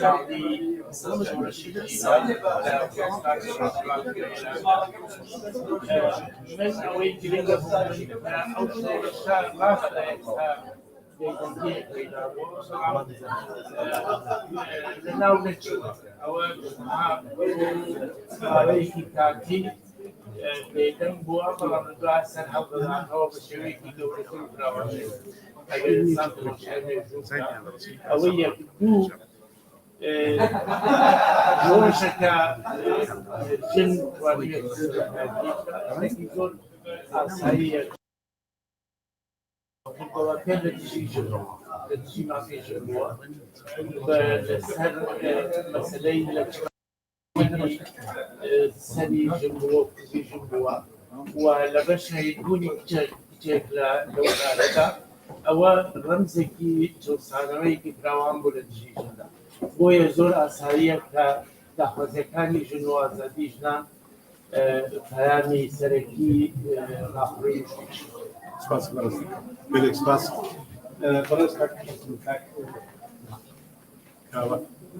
بەڕێز کاک حوسێن قارەمانی ماندوو نەبن بیرۆڕاتان سەبارەت بە وێژی ئەم بەڕێزانەکانی و بەڕێزانەی کە بەشدار هەمیلەکە حساب قسەی باش بەڵام کوردانی دەرەوەی وڵات دیاسپۆرا هەمیە سەدا کەیسرا ئێمە کۆمانیشن دەوڵاتی سوێدیان ئۆرگانیزاسیۆنی دەوڵەتی هەیە وەکو سیدا 64 میلیارد ساڵێک بودجە دەدات بە وڵاتانی جنوبی ئێمە دەبی لەگەڵ ئۆرگانیزاسیۆنهای دەوڵەتی کار بکەین بۆی بتوانین بەڕاستی لەباری ماڵیەوە تەلەڤیزیۆن میدیای بەخۆ دامەزرێنین بۆی دەنگمان بڕوە وەک کاک هاشم باسی کرد کە مامۆستای زانکۆیە شاگردی تەمبەڵ ئەمە باسی ئەو ساڵ بکەین چەندە دەو ساڵیدا کوردانی دەرەوەی وڵات چیان کرد ئێمە کردین بۆ دمۆستراسیۆن یا تظاهراتێک دەبینین تەنیا کەسانێک ئاڵایان پێیە زۆر مەحدودن ئێمە ئەدێقەت دەبین لە دەرەوەی وڵات ئاڵا کناسنامەی میلەتی کوردە هەموو کوردەکان ئاڵایان پێیە بۆی بە فارسەکان بڵێ نەتەوەیەکی نگێرە بە سەدان هەزار کەس هاتوون لە وڵاتی سوید دەژین ئێوەش بە سەدان هەزار کەس لە ڕێگای کوردستانەوە گەیشتوونە دەرەوەی وڵات بۆی پیان بڵێ ئاڵا لە وڵاتی سویدێ ئەو ئیجازەی هەیە هەموو نەتەوەیەک هەڵیدا بەڵام ئێوە لێرەش قبوڵی ناکەن کە دێلی کورد ئاڵای هەڵگرێت بۆیە ئێمە نەخشێکی ئەساسیمان هەیە بە فارسەکان هاوڵێکین کە ئاڵا ناسنامەی کوردە جابوی داوا لە هەموو کوردەکانی دیاسپۆرا بکەین کە ئاڵایان پێبێت لە خۆ نیشاندانی وانە نەک تەنیا ئاڵای مەحدودێک کە 15-20 نەفەر هەموو ئەوە زۆر کاریگەرە وەک کوردەکانی دیاسپۆرا دەبی زۆر هەنگاوی گرنگ هەڵێنی کمیتی کاری کوردان لە دەرەوە ئەکتیو بکەینەوە بەدەیان پسپۆر بێن لەو بەشێدا کار بکەن بۆی بتوانین لەگەڵ ئۆرگانیزاسیۆنی وڵاتانی سکاندیناوی ئۆرگانیزاسیۆنی گەورەی کوردی دروست ئەدی داوا پامەد بۆ حیزبەکانی ڕۆژهەڵاتی کوردستان ئەوان دەبێت حیزبەکانی کوردستان بەڕاستی لە مەیدانی خەباتی تێکۆشاندا لەو 44 ساڵەدا بێوێنە بوون تەنیا کوردستان سەنگەرێک بۆ لە جیران نەهاتوو بۆیە جەمهوری ئیسلامی تەواوی هێز و توانای خۆشی لەسەر گەلی کورد ئێستا بەکاردێنێ بە تانک بە تۆپ بە هێزی نظامی ئێستاش کوردستان هەر میلیتاریزەیە نەقشی حیزبەکانیش هەمیشە هەر بەرچاو بۆ ڕۆڵی سەرجانەوە بۆیە ئێستاش خەڵکی ئێران داوا دەکەن بە ئیسلام وەکو کوردستانیان بوو بکردێتە گۆستان حیزبەکان دەبی بە ئیسلام نەقشی زیاتری خۆیان نیشان ڕۆڵی سەرچیان هەبێ و ئێرانەکانیش فێرکەن کە دەبی حیزبەکانیان لەو فسیدەی کە هەنا بێنە دەرێ و تازەکاری تێدا گەلێک سپاس حسنی قارەمانی بەڕێز کاکاوەی ڕەحیمی مادوو نەبن و دەستان خۆش بێت بۆ ئامادەبوونتان بیرۆڕای جەنابەت سەبارەت بۆ پرسیارانەی کە پێشتر لە بەڕێزانم کرد ئەگەر شایەک دەفەرموویت کە دەستان خۆش بێت زۆر زۆرمانی بکوراش داوا دەکەم کە زیاتر ببینێت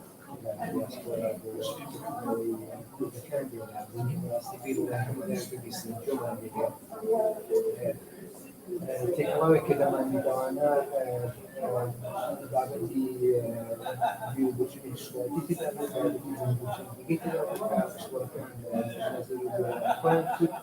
زۆر باشە زیاتر باس بکرێت خەڵک لە هەموو ئەو بابەتانی کە دەگەڕن شۆڕشی ژین هەم لە بوارە کۆمەڵایەتەکانی هەم لەم بوارەکانی دیکەدا باسی کرد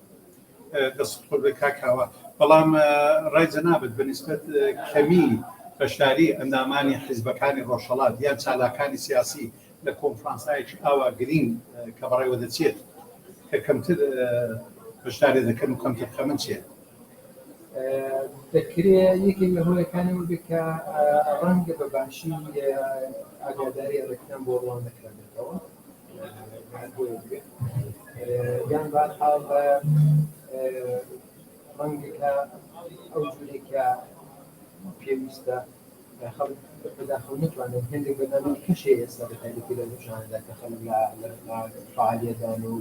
بۆ پێشان نەگەشتووە هەیە یەک لە هۆیەکانی بەڵام ڕۆژهەڵات سێ ئێوارە ڕێک ئێستێ لە گۆڕپانی مینتۆریەتی ستۆکهۆلم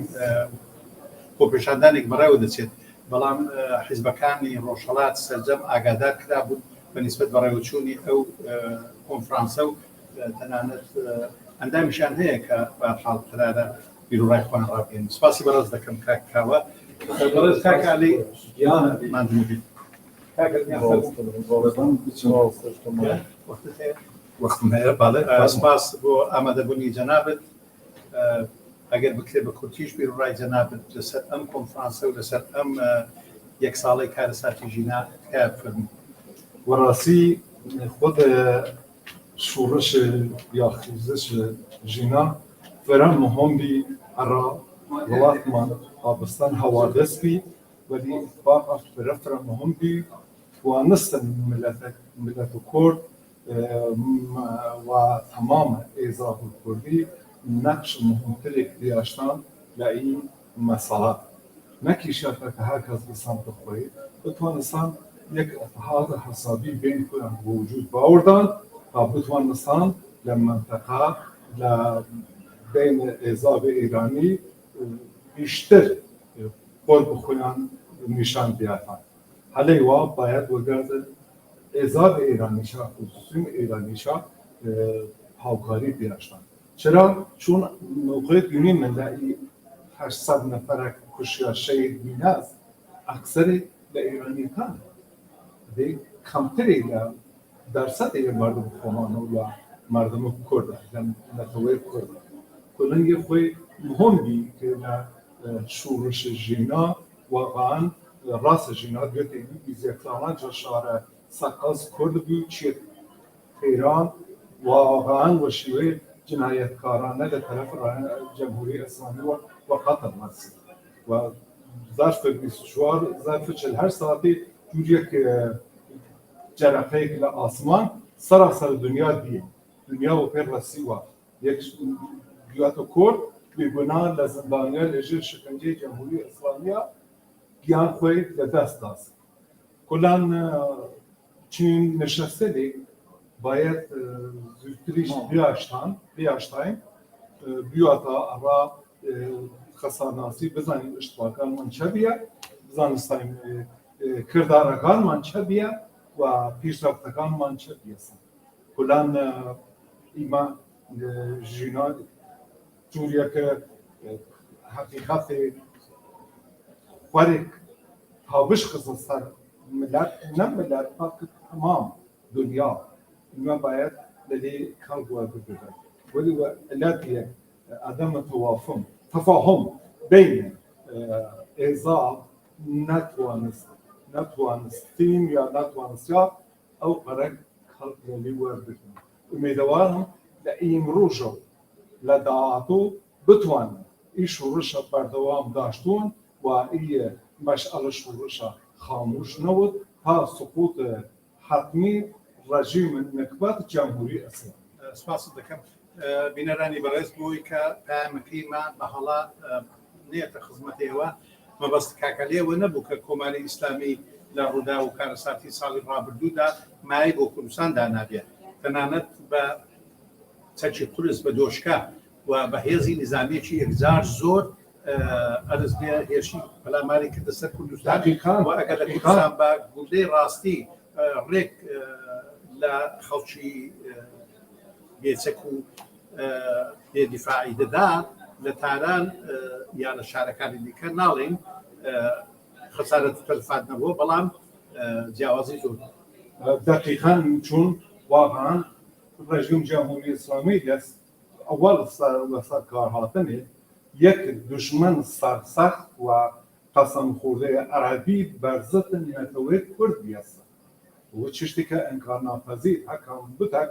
انکاری که واقعا کار اشتباهی کرد یعنی هم کو نتوی بالا دست و هم کو عین اسلام و هم کو مذهب شیعه مبسطه دقیقاً چون واقعا حتی اوانک میدان و مجال انتخابیون یک سنه مسلمان هست در وزاره و پیان اجازه نه کلان تمام اقلیت‌ها لجمله اقلیت گورای دینی یارسان که واقعا در ایران هست و نزدیک 3 میلیون مردم که روح دیرن رسمیت نیرن دوی اقلیت و تنها اقلیت یارسان برابر است با تمام اقلیت آینی در ایران کلان یا خوی جنایت دشتیمی و بی‌عدالتی حکومت و حاکمان جمهوری اسلامی رسمی بله سپاس دکم همی جناب لکوتایی ام توی جدا و خوشکبرای و حواتیانی امی یارسانی لناو لدرو چه من لتمام خوشکبرای عزیز جامعه یارسان لخارج و لداخل درخواست کن لتمام تظاهراتکان باشدار بند لتمام حرکتکان بر ضد جمهوری اسلامی باشدار بند در پی توانایان بتوانند کمک کنند و تمام هم وطنانمان چه ایران چه کردستان گرک سپاسی هرستان دکم بو بشتاریتان هم لم کنفرانس و هم لم توی جدا قربانت بتون خوش بید سپاس دکم با زمان نبی اکسباب یک رو ببینید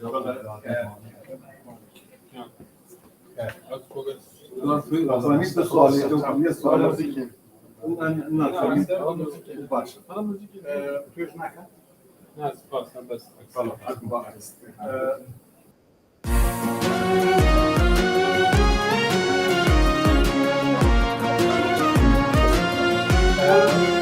برای سپاس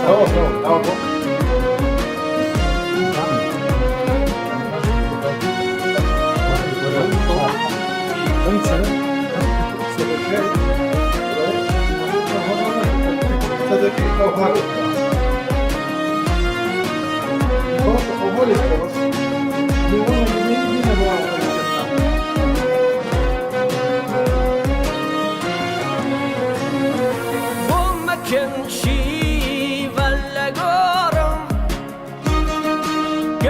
هرگیز نامرم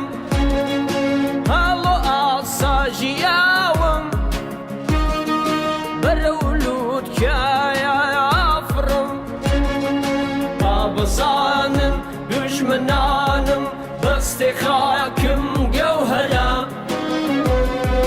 بۆ ئازادی وڵاتم لە کاروان نابڕم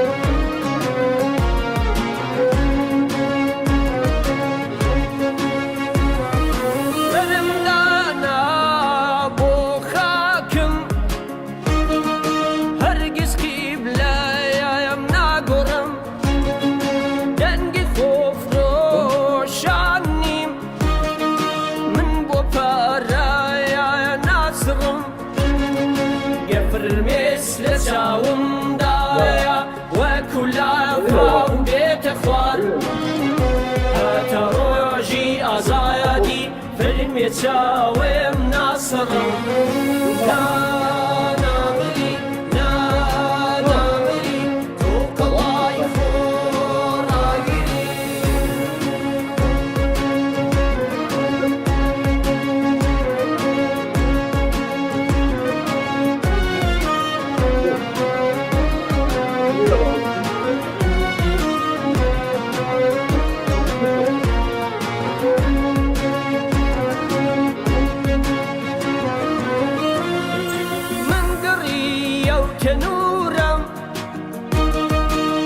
کوژێتەوایە باوەڕم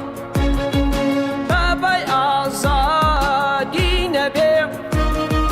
بە هیچ بایەک ناگڕم ئەی نیشتیمانم ڕوحوجانم هەر بەفیداتە کەفنی ئاڵای شەهیدان نەبێ کەفن بۆ خۆم ناکڕم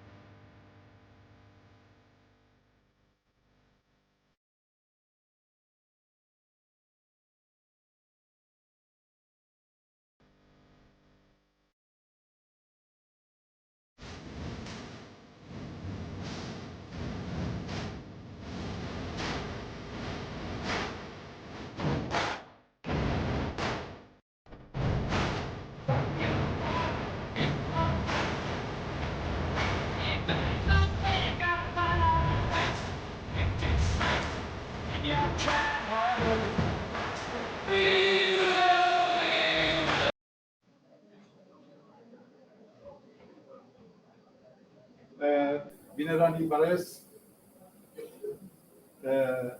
مادوو نەبن سپاسان دەکەین بۆی کە تا ئێستا هاوڕێ و بینەر و بیسەری ئەم کۆنفرانسن ئێمە تاکو و پانێلی دووەم دەست پێ دەکات بە دەوامین دەگەڵ چەند بەڕێزی دیکە کار توێژ بکەین و بیرڕایوان بپرسین تکایە زۆر بەخێر سپاس بۆ ئامادەبوونی بەڕێز لەم کۆنفرانسەدا بیرڕای جناب سەبارەت بەم کۆنفرانس و ئەم کارساتەی یەک ساڵێکی ناچێت کار کردن بەسیاری کردووە سەرتا دەستخۆشی ئەو کۆنفرانسەدا سیگارێکی زۆر زۆر ئەوەی ئێمە لە سەرکردەکانی ئەوروپا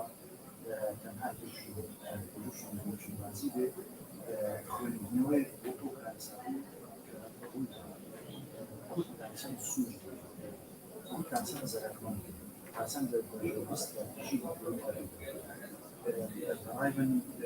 ما همیشه گریان کسر همیشه نمان او یا برای کم بکنی و دمای سیشی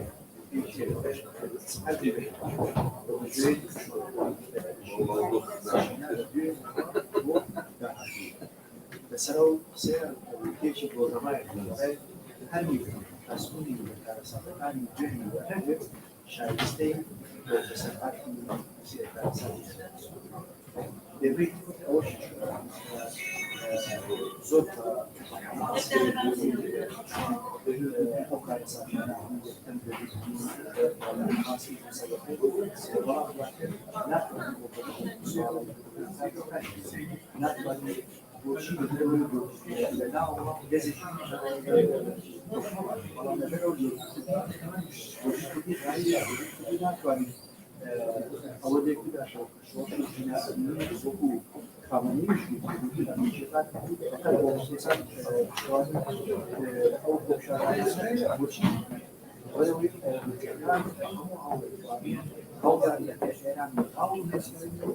Eran de Hausen de Verona, y de Bacarena,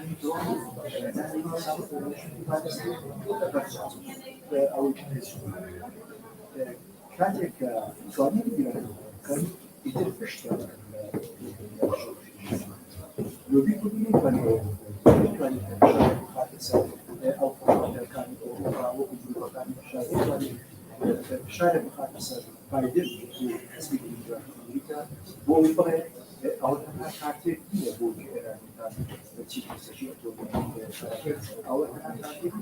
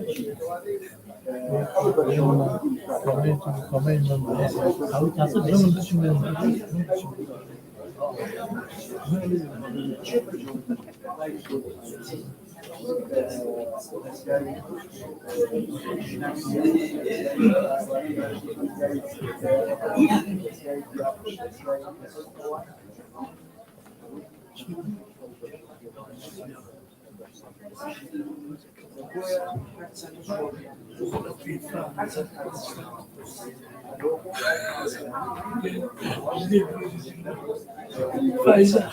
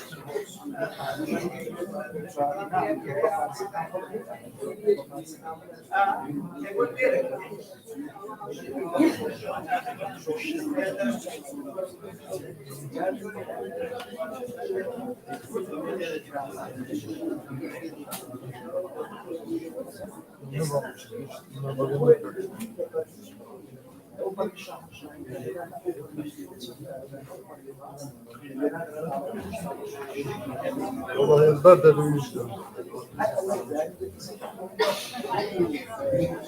بعض سنة جيبي دكتور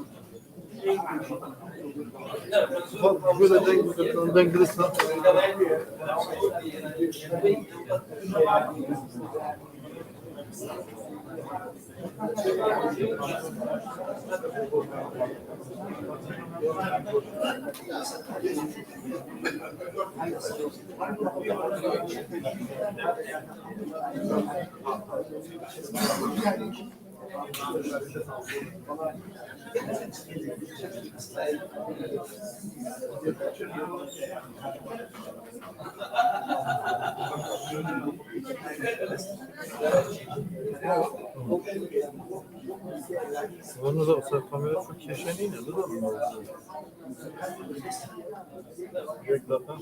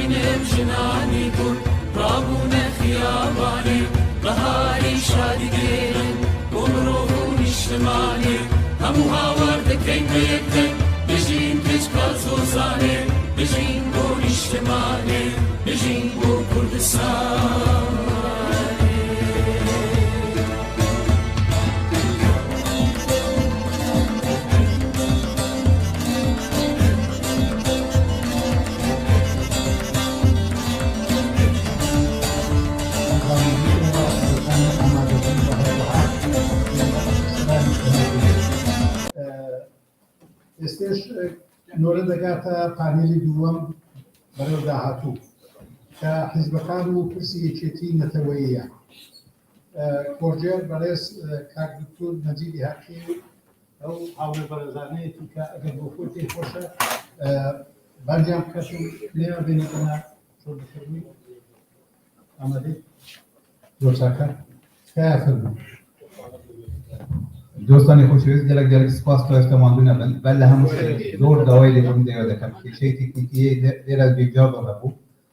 بخوم زور ناراضیم در باره تکنیکی و بشک در او کسانی که پیامی ویدیوی آنلاین یا نبود نمانتوانی دیده پخش کن در دایلی بود نکن دایلی بود نکن که بو به هوی وقت زمانه که نخی درنگتین لکات بوده بود در من دایلی بود نکن و بسیاتی بشی زوری بسیار خومه چون که پیفت ظلیام نکن یعنی نمزانی دیره که مکوریه در زور دوت دوات من در دایلی بود نکن استاد بشی دومی بشه کمان در او دهاتوه من پیمویا خودی اشتكيت يارا ما بس توكل كتبوه يمكن لقل نونيري حزبكات لمر أما إما بوده هاتوه لبيش شون دور ربنا لو هذا كم لبريد كأصل صالح نونيري حزب ديمقراطي كردستان إيران باتشريفينه بريد كزاغروس أماتي بارتي جياني آزادي كردستان تجاك باتشريفينه رئیسدار کاغاسد درودی کمالای زحمتکشان کردستان سپاس دکم مدربیر کاغریبار احمد زاده پارتی آزادی کردستان تشریف بیارن کاغ سیروانی کریمی حدودنوی سربخوفازان کردستان و ماموسکا علی اصغر خسروی سازمان دموکراتیک یارسان فرمودکایا من هاوز زن دستر پیدا خدمتی آدم چون که اوقات آسان تدریتن بله وقت برو من آباسکه دبینی که بلا خواه همو حزب کان دیرنی پیوست و یک راپورتی کل بدم ایما بو اوکه ام کنفرانسا پیک به دوام لهمو حزب کان ببی هیچ تبعیزی شدوه که باشدار بند کومالای شورشگیر زحمتکشان کردستان ایران پیشتر آمادهی در بری که بین باشدار بند جونریان معرفی کرد هر وحال بشی کارناسکان داد دنیا رحمت زاده اوانش قولیان دابو بین ولام قاتی پرسیان چه حزبی که دا باشدارن امن نوی او باشدارن هم بو انار بدا خواه لباشداری خوان دا باشکشیان کرد باشدارن یعنی باشدارن کومالای سازمان کردستانی حزبی کمونیستی ایران دوای لیبردن یا کرد به هوی آورکه لروی دا پیامکان او دستیان کرده بود که راسته که و منظانی والا مانده و بلام چون که والا مندروه زور درنگ کرد اینکه او دوانه لیره دا غایب یکیان به هوی زورتر حالی انسانی بود اویدی که حال بجاردین سیاسی و من پیمای اما بخوی موضوعی که پیاندجار به ایما بیان لا دوای دست پیکی شورش جیان آزادی جیان حزباتی آلگور خزوری بسر دارم تا بلوا همو حزبکان لبازنه امنیتی خواندن بازنه امنی با وطای اوکه اوی در جیان حزباتی خوانده کرد اندامان خواهم بود کوبنایکان حزبی خواهم برای دبت مراسمکانی برای دبت روژ کومالا بود روژ پیشمرده بود روژ پیشمرده کومالا بود روژ کوماری کردستان بود اسپین جلوی به هموی آوانه روژ شهیدان بود هموی آوانه چارچوبه که حزبی هم علاقمندی به باشداری کار حزبی اونده جیگای سرنجی خل نبود لنکاو شورش یک دست ببود که اکتیبونی سیاسی باشداری سیاسی رنگ یکی دیگه بخواه بید حزبکان لگل چالش یک بکاتن چالشی نوی چالشی او که چون بتوانم خواه لگل هل مرجی استا بکنجین هر وقت بینید استاش او کسانی که دیره باشداری همومان من فهمه تافتونه بیتن دستروی 45 نوعی بالام لسروی 50 چون که دستم دوات مشکل هم وصل بید بالام لسروی 45 کابو یک یا دو کس او حرکت خواروی 30 یا 35 و ما بخوی یک لکی موسیقانی جولانوی کرد حتی لدره وراثه کابو لو پیوندیه دا یک لو کشانه او که حزبکان نیانتوانی لگل نسلی تازه لگل الیتی باسی دیاسپورا دادن الیتی کلازان کدان اما بصدان اگر نام به هزاران کنکاری کردمان هیا ای روشرات لدره ولادشی هرو ارز کردن با شیوه تخمینی نیستی 500 تا 600 هزار کرد لدره ولاد هیا برام اندامانی هیچ کم لحزبکان اما با دتوانم بدنیا برام چون کاری خوب مسئولیت ما بود لحزبکان لحزب دموکراتی کردستان ایران دم اندامانی هیچ کم لحزبکان ناگام به 5000 یعنی هیچ حزب یک ناتوانی ادعا فهم 5000 اندامی با عالم که اندامتی دادن در ولاد هم بوشی ل 500000 نیستی 500000 کرد اما اونده کمان هیا و بوشی نمان توانیا هم خلقیه داو طلب کنید او دو پرسی بەشداری ژنان و لاوان و بە تایبەتی نەسی زێت کە کاکڕێبارش باسی کرد یەک لەو شتانەیە کە هەم شێوازی خەباتی گۆڕی هەم شتێکی دیکە هاتە پێش بە ناوی دیپلۆماسی مەجازی ڤیرچوال دیپلۆماسی یا سوشیال مێدیا دیپلۆماسی ئەوانە هاتە پێش لە پەیوەندی لەگەل مەسەلەی هاوبەندی و پێکەوە کارکردندا حیزبەکان لە ماوەی ساڵی ڕابردوودا ئەزمموی بەرزنزمیان هەبوو ئێمە ناوەندی هاوکاری حیزبەکانی ڕۆژهەڵاتی کوردستان یا کوردستانی ئێران هەبوو کە حداقل ئێستا حاڵی حاضر لە فریزێر جانشتە بێ لە یەخچالدایە سەر کراوە دوو چەند هاوبەندی دیکە پێک هاتن کە زۆرتر بوو بەهۆیەوە کە لێکترازان زیاتر بێتاوی بە لەگەڵەوەش هەموو حیزبەکان باستەوە دەکەن کە دەیانەوێت هاوبەندیەک پێک بێنن بە پلاتفۆرمێک پێک بێنن کە تا ئێستاش پێک نهاتووە یەکەم پرسیار حەز دەکەم لە دانەدانەیان بپرسم لە حیزبی دیموکراتی کوردستانی ئێرانەوە بەهۆی ئەوە کە بە مێژوویترین دەڕووی تاریخەوە بە مێژوویترین حیزب بە هەوڵێدن لەو تەرتیبە بێتە پێشێ لە حیزبەکان ئەو پرسیارە دەکەم هەڵسانگاندن و خەسارناسی ئێوە وەک حیزب لە یەک ساڵی شۆڕشی دانیشتیە لەم خەسارناسیەدا ڕۆلی خۆتان چۆن دەهەڵدەستن یعنی جۆرە خستنە خۆتان ئێوە چۆن دەبێت کاکە سوودیان فەرموویت زۆر سپاس کاک مەجید سپاس بۆ بەڕێوەبەرانی ئەم کۆڕا سپاس بۆ کۆڕگێڕانی پێشوش کە بەڕاستی کەڵمان لە زانیاریەکانیان و لە وتەکانیان من پێم وایە کە ئێمە پێمان وایە کە ئێستا تاکی کۆمەلگای بەگشتی هەم ئێران هەم کورد تاکێکی تاکڕاهەندی نییە تاکێکە کە دەتوانێت بۆ خۆی لە زۆر شۆناسدا تاریف بکات دەتوانێت خۆی وەکو مامۆستایەک خۆی وەکو کەمەندامێک خۆی وەکو ژنێک یا هەر شتێکی دیکە هەر شۆناسێکی دیکە بۆ خۆی تاریف بکات و لەو چوارچەوەیەدا دەتوانێت بەهۆی ئەوەی کە کێشەیەکی هەیە لە کۆمەلگادا داخوازیەکی هەیە دەتوانێت دەیەوێت ئەو داخوازی چارەسەر بکات لە سیستەمی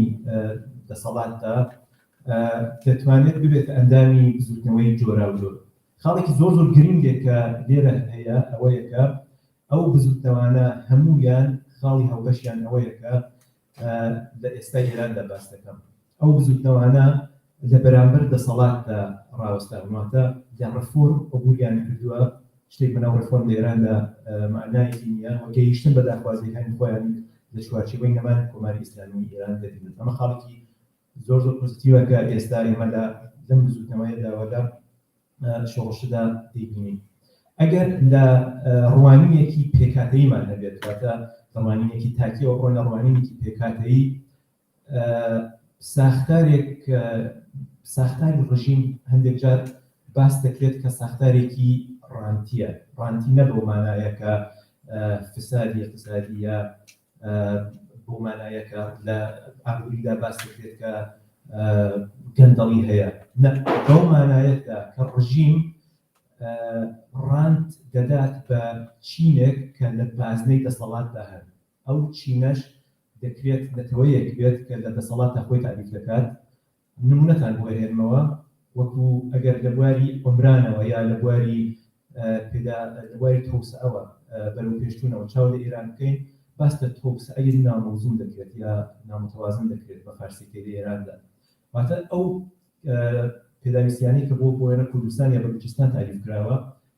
ئاوانیە کە مەسا بۆ وێنە لە تاران یا مرکزی ئێراندا تعریف کراوە ئاماژە بە مەسەلە کرد کە تا بڵێن کە تا کاتێک کە سەقامگیری دەسەڵات زۆرتر بێت لە ئێراندا سەرکوتی ئەو بزوتنەوانە کە لە خاڵی لە بەشی یەکەمدا ئاماژەم پێ کرد سەرکوتی ئەوانە دەتوانێت زۆرتر بێت بەڵام کاتێک ئێستا کە حاڵەتێک کە ئێستا دەبینین دەسەڵاتی سیاسی بەهۆی بارودۆخێکی تایبەتی ئابووری وە سیاسیدا کە تێدای سیاسەتی دەرەوەدا نەیتوانێت ئەو ڕانتە بەو چینی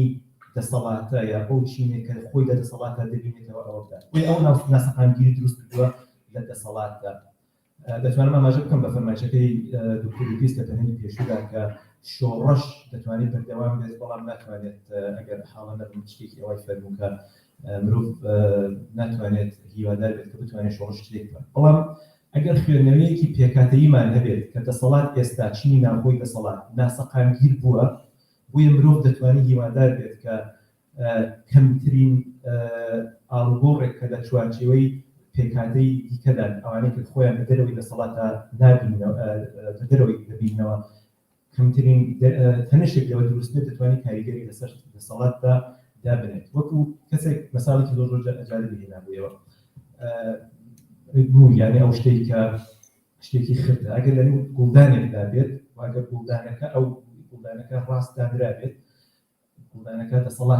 دەسەڵاتەوە ئەو شتە خڕەش بزوتنەوەکان دەتوانێت بن وەکو بزوتنەوەی نەتەوەکان کەمترین دەرزشێک ئەو شتە خڕە دەیکات کەمترین تەسیری هەیە لەسەر گوڵدانەکە چون گوڵدانەکە ناتوانێت بکەوێت بەڵام ئەگەر گوڵدانەکە بە شێوەیەکی سەروژێر دانرا بێت کە ئەو گویا لەنێو گوڵدانەکەدا ئەگەر تەکانی خوارد بە دڵنیاییەوە کاریگەری لەسەر سەقامگیری گوڵدانەکەشدا دەبێت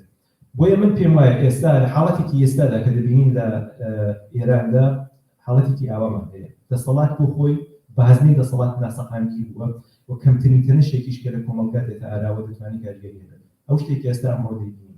یا لە دوێنێەوە لە چەند ڕۆژ ڕابردووە بوونمانە لە شارەکانی کوردستان بە تایبەت لە بەلوچستان لە شوێنەکانی دیکە کە ئەوە میلیتاریزەکراون ڕژیم لەو سێ خاڵێکە کۆگەڕانی پێشوە ئاماژەیان پێ کرد تەنیا فاکتوری سەرکوتی ماوە لە بواری ئیدۆلۆژیکەوە ڕووخاوە لە بوارەکانی دیکەدا تەنیا فاکتۆرێک کە بۆی ماوە فاکتوری کەڵکوەرگرتن لە زۆرترین زەرفەتی سەرکوتە بۆیە لەو خەڵکەش کە ئێستا دەبینرێت کە لە چوارچەوەی شۆڕشدا ئەگەر ئاماژە بکەین کە شۆڕش چۆن دەتوانێت سەرکەوێت ئێرادە و قبولکردنی هەزینەدان دەتوانێت دوو خاڵ گرنگی شۆڕش بن ئێستا پێم وایە خەڵک ئێران گەیشتومەتەوە واستەی کە باسی پێم خۆشەکە بە شێوەی کۆنکرێت ئەگەر باسێک بکەین لەسەر خەسارناسیێک کە بۆ خۆمان دەگەڕێتەوە دەتوانم لە پرسیارەکانیدا توشدا بە شێوەی بە جوزئیات ئاماژە پێ بکەم کە بۆچی ئاوای لێ هاتووە بەڵام ئێمە ئێستاش نەماتوانین کە ئەو ڕۆڵەی کە بۆمان لانکەم تاریف کرابوو بۆ ڕساڵەتە مێژوویەی کە بۆمان تاریف کرابوو لەوە بتوانین بڕۆینە پێشەوە بتوانین لانیکەم لە بزوتنەوەی کوردیدا ئێمە خاوەنی گوتارێکی هاوبەشین بەو گوتارە هاوبەشە بڕۆین لەگەڵ لایەنی بەرامبەردا ڕاوەستین هۆکاری زۆری هەبێت بەڵام پێم خۆش ئاماژە بە یەک هۆکاری سەرەکی بکەم بەداخەوە هەندێک دۆستی ئێمە لەم پرۆسەیەدا لە یەک ساڵی ڕابردوودا هەندێک بۆنیان بیست ئەو دۆستانەمان وێگتاریان بوون بەڵام پێیان وە کە ئەو بۆنە بۆنی کەبابە وەلەو ئەکە کەبابەکەشیان پێی خۆشتر بوو لە پرەنسیپ و بنەماکانی خۆیان ئێمە وەکو حزبی دموکرات پێمان وا بوو کە پاراستنی پرەنسیپ و بنەماکانی خۆمان گرنگترە کە دەتوانین لەو پرۆسەیەدا بڕۆینە پێشەوە بۆیە تەنیا هەواڵکاریکردن یا دیالۆگکردن کاتێک کە خۆشە کە نەبێتە هۆی لە دەستانی یا دەواقع لە خەتەرچوونی لە مەترسیدابوونی پرەنسیپەکان و بنەماکانمان بۆیە کاتێکە ئێمە ئەو پێڵەسوورەمان بینی کە پرەنسیپ و بنەماکانمان لە مێژووی ئەو چەند ساڵەدا ئەو هەشتەیەدا خەریکە ئێمە تاریفی دەکەین کە کەوێتە مەترسیەوە لەو کات پاشەکشە دەکەین و پێم وایە هیچ عیبیش نییە زۆر سپاس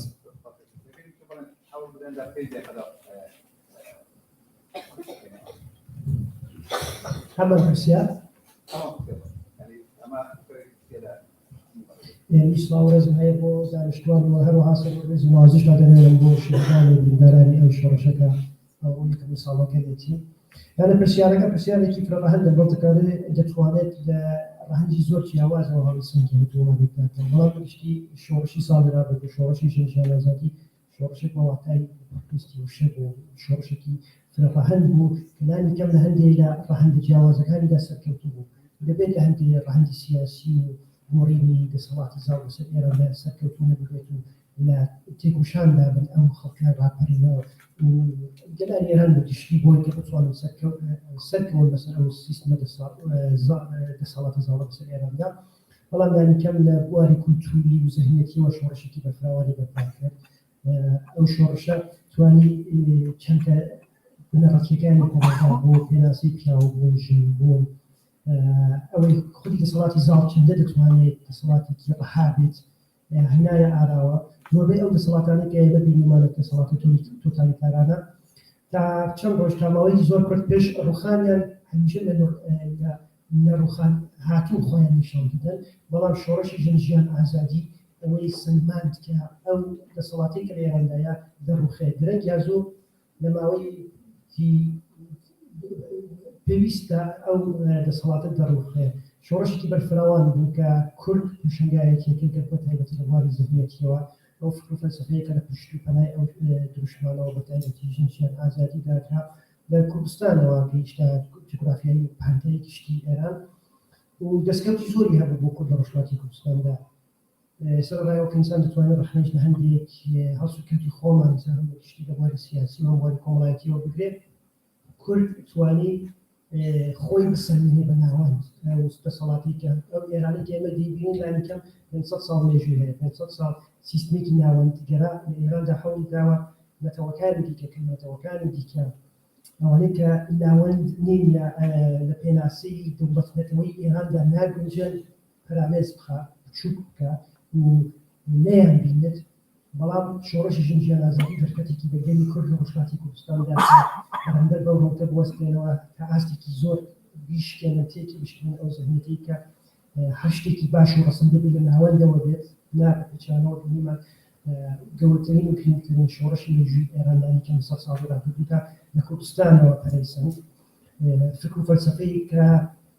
کۆمەلگای ئێران شۆڕشێکی زەحمەتی ئەخلاقی کولتوری ساز بکات کوردستانەوە پەرەیسەند و تا ئاستێک پێگەی گەلی کوردی لە ئێراندا هەڵکشاند گەلی کورد توانیان لە گەشەی سیاسی ئێران بە گشتی ڕۆژهەڵاتی کوردستاندا هەنگاوێکی زۆر گەورە داژین بۆ چوونی من هەموو ئەمانە لە بواری مێژوویەوە زۆر گرنگ بوون شۆڕشێکی گەورە بوون بۆ گەلی کورد کە لە ئێستێشدا بەردەوامە هەر ئێستێش لە شقامەکانی ڕۆژهەڵاتی کوردستاندا دەبینین ئەو وەرگرتن کە لایەنە جیاوازەکانی ڕۆژهەڵاتی کوردستان بانگەشیان کرد داوایان لە خەڵک کرد کە ئەمڕۆ مانکردێکی سەرکاسەبڕاکێنێت ئاستێکی زۆر بەرچاو ببینین شۆڕشێکی بەردەوامە بەڵام وەکو ڕەخنە و سەنگاندنی خەسارناسی شۆڕشەکە بە تایبەت وەکو پەرژاک ئێمەش ڕەخنەیەکی لە خۆمان دەبینێمە حەزبێک بووین کە دەمانتوانین زۆرتر ڕۆڵی بەرفراوترەوەی کە بینیمان هەبێت فکر و فەلسەفەی کە لە شۆڕشەکەدا هەبوو هەمان فکر و فەلسەفەی بکەمە بە ساڵان کار و خەباتمان بکردبوون لە شۆڕشی کوردستاندا سەد کۆبوون توان داواکاریەکانی خەڵک هەم لە ڕۆژهەڵاتی کوردستاندا و هەم لە ئێراندا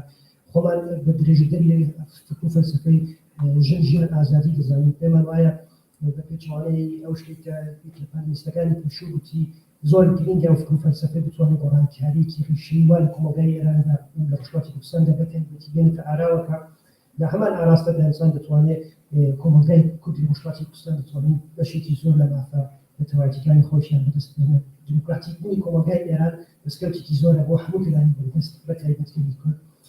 پێگەیشتنی زڵم لێکراوترین بەشی کۆمەلگا چینی کۆمەلگا ژنان بە مافەکانی خۆیان دەتوانێت ڕێگە بکاتەوە لە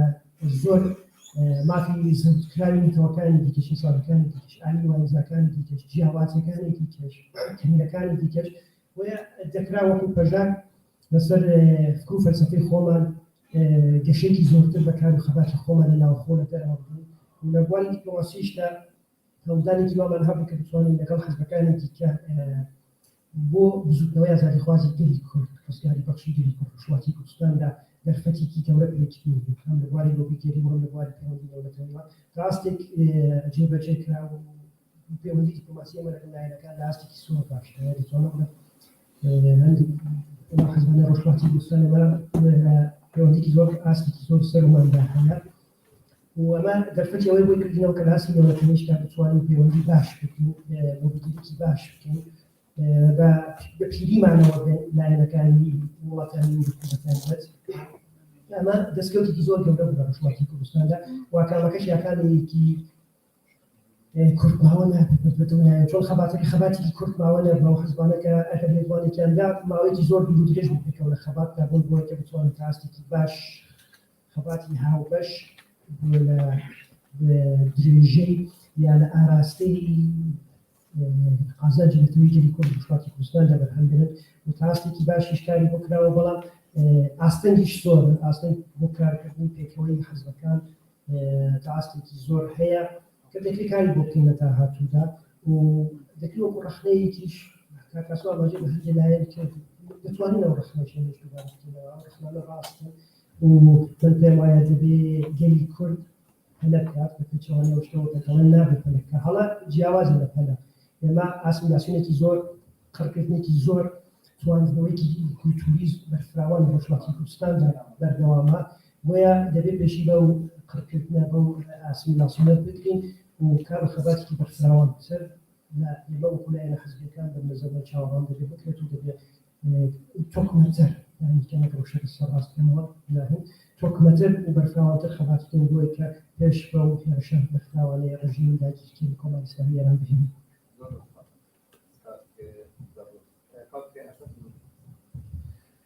السلام عليك من ناو مسألة دلودي كمان جرى هالدري باشناوي هم دايكم هم باوكم دايكم باشناوي دلودي باوكم باشناوي كمان جرى بداخوا بروي واحد وهرب دلودي ناس راهم طوريش أو بداوا يعني هم كان حتما دير النبوة أو هاوري أنا ما يمكن أو كيف نيان داوا هر وقو عادته مش واحد الرزق بو جينا وبو هو جنب خدواني شور الشام راسكي من نقدر كركن ب چەند شتێک هەڵبژێرن لەسەر ئەم شۆڕشەوەی بینەسەر خەتارناسیەکەی بۆ من مەسئلەی ئەوەی کە شۆڕشی ژینا جارێکی دیکە شۆڕشگێڕی و خۆڕاگری کردە کولتوری زاڵ ناو کۆمەلگا ئێمە دەورەیەکی هەرچەند شۆڕشی کوردستان قەت کرد نەبوو بەڵام دەورەیەکی نشستمان دوای دەورانی دەیەی شەست کە دەورانی بەرزبوونەوەی بزوتنەوە بوو لە کوردستان هەبی بەڵام جارێکی تر ئێمە لە شێوەی هاتنە سەر شەقامی خەڵک کە بەرامبەر بە حکوومەتێکی ئاوە دەڕەندە چۆن سینگی خۆیان سپەر کرد و هاتنە مەیدان نیشانێدا کە دیسانم کولتورە ژیاوەتەوە و ئەم نەسڵەش کە وەکو ئێمەمانان بۆنی بابیان نەویست بوو ئامادە بوون کە بێن و ئەو گیانفیداییە کە نەسڵی پێشوو نەسڵەکانی پێشووتر کردی ويا من بما أما فاكتوري كيدور مهم ولا شورش كاك ببين ويا في علم شورش برحال ويا شاردين متخصصين يقولك لرهن شورش معناه كي خوي هي شورش نقمرين ده صلاتي وهات السركاري ده صلاتي كي تربو اگر واحد سابقين شورش يبنجا حول شورش نبو انا برويك او ده صلاتك هات بنما كان وملقاي نقمر أو ده صلاتك هاد كما كان لسرها أو بلما ندرس كحكومتي رضاشاه يسري لروش بهندك الجوروا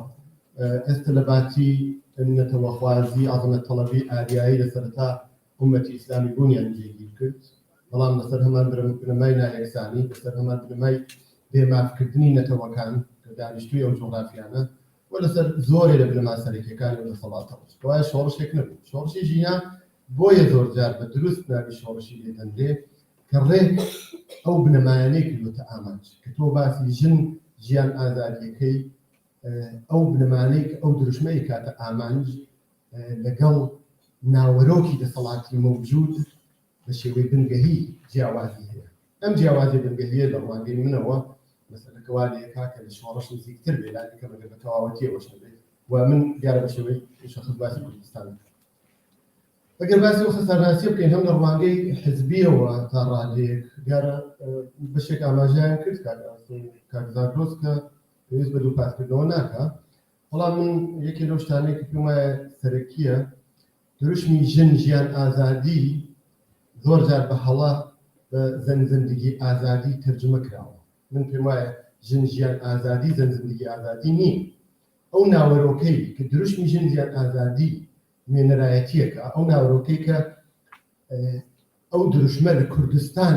مەبەست کردوێتە مەبەست بۆ خۆی کە ئەو ستەمانە لە ناوبەرێ وەڕوو لەو ستەمانە ئەو دروشمەدا لەگەڵ ئەو دروشمانە ئەو ناوەڕۆکەی کە زەنزەندگی ئازادی لە تاران مەبەستێتی دوو ناوەڕۆکی جیاواز بەرحاڵ حەقیقەتی ئەوسە ئێستا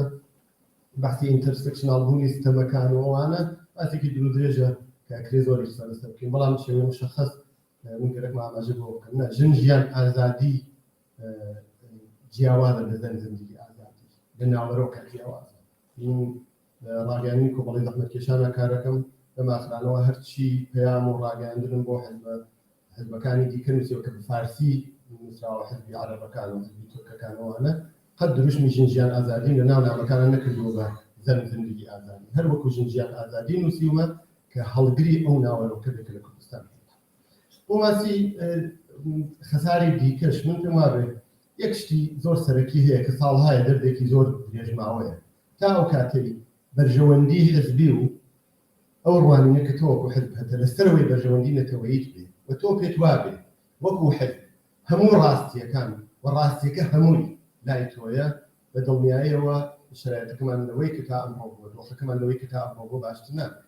ئێمە ئەبێ بگەین بەو نەتیجە کە نەتەوەیەکین مەیل و بۆچوون و ویستی جیاوازی تایە هەر بۆچوون و مەیلێک ئەگەر یەک نوێنەریشی لە ناو کۆمەڵگای ئێمە مافی ئەوەی هەیە کە خۆی دەربڕێ مافی ئەوەی هەیە کە ببێ هەر چین و جیل و توێژێکی شەوانە دەستە لەم دەورانەی شۆڕشی ژینا من پەیوەندیم لەگەڵ ناوخۆوەکو هەمووتان هەربووە زۆرێک لەو خەڵکە باس لە مەسەلەی کوێر فیمینیستەکان باسی پەرکەزیاڕینەکان حزوریان لە مەیدانە هاتنیان باسی کەمینە ئاینیەکان کە زۆر لە بەرچاو نەگیراوە باسی شیعە و سونی و ئەو اختلافانە زۆر کراوە بەڵام ئەی باشە ئەی یارەسانەکان چۆنن ئەی خەڵکی دیکەش هەیە جوولەکەکان چین ئەی مەسیحیەکان چین ئەوانەیە ئەساسن ڕوای ئاینیان نییە بەبەستمەوەی ئێستەوە وەکو نمونەیەک لە هەموو بوارەکانی ترا ئێمە ئەبێ بزانین کە حزبی من وەکو خۆی بە تەنیایی ناتوانێت نوێنەری هەموو خواستەکان بکات ئەگەر ئامادەی ئەوەی نەبێت کە لە ئاستێکی نەتەوەیی یابی بکاتەوە نە لە ئاستێکی بەسەر چاو من یەکشتی تریش ئەڵێم ترش و بڵاوبوونەوەکەمان تەسیری خراپی بوو من پێما بێ منشوری جۆرجتاون کە چراسۆزدانێ بە فاشیزمی عەزەمەت تەڵەبی ئێرانی بوو یەکێ لەو زەبرە گەورانە بوو کە لەم ماوەیە لە بزوتنەوەی ژینا دراوە کاریگەری زۆر خراپی بوو لەناو بزوتنەوەکە هیوادارم لە داهاتوە بەبیرێکی نەتەوەییەوە هەر کامان نەتوانین نوێنەری بەشێک لەو نەتەوە بین با کات ئاسۆ نوێنەری چەپەکەی بێ من نوێنەری ڕاستەکەی بم کاتزار وەست نەدەری لیبراڵەکەی بۆیە شانسەکەی تۆ لیبراڵەکەت بکەن بۆیە ئێمە دەرفێکی گەورەمانێ بەناو کوردستان لەم کوردستانە ڕەنگا و ڕەنگا هەر کامان نەتوانین نوێنەری بەشێکی بین بەڵام ئەگەر گەرەکمان لە کوردستانمان ببێت ئەبێ گشتمان بەیەکەوە نوێنەرایەتی هەموو کوردستان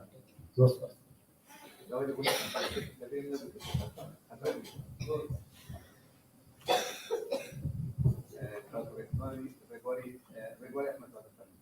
تکارەکان ڕۆیان تشکیل دەستخۆشیەکان لە ناوەندی نەتەوەی ڕۆژهەڵاتی کوردستان و بکەنانی کۆنفرانسە هیوادارم ئەم کۆنفرانسانە بەردەوام بن بۆی کە کاتەکە زۆر نەکردن بەمانەوەی تۆزێک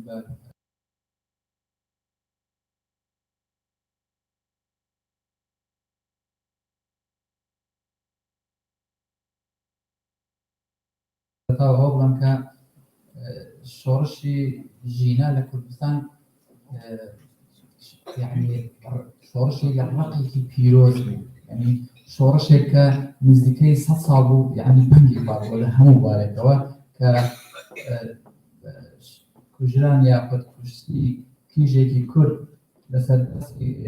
فاشیزمی ئێرانی چەخماخەکەی لەداو تەقیەوە بوو بەهۆیەوەی کە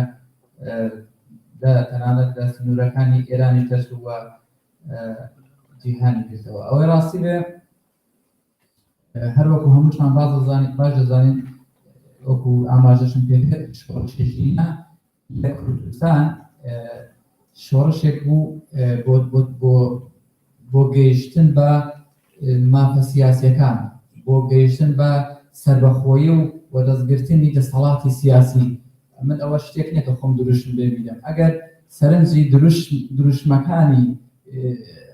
سەر هەڵدانەکە بکەین کە سەری هەڵدا ئەو دروشمانە کە دەگوترانەوە لە خۆ پێشاندانەکاندا پێش ئەوەی کە میدیای فارس وەخۆکەوێت و بەداخەوە هەندێک میدیای کوردیش بەلاساییکردنەوە لەوان هەندێک دروشمیان گواستەوە ناو خۆ پێشاندانەکان و ڕێڕەوی توانیان ڕێڕەوی تقریبەن خۆ پێشاندانەکان بگۆڕێن دروشمەکان لە کوردستان هەموو کوردستانی بوون هیچ بۆنی ئێرانیان لێنە دەهات داگیرکەری ئێرانی قاتڵی ژینامانی واتای خۆی هەیە کوردستان گۆڕستانی فاشستان واتای خۆی هەیە یا تا کورد دەوڵەتی نەبێت ئەدێن دروشمەکان بەڕاستی لە سواسیەوەدا بەڵام بەداخەوە دوایە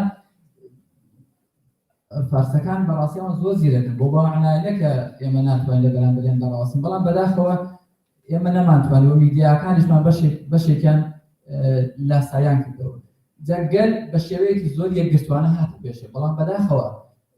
لایەنەکان لە حساسترین کاردا نەیانتوانی ینی کۆدنگێک پێک بێنن خەڵک زۆر چاوەڕێکردن لەم کاتێدا پێیان وا بگیتن ئەوە کارێک دەبێت لایەنە سیاسیەکان یەکگوتار بن ئەگەر لایەنەکان بیانتوانی باە ژوورێکی هاوبەشیان هەبێ بۆ ڕابەرایەتیکردنی خۆپێشاندانەکان بۆ نمونە خۆپێشاندان لە یەک ڕۆژ و لە یەک سعادە لە هەموو شار و ناوچەکانی کوردستاندا بەڕێوە چووبایە ئایا ئەوەڵان وەرەی دەدا بە خەڵک وەرەی دەدا بە جەماوەر دووەمینیش ڕاستی هێزە سەرکوتگەرەکان نیان دەتوانی وەکو پێویستیان سەرکوتی بکەن ینی شوێن یەک و دوو شوێن و دە شوێن نییە بەڵام هەموو حیزبەکان بوونیان هەوو لە ناو خۆپێشاندانەکان بەڵام هەر لایەنە بەڵگای خۆیدا خەڵکی خۆی هەان دەدا بۆیە یعنی یەک دەست نەبوو ئەو یەک دەست نەبوونە بەڕاستی وای کرد کە خۆپێشاندانەکان وەکو پێویست نەچنە پێشێ ئەو ئەزمونە تاڵێک کە وەرماگرت و خەسار ناسێگە بۆ بکەین بەڕاستی مەسەلەی یەکنەبوونمان بوو وە دووش دوای ئەو هەموو ئەزمونەمان لەگەڵ داگیرکاری ئێرانی نەمانتوانیوە ئەزمونیان لێوەگرین کە ئەوان نەتوانش سوار بن بەسەر شەپۆلی ئەو باجێک ئێمە دەیدەین ئەو شوێنێک کە ئێمە دەیدەین یعنی هەموو شتەکان دوایی گۆڕی بەتاو وەریان گێڕا یعنی کوردستان نازام چەشمی چراغی ئیران و سەنگەری ئێران و ئەو ڕۆژهاڵاتانە ئەوەشمان بۆ دەرکەوتی کە داگیرکەری ئێرانی یا فاشیزمی فارس یعنی بەڕاستی کاتێک کە هەستیان پێکرد کە خەریکە شۆڕشەکە یعنی بە نەتیجە دەگات هاتن خێرا پلانیان بۆ داڕش بەڕاستی پلان بوو بە ئەنواعی شێوە چ لە ناوخۆ چ لە دەرەوە چی فاشیزمی مەذهبی چی فاشیزمی پاشایەتی پلانیان بۆ داڕشت وە ڕێڕەوەکان بەتەواو معنا گۆڕی ئەوە لە ئاستی کوردستان و ئێراندا بەداخۆ لە ئاستی جیهانیشدا ئێمە بە هەمان شێوە نەمانتوانی یعنی لەو کاتە حەساسەدا یەک بین لایەنەکان بۆ نمونەم هەر لە نۆروێژ باز دەکەم هەر لایەنێک دەچوو لەگەڵ دەسەڵاتدارانی ئەو وڵاتە کۆ دەبەوە یعنی تەنها خۆی وەکو لە ڕوانگەی حیزبیەکەی خۆی دەچوو باز دەکرد نەهاتی لەو کاتە حەساسەدا واز لە حیزبەتی بێنین قەیچی دەکرد تەنانە لەو کاتەدا کەسانی پسپۆر ئەسڵان غەیرە حیزبی بن بەڵام وەکو نوێنەری کورد چوبان مەسەلەن داواکاریەکانیان بەڕاستی پێشکەش کرد بایە من ناموێت زیاتر لەو کاتتان بگرم جارێ فەرمووی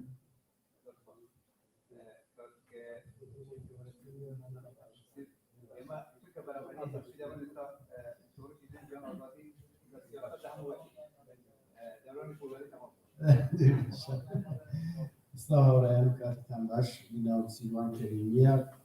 لە دایوی سەقزم بەڵام گەورەبووی شاری دیواندەرم بە پێیاڵی دیواندەری هاوشێوەی کاکی دەویست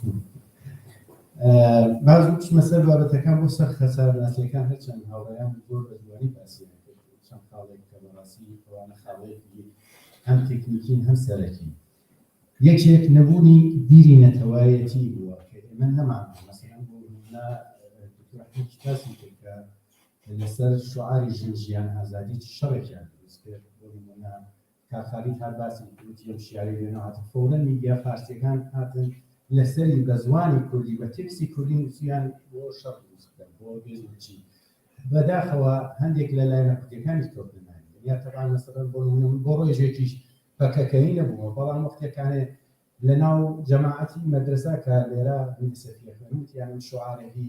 فەلسەفەیە بۆ شانازی پێوە طبعا ئەگەر بیری نەتەوایەتی بێ ئەبێ تۆ بیرکەیتەوە ئەو شعارە هی بە ڕێز عەبدوڵڵاجەلان بێ هی شەید قاسمی بێ هی کاکفواد بێ تۆ ئەبێ گەشتەی پێ بکەیت پێی خۆشحاڵی ئەمە یەکێک لە خاڵەکان بوو دوو کێشەمان بوو لەسەر دوو بیری تازە کە هاتەتە ئاراوە یەکێکە بیری سەربەخۆی خوازیە کە منان کە بەداخەوە لەلایەن ئێمەوە زۆر کەس تونڕەوانە هەڕۆن وای لێ هات کە طبعا چۆن لە شۆڕشی ساڵی 50 پەنجاخۆتی هەتاوی شەڕی کۆمەڵ و دموکراتیسی پێکرد خەریکن پلانێک دابن بۆ ئەو ئەڕاشەڕی فەدرالیزم خواز و سەربەخۆیی خواز دروست بکردێ تەمان هێشتا نەگەیشتینە سەوا ئاستێشا کە بەڵێ وەختەکان ئێمە باس لە دموکراسی ئەەکەین دەی لەناو ئەم نەتەوەی بەس ڕۆژهەڵاتی کوردستان 8 میلیۆن نەفەر کوردی تایە بیرروبۆچینی جیاواز هەیە تەنانەت لەناو کوردیش هەیە بیرروبۆچینی سەڵتەنەتەڵەوی هەیە کە لای ئێمە زۆر عیبیشە بەڵام هەیە تۆ مزبوری ڕێزی لێ یەکێک لە وەچە ناشرینەکان دیموکراسی ئەوەیە تۆ ناڕاحەتی بە شتێک بەڵام بێ ڕێزی لێ ئەمە یەک مەسەلەیە لە دوای ئەو مەسەلەی ئێمە نەهاتی لەسەر ئەم هێزیە بێن کار بکەین مەسەلەن بۆ نمونە ئێمە ئەوەمان ئەدی بەخسی سەربەخۆییمان نەکرد و ئێرانمان بەجاعلی داهەنا و ئێران هویەتی ئێرانیمان بە عیب داهەنا طبعا سەڵتەنەت تەڵەبەکان زیاتر ڕوویان لە کۆمەڵ دموکرات ئەم نەبێژم دە بەخاتەوە ئێوە پیشینەی سیاسیەکانەیە و ساڵ هەفتای ڕۆژهەڵاتی کوردستان دموکراتەوە کۆمە کەس هاشای لێ ناکات دوم حزبی سەرکیە پژاکرا کۆمەڵە بەڵام مەبەستەکەم ئەوەیە هاتی بۆ لای ئێوە زۆر گشتیان بێمە نادایەنەوە تەمانە باس تەرجێ تەڵەبیە کە نەمانە چێت هاچن بۆ لای فدرالیست خوازەکان ئێمە ژوورێکی فکریمان نەبوو نەمانتوانین دانیشین لەگەڵ یەکە طبعا من سیروان کەریمی یەک نەفەرم تانەی لێ بێژی تۆ تەنیا خۆتی یا 10 نەفەری هاڵسایدانە ئەوە ئەوێتە ئەوجی ڕێزگرتن و دموکراسی تۆبی لەگەڵ منە بە پیشینەیەکی 70 ساڵەتەوە هیچ چۆکبێتە چۆکمەوە بێژی توش هاونەتەوەی بیر سەر بەخۆهات بێرە دانیشین ژوورێکی فکریمان دوێ ئێمە گاڵتە بە عەقلی سیاسی فارس بکەین من لێرە شارخنێک بگرم لە کۆمەڵە و دموکرات ئێمە وا بیرمان کردەوە لە مەسئلەی جۆرجتاونە کە خەسارێکی زۆریشیە وامان زانی کە ئەم ناوەندی هاوکاری دانیشتن لە ژێرەوە تەقسیمی دابەشکردنی ئەرکەکانیان کردەوە بڵێ کۆمەڵە چێ باڵانسەکەی لای سەڵتەنەتەڵە بدێەوە دموکراتی چیوە لای مجاهدینەکان توانن باڵانسە وەربگرن بەڵام وەختێکان نزانیمان نا ئەسڵان بەبێ ئەوە کە پشت بە یەکترین بکەن چونەکارانیان کرد لێمە خۆشحاڵ بوونمان حتمەنە ئەوان خەریکن گاڵتە بە عەقڵی ئەوانەکەن بەڵام وانە بوو ئێستا یەکێک لە کارەکانیشی کە ئەمە بۆی بکەین ئەمەیە حتا ئەگەر حەزبێکوێ 2 نەفەر بێ 3 نەفەریش بێ بە تەواوە بە ئەوەی کە بەرچاوی بگرین چه ئایدۆلۆژیەک چەپە ڕاستە بە هەموو شوێنەکان دانیشین پێکەوە ناوەندێک دروست بکەین کە بەهێز بێت یەکێک لە خاڵەکانی تریشی نەبوونی ئەوە یەکریزی کە باسمان کرد نەبوونی هێزێکی یەکدەستە هێزێکی نظامی طبعا ئێمە دکتۆر خەلیل قسەی جوانی کردوتی ئەم هێزەرەی ئێمە ئەحزاب سیاسیەکان وەنە فوتباڵیستەکان تۆپیان هەست وەرە زەویان نێن تەیارکارەکە حەزبیان هەیە بەڵام تۆ لەکوێ نەکاری پێ بکەیت طبعا بۆ ئەمەش تێمە لە ئەوروپا لە سوێدا کام حەزب سیاسی دەسەڵاتی نظامی هەیە یا تۆ لە ئەمریکا کە 2 حزبی سەرەکیە کۆماری خواز و دموکراتەکان ئایا لەناو ئەرتەشەکەیە ئەبینی دانێ هەڵسێبێژە من سەربازی دموکراتمەوە بێژێ کۆماری شتێک وانە هەفتەی پێشوش من لەتە کاتسیەمەندا قسەم کرد کە ئەم پشتەمان هەڵداڕە و زۆر بە خۆشحاڵیەوە باسیشی کرد کە ئەم هێزە ئێمە بین ڕێکی بکەین چون بۆ پلانێک دوای جمهوری ئیسلامی کە لەمێنێت طبعا مرکزە نشینەکان و فارسەکان داڵ لەسەرچوان هێرش ئەکەنە سەرمان بۆ ئەوەیە بە پێویستە کە ئەو هێزە یەکگرتووە هەم داواکاری لە پژاک و کۆمەڵە دموکرات بکەین کە توانن پێکی بێرن هەم هێزێکی یاسایشی هەم هێزێکی پاراستن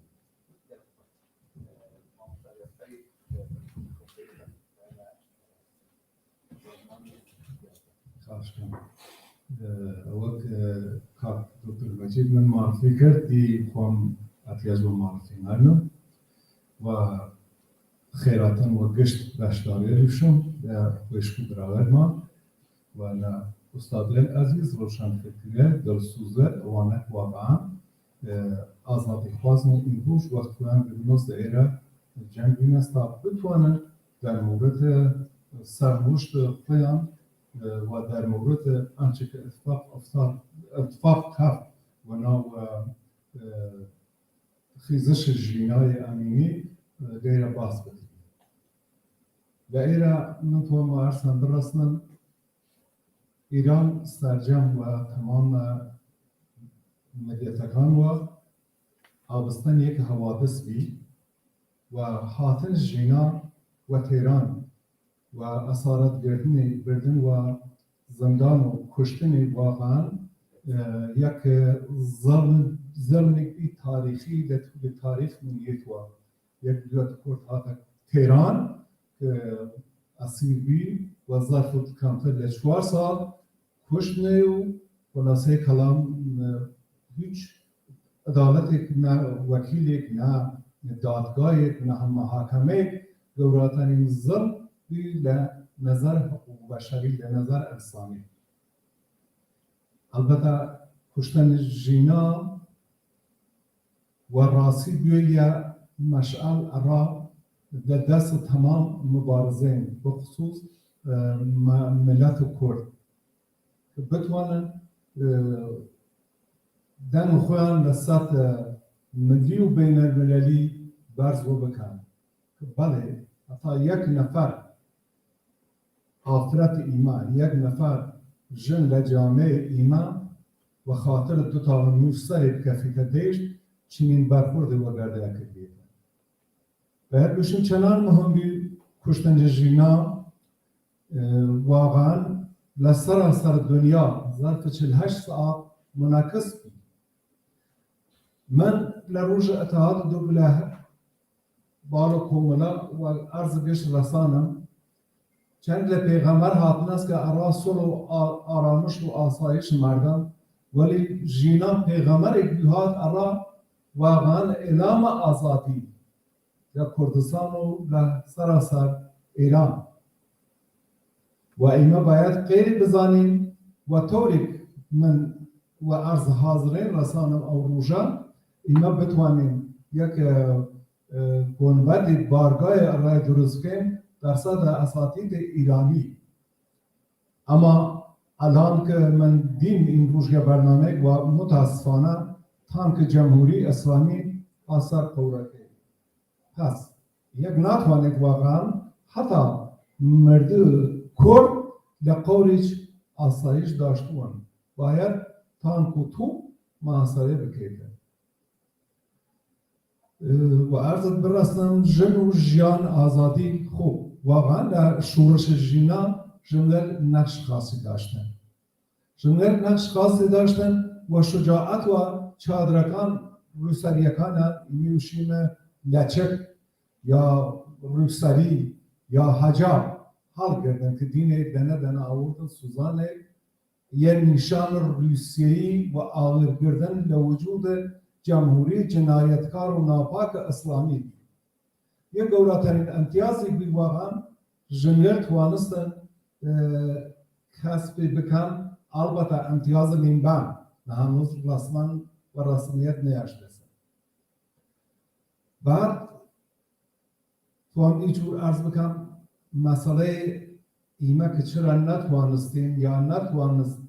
نتوان یا و شکل کامل دبار خساره ناسی و شکل کامل لا باید کوشیم یکم لبان خساره ناسی یا شورش ژینا نتوانستیم بهره بدیم بهره نگردن من شپرزی یا پشیوی ایزاد بی واقعا یه بر هر کس و نوعی و طرفی چی نتوانستم هر وقت کار بگوید سیروان فرمایش کرد یک اتاق فکر درست بکن بنشین و گرد یک شعور بکن مشورات بکن چه باید بکن ایما را آینده ما یه واقعا بس جای داخل یا ایران میدان خالی بی تا طرف مقابل من در سراسر ایران وان میدانو یه شعار تر بار بخال دست شعار جنجیان آزادی میشه مرد میهن آزادی باشه خلاصه کلام من باید اول بوتم من درود خوام سازمان دموکراتیک یارسان راه رو پاک ژینا و سایر جانباختگانی که در پیامت شورش ژینا گیان عزیز خویان فدا کرده است همیرم و سپاس ایویش و روبار این برنامه سپاس خوام تقدیم دارم گرک سپاس لماوی رابردودا یعنی لماوی یک سال رابردو دیاره در دیان سال رابردو همیشه دروش بی حزبکان یەکگرتووی یەکڕێزی بووە کۆنگرە بە دوای کۆنگرە حیزبەکان ئەم دروشمیان داوە داریکەم بە تایبەتی لە چەند مانگی دوای دەستپێکی شۆڕشی ژنجیان ئازادیدا هەستی ئەوە کە ئەم دروشمە پراکتیزە بکرێت شکلی مادی پێبەخشی زۆرتر بووە ئێمە بخۆمە وەکو ناوەندی نەوەتەوەی ڕۆژهەڵاتی کوردستان بۆ ئەوە کە بتوانین هەنگاوێک لەو پەیوەندەدا لە مانگی دووی ئەم ساڵەوە دەستمان کرد بە مەبەستی پێکهێنانی پلتفۆرمێکی هاوبەش چونکە لە کۆنفرانسی کۆندا لەسەر پێشنیاری دکتۆر عەباس بەلی کە بەداخەوە نەیتوانی بەهۆی تەندروستیە یا بەهۆی بەرنامەی زیادادی لە دەبەشکار بێت و هەروەها کات حەسەن شەرەفی باسی پێکهێنانی پلتفۆرمی هاوبەش کرا لەو ڕۆوە ئێمە لەگەڵ هەموو حیزبەکان ئەو حیزبانەی پلێرە کۆبوونەوەمان کرد لەگەڵ ئەندامانی ڕێبەریان دیارە ئەمە بەردەوە کە بەداخەوە ئینشاوێکی دوم بەسەر لە کۆمەڵدا پێکدێتن ئەوە ئەنجام درا و ئامانجی چونکە بڕوامان وایە هێز لە یەکگرتوویدا و زمانێک دەتوانین ئێمە یەکگرتوو بین کە خاوەنی پلان بین ئامانجەکانی خۆمان پرۆژە محور بکەین پێکرا بین بۆ کە پلاتفۆرمێکی هاوبەش هەوڵماندا پێکدێتن لەسەر 5 ئامانجی یا بڵێن 5 ئەرکی کۆنکرێت هەبێت یەکەم یەکگرتووی داوتاری سیاسی کوردە دیپلۆماسی هاوبەش کە زۆر گرنگە ڕێخستنی دیاسپۆرا بۆ ئەرزمکردن ئێمە نسبەی 9 میلیۆن کوردمان لە دەرەوە وەخێن لە ڕۆژهەڵات ڕاگەاندنی هاوبەش چونکە ئێمە ڕاگەاندنێکی پشتبڕاومان هەیە و مەسەلەی سندوقی ماڵی هاوبەش کە بۆ یارمەتیدان بە ناوخۆی وڵات بێتن بۆ یارمەتیدان بەو کەسانە بێت کە قوربانی بۆمبارانەکانی کۆمپانیستان لەو بارەدا داریکەم لە گفتوگۆکاندا هەموو حیزبەکان پێشوازیان دەکرد ئێمە هیوادارین کە لە داهاتوودا لە جەمعێکی گەورەتردا بوون بەخۆشیەوە نمونەی هەموو حیزبەکان ئێستا لێرە هەن و چونکە وەختمان کەمە هەڵ دەدەم داوای دەکەم هەر کامیان لە 4 دقیقەدا بەڵامی پرسیارەکان من ئەو جارە دانە لێ دەدەم چونکە حیزب دیموکراتی کوردستانی ئێران دەپرسم بە عەرزم کرد بەهۆی ڕابردووی مێژوویەوە ئەوە بەهۆی ئەوە نییە من پێشتر ئەنجام حیزب دیموکراتمان بۆ بەدەستمان دەرکراوە بەهۆی ڕابردووی مێژوویە ئەمە پێم ئەرکی زۆر چیە لەسەرە ئەمە ئەو پرسیارە دەبەڕێز کات کرد ئەوەش لە ڕەوەندەی ئێوە کاک ئاسوو لە ڕەوەندەی ئێوە پلاتفۆرمی هاوبەش لە کوردستان چۆن دەتوانێت بگرێت هێلە سوورەکانی ئەو دەبێت چی بێت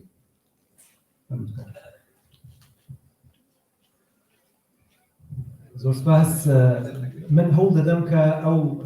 هەندێک شەفافزادیش بکەم لەگەڵ ئەو شتانە کارتونەتارا و لەوانەیە ئەم پرسیارانە کە دوای زۆر خەڵکیش بێت کە ئێمە کارمان دابش کردو کاگە بووە ڕۆژتە بۆ جۆشتن ئێمەش ڕۆشتن بۆ شوێنێکی دیکە بەڵام پێم خۆشە کە هەندێک لەسەر ئەو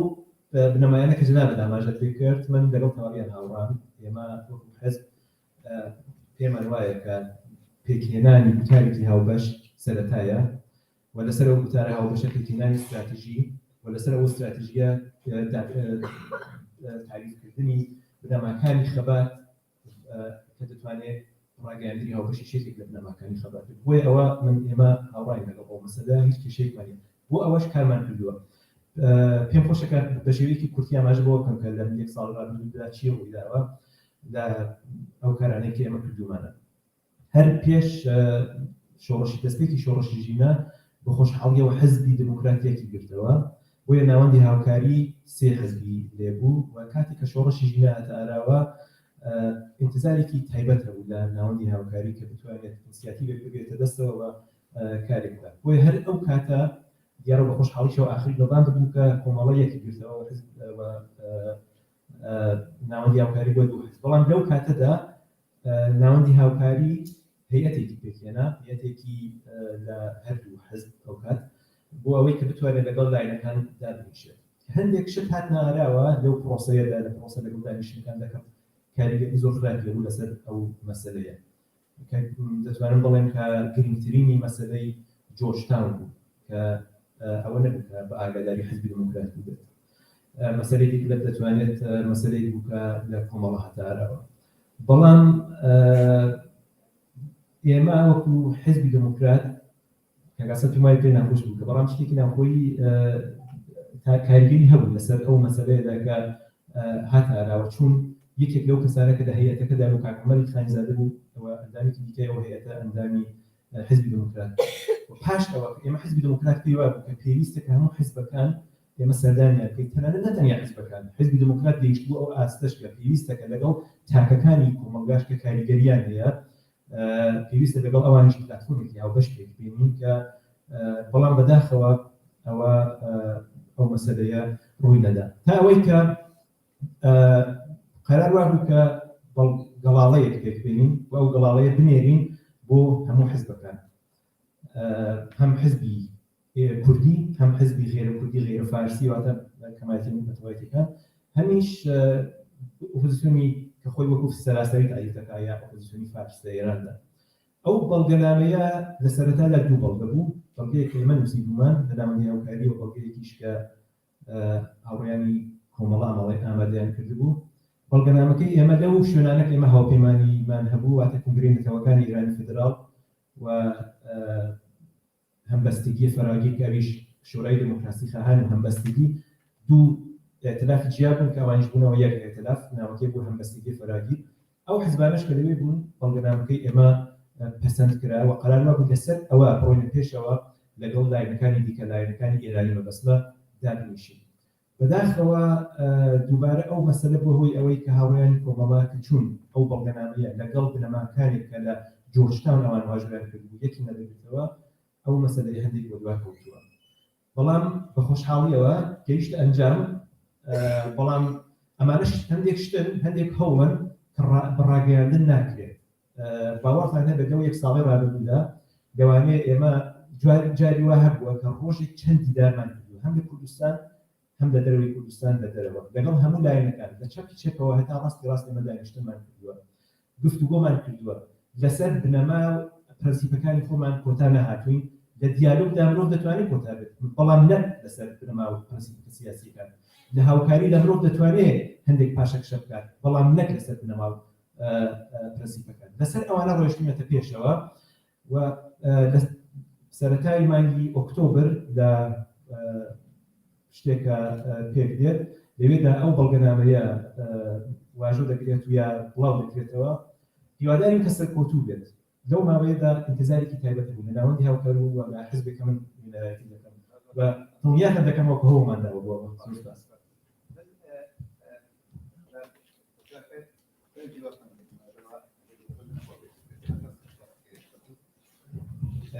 ئەگەر پلاتفۆرمێکی وا پێش بێتن ئەم جارە پرسیارەکان دایبەت دەکەم ئەگەر پلاتفۆرمێکی وا پێش بێتن بە ڕۆیەوە چ کەسانی یا لەوانێک ناوێ بەشداری پلاتفۆرمی هاوبەشی کوردستان بێت یعنی ئێمە زۆر جار باسیەوە دەکەن کە کێ دەتوانێت بەشدار بڵام کێ ناتوانێت بەشدار بێت وەک بەژاک ئێمە هیچ خەتی سوورێکمان بوو هیچ پارتیلایەنێکی کوردی ڕۆژهەڵاتی کوردستانی نییە کە بەشداری پلاتفۆرمی هاوبەشی بزووتەوەی ڕۆژهەڵاتی کوردستان بێت ئەو پارتیلایەنانی کە لە ئێستادا لە شەقام لە گۆڕەپانی سیاسی ڕۆژهەڵاتی کوردستان ئەکتیڤن هەمویان هەمە دەتوانین بێژی ئامانجێکی هاوبەشمان هەیە تا ئاستێکیش ڕاستە پەیوەندی تۆکمە پەیوەندیکی پەیوەندیکی ناوخۆی لەوانەی گەرم و گۆڕمان نەبێت بەڵام لە درێژخایەندا ئامانجێکی هاوبەشمان هەیە بۆیە لە ئێستادا پارتی سیاسی ئەکتیڤەکانی ڕۆژهەڵاتی کوردستان لەوانەیە کە بەڕاستی ڕاشکاوانە بۆ چارەنووسی گەلی کورد ڕۆژهەڵاتی کوردستان دەخەبات دەکەن ئێمە وەکو دۆستی خۆمان دەیانبینین وەکو بەشێکەوە بزووتەوە دەیانبینین و هیچ لەگەڵ هیچ کەمێک کێشەی ئەوتۆمان نەبوو هەژار لەگەڵ بەشێکی زۆریان پەیوەندیکی باشمان هەیە لەگەڵ هەندێکیان ئەو کۆنتاکتانەی کە هەمان لە ئاستی زۆر بەرزدایە دەتوانم لە سەر ڕامەندپەنجی پارتیلایەنەکان ڕۆژهەڵاتی کوردستان چاوپێکەوتیمان لەگەڵیان هەیە بە شێوەی پریۆدیک یەکتر دەبینین بۆ ڕادەگۆڕینەوە ئەگەری پێکێنانی پلاتفۆرمێکی بەو شێوەیەدا هیچ پارتیلایەنێک نابێت لەبەرەوەی ئەو پلاتفۆرمەدا بێتەوە بێت و شتێکی وا ڕوودا دیسان بەرەکی ساز دەبێتەوە دەبێت ئاکامیەوەی کە تۆ بەشێک لە کۆمەڵگای خۆت بەرچاو نەگریت پێشوانە هیچ لایەنێکی تایبەت هەبن کە خەتی سووریان هەبێت دەرەوەی ئەو چۆن بڵێن لە ئێستادا تەنیا کێشەیەکی هەیە ئەوەیە کە دۆستانی پێشوو کێشیان لەگەڵ بێتەوە نەک پارتیەکان ئەوە کێشەی سەرەکی ڕۆژهەڵاتی کوردستان یانە هاوسەنگەری پێشوو کێشیان لەگەڵ یەکتر هەیە بۆ نمونەی سمە وەکو پەژاک لەگەڵ حزبی دموکراتی کوردستان ئێران دەتوانین دابنیشین وحزب ديمقراطي كردستان ایران دەتوانێت لەگەڵ لایەنێکی دیکە بەرامبەر بنیشێت بەڵام جار وا هەیە تۆ دەبینی هاوسەنگەری پێشوو هاوحزبی پێشوو هاوخەباتی پێشوو بۆ یەکتر خەتی سوور دادەنێن و ناکرێت لایەنەکانی دیکە ئێمە یەک ئیزمیان بدەین یا چوزان کردە ئەو شەڕی نێوان دوو لایەنی ئێستا سەر بەخۆی ڕۆژهەڵاتی کوردستانەوە کە یەکیان هەڵبژێنین تۆزێک وشە زەحمەت دەردۆزیتەوە بۆ هەمێک حاڵەتی تایبەت بەڵام بە دڵنیایی و نابێ هیچ لایەنێک خۆی فەرز کات بەسەر لایەنێکی دیکەدا ئینسان ئازادە وە دیسان وەکو ئێمە وەکو فەژاک لەگەڵ ئەوە داین هەموو لایەنەکان هەموو ئەوەی کە ئەکتیڤن لە گۆڕپاندان لە شەقامدان و حزبێکی زۆریشیان داوە دەبێت لەو پلەتفۆرمەدا جێبکرێت. هم جرى هم بسيارة سخطا لكم مراعاة نوعي خطا لكم فكاسات الدرودي كمان جابوا نبو ببرواي ماشي واضح شارشوي بيواندي لقال هذا كان دي كي إيران دبيش مبيت سپاس من فقط یک توضیح لپیش بدم مسئله یک نوعی کاملا ما راگەیان نیشتمان لەسەر داوە ئێمە تەنها ڕاگەیاندنی ڕەسمی دەستپێکی پرۆسەی یەکگرتنەوەمان لەو کۆبوونەوە ڕاگەیاند کۆمەڵەی زەحمەتکێشانی کوردستان تەنها ئەیتوانی لە کۆنگرەی خۆیان بڕیاری ئەوە بدا کۆنگرەیەکە هیچ وەخت نەگیرا بەەوە بڕیارە بۆ لە پرۆسەیەکە بۆ پرۆسەکە سەر نەکەوتوو ئێمە چالاکی سەر بەخۆی خۆمان درێژە پێدا بەڵگەنامەکانیشی هەیە پێویست ناکە وەختی کۆبوونەوەکە ئێرە لەسەر مەسەلەی لایەنەکانی غەیری کورد ئێمە لە بەرنامەی سیاسی کۆمەڵی زەحمەتکێشانە بەندێکی زۆر سەریحمان هەیە ئەڵێ ئێمە ناچینە هیچ هاوپەیمانیەکەوە کە نەتەوەی کورد وەکو نەتەوە بەڕسمی نەناسێ و زمانەتی ئەوە نەکات کە مافەکانی پارێز بۆیە ئەوەی کە هێڵی سوودە بۆ ئێمە لەو بابەتەوە ئەوەیە تەبیعەتەن لە کە ئەچیتە دیالۆگەوە پلاتفۆرمەکان تاعینیەکەن دواتر یار ئەو خاڵەشت قبوڵ بێ لەوانەیە لایەنی وا هەبێ ئەوەندە ارتجاعی ئەوەندە دژەندرۆ ئەوەندە دژێژن یا هەر جۆرێکی تر بێت کە ببێتە ڕێگر لەسەر ڕێگای بەڵام وەکو ئەوەی کە قانونی سەرەکیە ئەوەیە کە ئەو لایەنانە ئەبێ مافینێتەوەی خەڵکی کورد بە ڕسمیت بناسن و خەڵکی کورد گەلی کورد نەتەوەی کورد وەکو نەتەوە لە ئەو قاڵبا بە ڕسمی بناسن ئەمە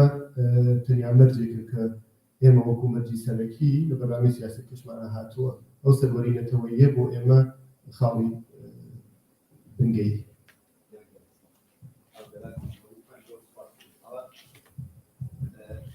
کارکرد ڕێبوار ئەحمەدزادە ئێمە دوو کار ئەگەر پلاتفۆرمێکی وا پێش بێت ئێوە ئەوارەی پلاتفۆرم و سیستەمی ڕێکخراوی پلاتفۆرمی هاوبەش چۆن دەتوانن تعریف هەرچەندە پرسیارە لەوانەیە لەنەخەوە بێت بەڵام ئەگەر بیری بیتان لە بوونی یەکگرتووی کوردکرد بێت لەوانەیە بیتان لەوە بێت ئەگەر پلاتفۆرمێکی دەبێت قوانینی چ قاوەیە دەست خۆش بێ دیارە بێگومان وەکو هاوڵیانش ئاماژەیان پێ کرد پێکهێنانی پلاتفۆرمێکی کوردستانی پێویست ناکە هیچ خەتێکی سووری هەبێت لەنێو لایەنە کوردستانیەکاندا و شتێکیش پێم وا بێ کە هەموو لایەنەکان دەتوانن لەسەری کۆک بن بۆ دەتوانن بیکەن بە خاڵی هاوبەش و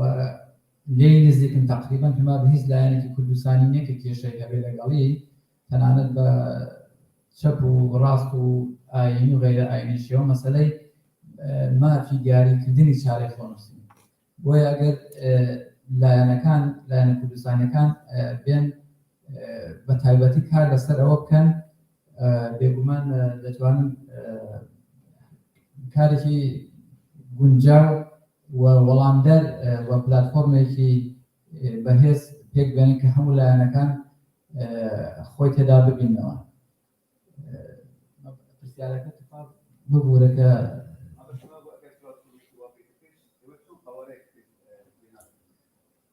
بێگومان دیارە ئەگەر پلاتفۆرمێکی ئەوە بێتە پێشێ دەبێت لایەنەکان یعنی دەبێت ئەوەیان لە خۆیان بگرن کە دروشمی حیزبی بەڕاستی بەتەواو معناوەلانێ چونکی تا ئەو ڕۆژەی دروشمی حیزبی و مەسەلەی زۆری و کەمی توزانم مەسەلەی تەمەن ئەو شتانە لە زۆر شوێنان بەداخەوە تا ئەستەکەینێ بۆتە پێشمەرج هەندێک لایەن بەهەرحاڵ بانگەشەی ئەوەش دەکەم بەڵام دەبینی تەنها کاتێک حەز دەکەن کە تۆ بچێ ناو پلاتفۆرمەکەیان ناویە هەر شتێکی کە ناوی بنێین وەکو یعنی چۆن بڵێ وەکو ناوێکی گەورە شارێکی وێران نەک ینی پێیان وایە کە تۆ لەوێدا تەنها بوونت هەبێت دەنا ئەوانن کە بڕیار دەدەن جا تا ئەو ڕۆژێک کە شتێکی ئەوا بێت و ڕێز لە ڕێزی یا مافی یەکسان نەدرێت بە هەموو لایەنەکان ئەگەر شتێکی ئەواش پێکیش بێت دوایە پێم وابێ بەرەو هەڵەشانەوە دەڕوات ناوەندی هاوکاری من نامهەیە بچمەنە و وردەکارەکانیەوە بەڵام دەبینین هەر لە سەرەتاوە بەڕاستی کێشەی تێنەوە چونکی سازمانی خەبات هەنی هەر لە ماوەیەکی زۆر کووردا هاتنە دەرەوە یاوە زۆر لایەنی دیکانەش کە بەرحاڵ نەیانتوانی بستن لەوێدا بەشداربوون کێشەی ئەساسیەکە بەڕاستی ئەلێرەکانەدا بووکە یعنی کە ئێستا کەینێ باسم کرد بۆیە هەر پلاتفۆرمێک پێش بێت پێک بێت دەبێت بە تاو مەعنا دوور بێت لە مەسەلەی دروشمی حیزبی دەبێت هەموو بە چاوێک و بە مافی یەکسان بدرێت بە هەموو لایەنەکان و دروشمی استراتیژی مافی چارەی خۆنووسین بۆ گەلی کوردستان یعنی خەتی سوور بێت کە هیچ کەسێک نەتوانێت لێیلا بدات ئەو کاتەیە کە دەتوانین پلاتفۆرمێکی بەرحاڵ سەرکەوتومان هەبێت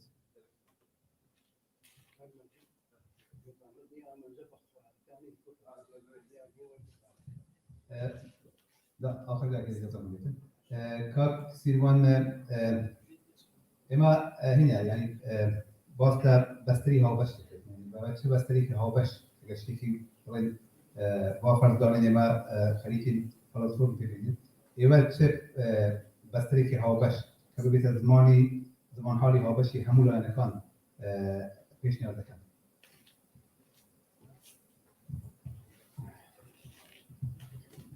وهي إجازة بيشون من بيشوتر مسلمان برسيارنا كشتيك بو أوي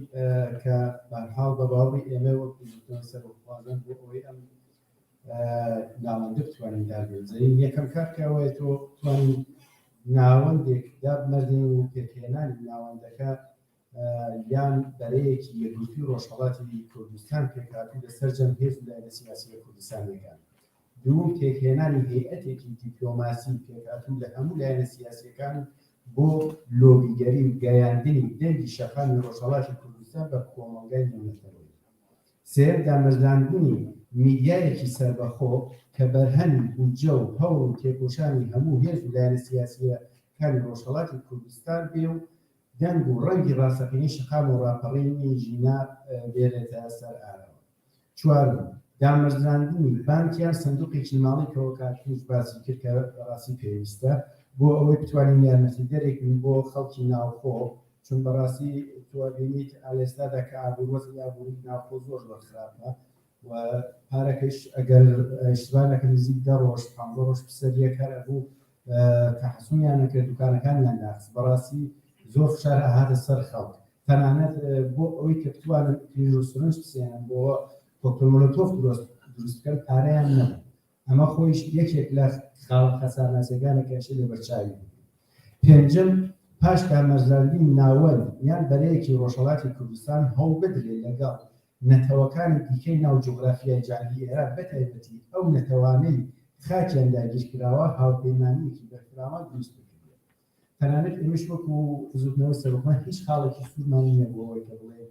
کێتوانە بەشدار بێت تەنها خاڵەکە ئەوەیە کە کورد بێت بەڵام غەیرە کورد لە ناوەی ناوەندە جێ ناوێتەوە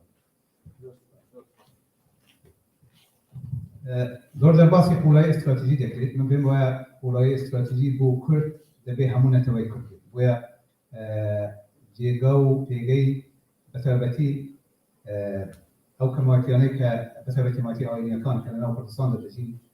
دەبێت لەبەرچاو بێت لێرەدا سازمانی دموکراتی یارسان هەیە ئێوە بە بڕوای ئێوە لە حاڵەتی پلاتفۆرمێکی هاوبەشی وادا جێگای یارسانەکان جێگای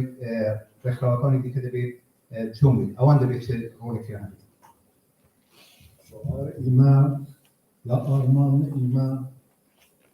برابری یکسانی آرمانی یارسانی ولی جایی که دیریم میشه راستی و پاکی نیستی و رضا قدم و قدم تا منزلگاه ایمان و راستی جور سازمان دموکراتی جارستان خط قرمزی قبول نیریم راه هاوکاری و گرد اضافه هر جای حقوق خالدی که حقوق جامعه یارستان به تنظیم بود مشخص بود او حزب که دیری تعیینی بکه در برنامه خوی ما اطرام را دیریم و دست هاوکاری ارائه درش کیم در مورد ناوند کردی ایمال اول شورش جینا و نامن مثلا مثلا ناوند کردی متاسفانه این روش یک ساله و پیمان جوان ایران است. ناوند هاوکاری بله ناوند هاوکاری بله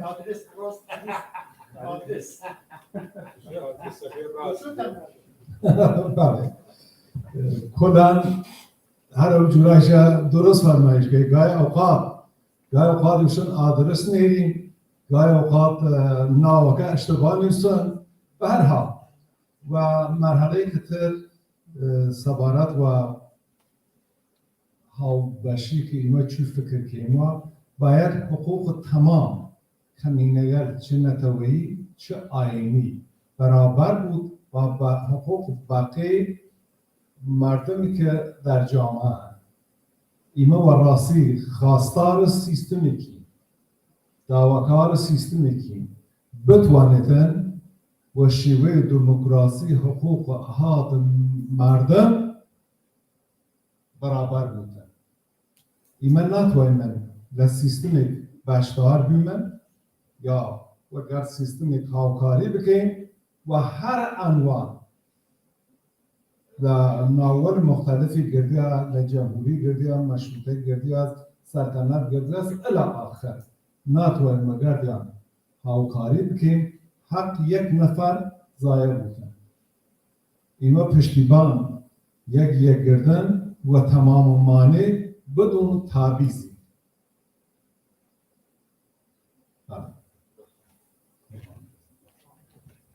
زور سپاس ایوه دکم پرسیاری دیگه حتما زور هبود و حتما زورشن لوانه دوستانش بیان خوش بزرگت دیگر کنم بلام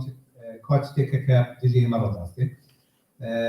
ایما کباس در پلاتفورمی هاوبش تکه ایما بستی ایما بکن ناوان او تحقیق لگل من لگل خیطان دارشان کدوه پلاتفورمی کلیوی دا حزبکان هماگای مدنی کسیاتی اکسپورکان ایما دیگه دا چندین و مسای زانکو من هیا که خواهانی فرمانده که چهارزان که سرمایه زانستی ایما سرمایه چهارزان ایما تتوانو زور کار کنه همون مهندولاتان اسکالناوی دیدی اکاتی اعترافی دولتی پیگیتن اولا دیلن دستر هندک بایخکان هندک ارزشکان کار دکن ایما باید او کاره بکنید یعنی به شیوه که مدیری که درست برونه پیشه بسیار نامه یک من آمده کردوه کاری خود با هم بکان من آردوه و دا چون که عادت ما بدنوسی نکردوه لیوی دا جاری مواد هم جاره دوال ایوه برگزان دکن بسیار نامه کسر نوی با خدمت یاد دیدم ایوه ها بدن ولامی اولا بدن چون که کوی او دکتر دویت هو که ایما بشکاری همون داره دکن بشکاری همون کس و بی تبعیز چون همون لیوی بلگیره و چون که پرسیارنامه که به شیوه آنونیموسه چون این دستوی دانسته اوشته هیا با تبعیزی قال نبیتن در نکان دادن اول دا انگلی حزب دموکراتا اوانه هم جزیره همو لیوی دا بقدری کود کلیت و هلا هنگاوکار جا بکار بود دوستانی خوشویست اما زور سپاسی هموتان دکم سپاسی بشکرانی برای دکم لایوه دوا دکم که چپلایی که زور برای بو او دوستانه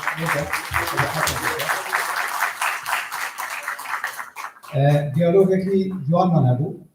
اروپاییان دارن گفتگو که دست بیکه که کار کردن سرکوتنه با سرکوت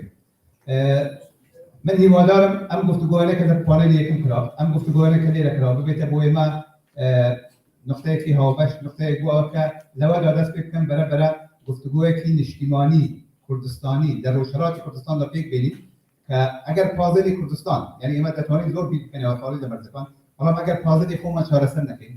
ئەگەر کێشەکانی ناوخۆی خۆمان چارەسەر نەکەین ئەگەر بە خۆمان نەتوانین مدیریەتی کێشەکانی ناوخۆی خۆمان بکەین بە تەرخی تازە دابڕێژین تەنیا لە حاڵەتی شعار دەبینەوە بۆیە من هیوادارم ئەم حالەتە دەرکەویت و بتوانین لە داهاتوودا زۆرتر پێکەوە کار بکەین لەگەڵ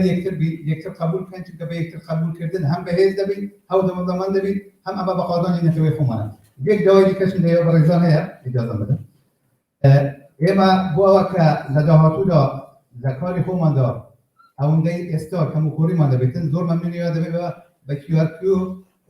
وەڵامی ئەو پرسیارنامانە بدەنەوە کە بۆ هەمووتان بەشدارانە هەروەها ئەو کەسانێک بە شێوەی ئۆنلاین بەشدارن لەوێدا بۆەوە کە لە داهاتوودا بەردەمەی جوانتر ڕابستین زۆر سوپاسی دەکەم بەو QRQ لە ڕێگای مۆبایلەوە بەڕێزم دەتوانن بڕۆنە ناو پرسیارنامەکەی ڕاست لەوێدا وەڵامەکان کۆ دەکرێتەوە بە دەتوانن بدەنەوە gelek سپاسیەوە دەکەم ئەو دەم کاکەسوشتی کرێ سپاسیەوە بەڕێزان دەکەم تا ئێستا هیوادارم کەماندی نەبوو بن و بەڕێزانی بیسەر و بینەریش کەڵکی خۆیان لەم بەرنامەی کۆنفرانسی ژینە وەرگرتێ لە کۆتاییدا کاگالان تکایە زەحمەت نەبێ تەشریف وەرێنە سپاس بۆ بەڕێزانی ئەم پانێرش کە زانیاری زۆر باشیان کەبوو بۆ ئەم کۆنفرانسە جەناب دوو ئەندامی بەڕێوەبەری ناوەندی نەتەوەی ڕۆژهەڵاتی کوردستان کە لەم کۆنفرانسەدا بەشداری بیستم کە لەسەر مافی و بەردەوەندی لە پەیوەندی لەگەڵ شۆڕشی ژینادا قسە بکەین کار دەکرێت لە کۆتاییدا زۆر بەکوتی هێندێکیشی پێوە سپاس دەکەم زۆر سپاس خۆی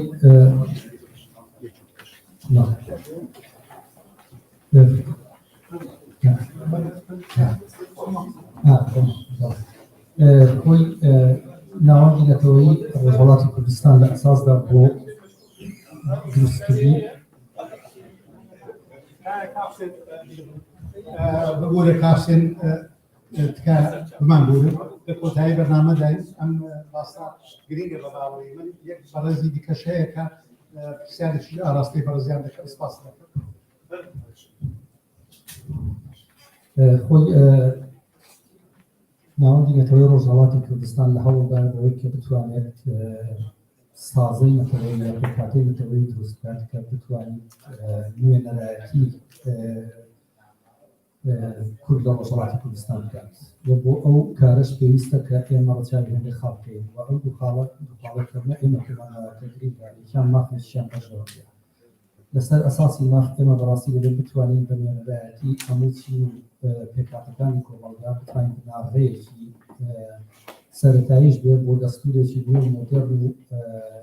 دموکراتیک دابڕێژین ئەوە بەشێکی بەشی دومیشی ئەوەیە کە ئێمە بتوانین نوێنەرایەتیکی گشتگیر کە هەموو حیزب و لایەنە سیاسیەکان پێکهاتە کۆمەڵایەتیەکان جوگرافیەکان هەمویان تێدا بەشدار بوون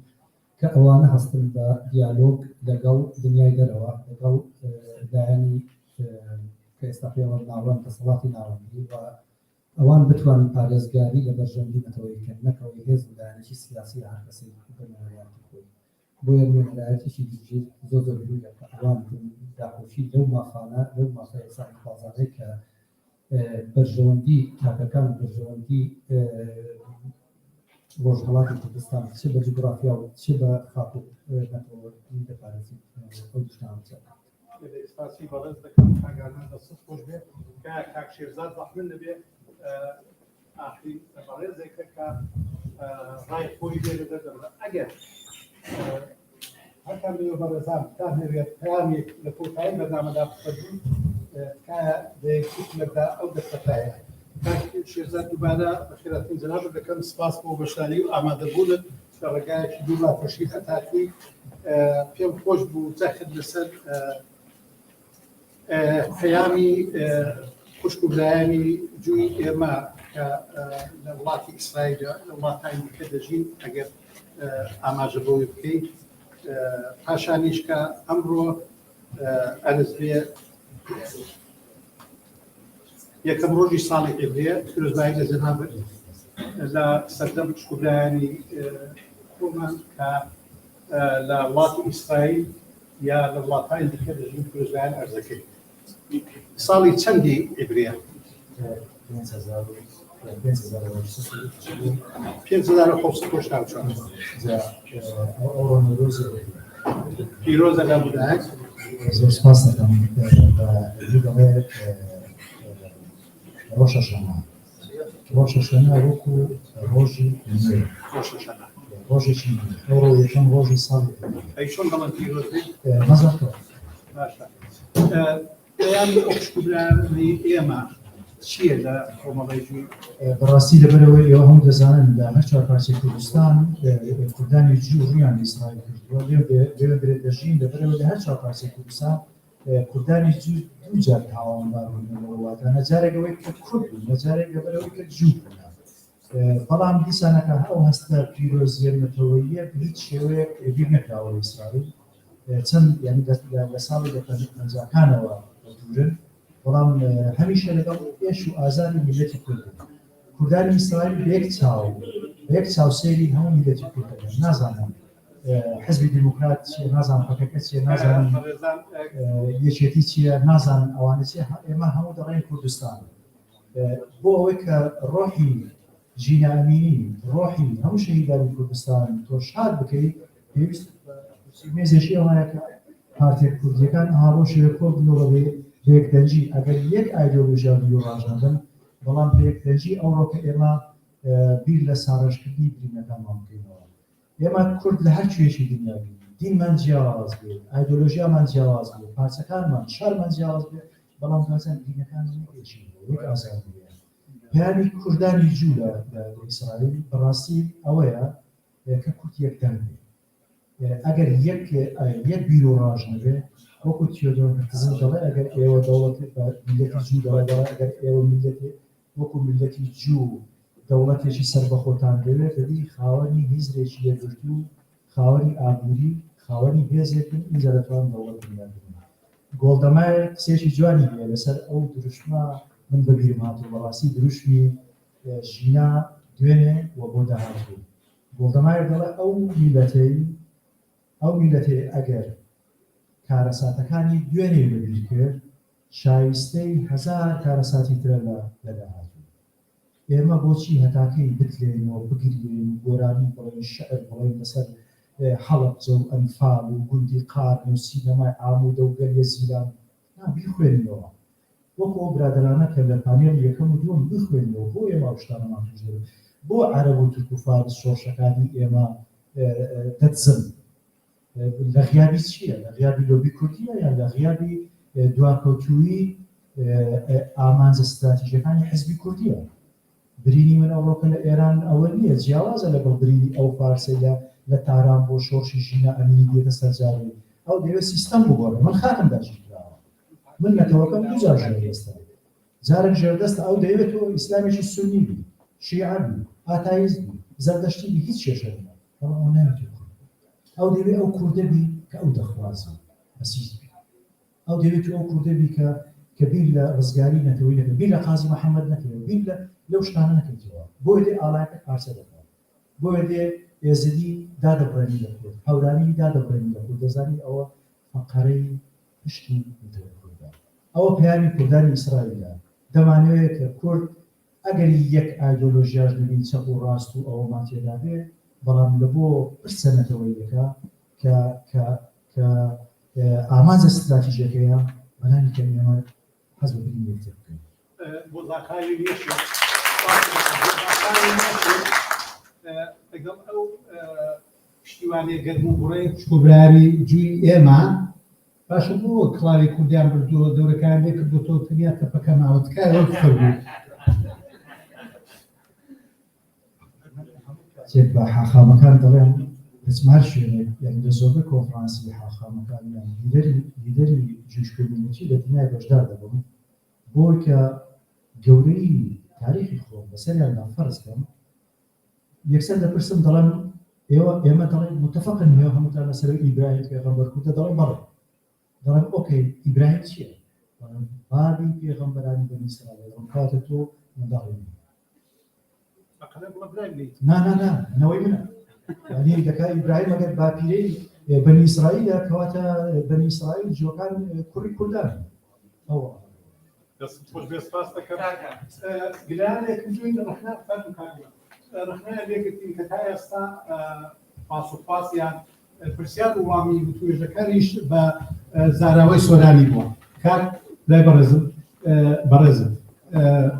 سپاسی بەڕێز دەکەم دەست خۆش بێ دوای کاکمە تکایە بە زاراوەی خۆت کە لەوڕێ نیە زۆر بە کورتی لە کۆتاییدان بۆی کە بەڕێزانیشمان دوو نەبن سپاس دەکەم من تەنها سێ خاڵ باس دەکەم لە ئەزمموی خۆم لە خەبات تێکشاندا ئومێدەوارم بتوانم سوودی لێ وەرگرم یەک ملەتی ئێمە یعنی خەڵکی کوردستان و جەماوەری کوردستان هاوکاری و یەکگرتنەوە بە یەکەوە زۆری پێخۆشەوە پشتیوانیەکی تەواوی دەکات و ئامادەیە هەموو جۆرە فیداکاریەکەم ئەگەر بزوتنەوە پێ یەکگرتن بێت دوو زۆر دژی ناکۆکی و شەڕی ناخۆیە بە هیچ شێوەیەک پشتیوانی ناکات یارمەتی نادا سار دەبێت لە خەبات تێک سێ هێزی دەرەوە هەموو کاتێک ئامادەیە یارمەتیت بدا پشتیوانیت بکە ئەگەر بە یەکگرتووی کار و خەبات بکەن و پەیوەندی بگرێن من دوو نمونەتان بدەین ساڵی 1992 مام جەلال و کاک مەسعود لەناو وەفدی ئۆپۆزیسیۆنی عێراقی بوون چوونە ئەمریکا لە واشنگتن دی سی داوایان کرد کە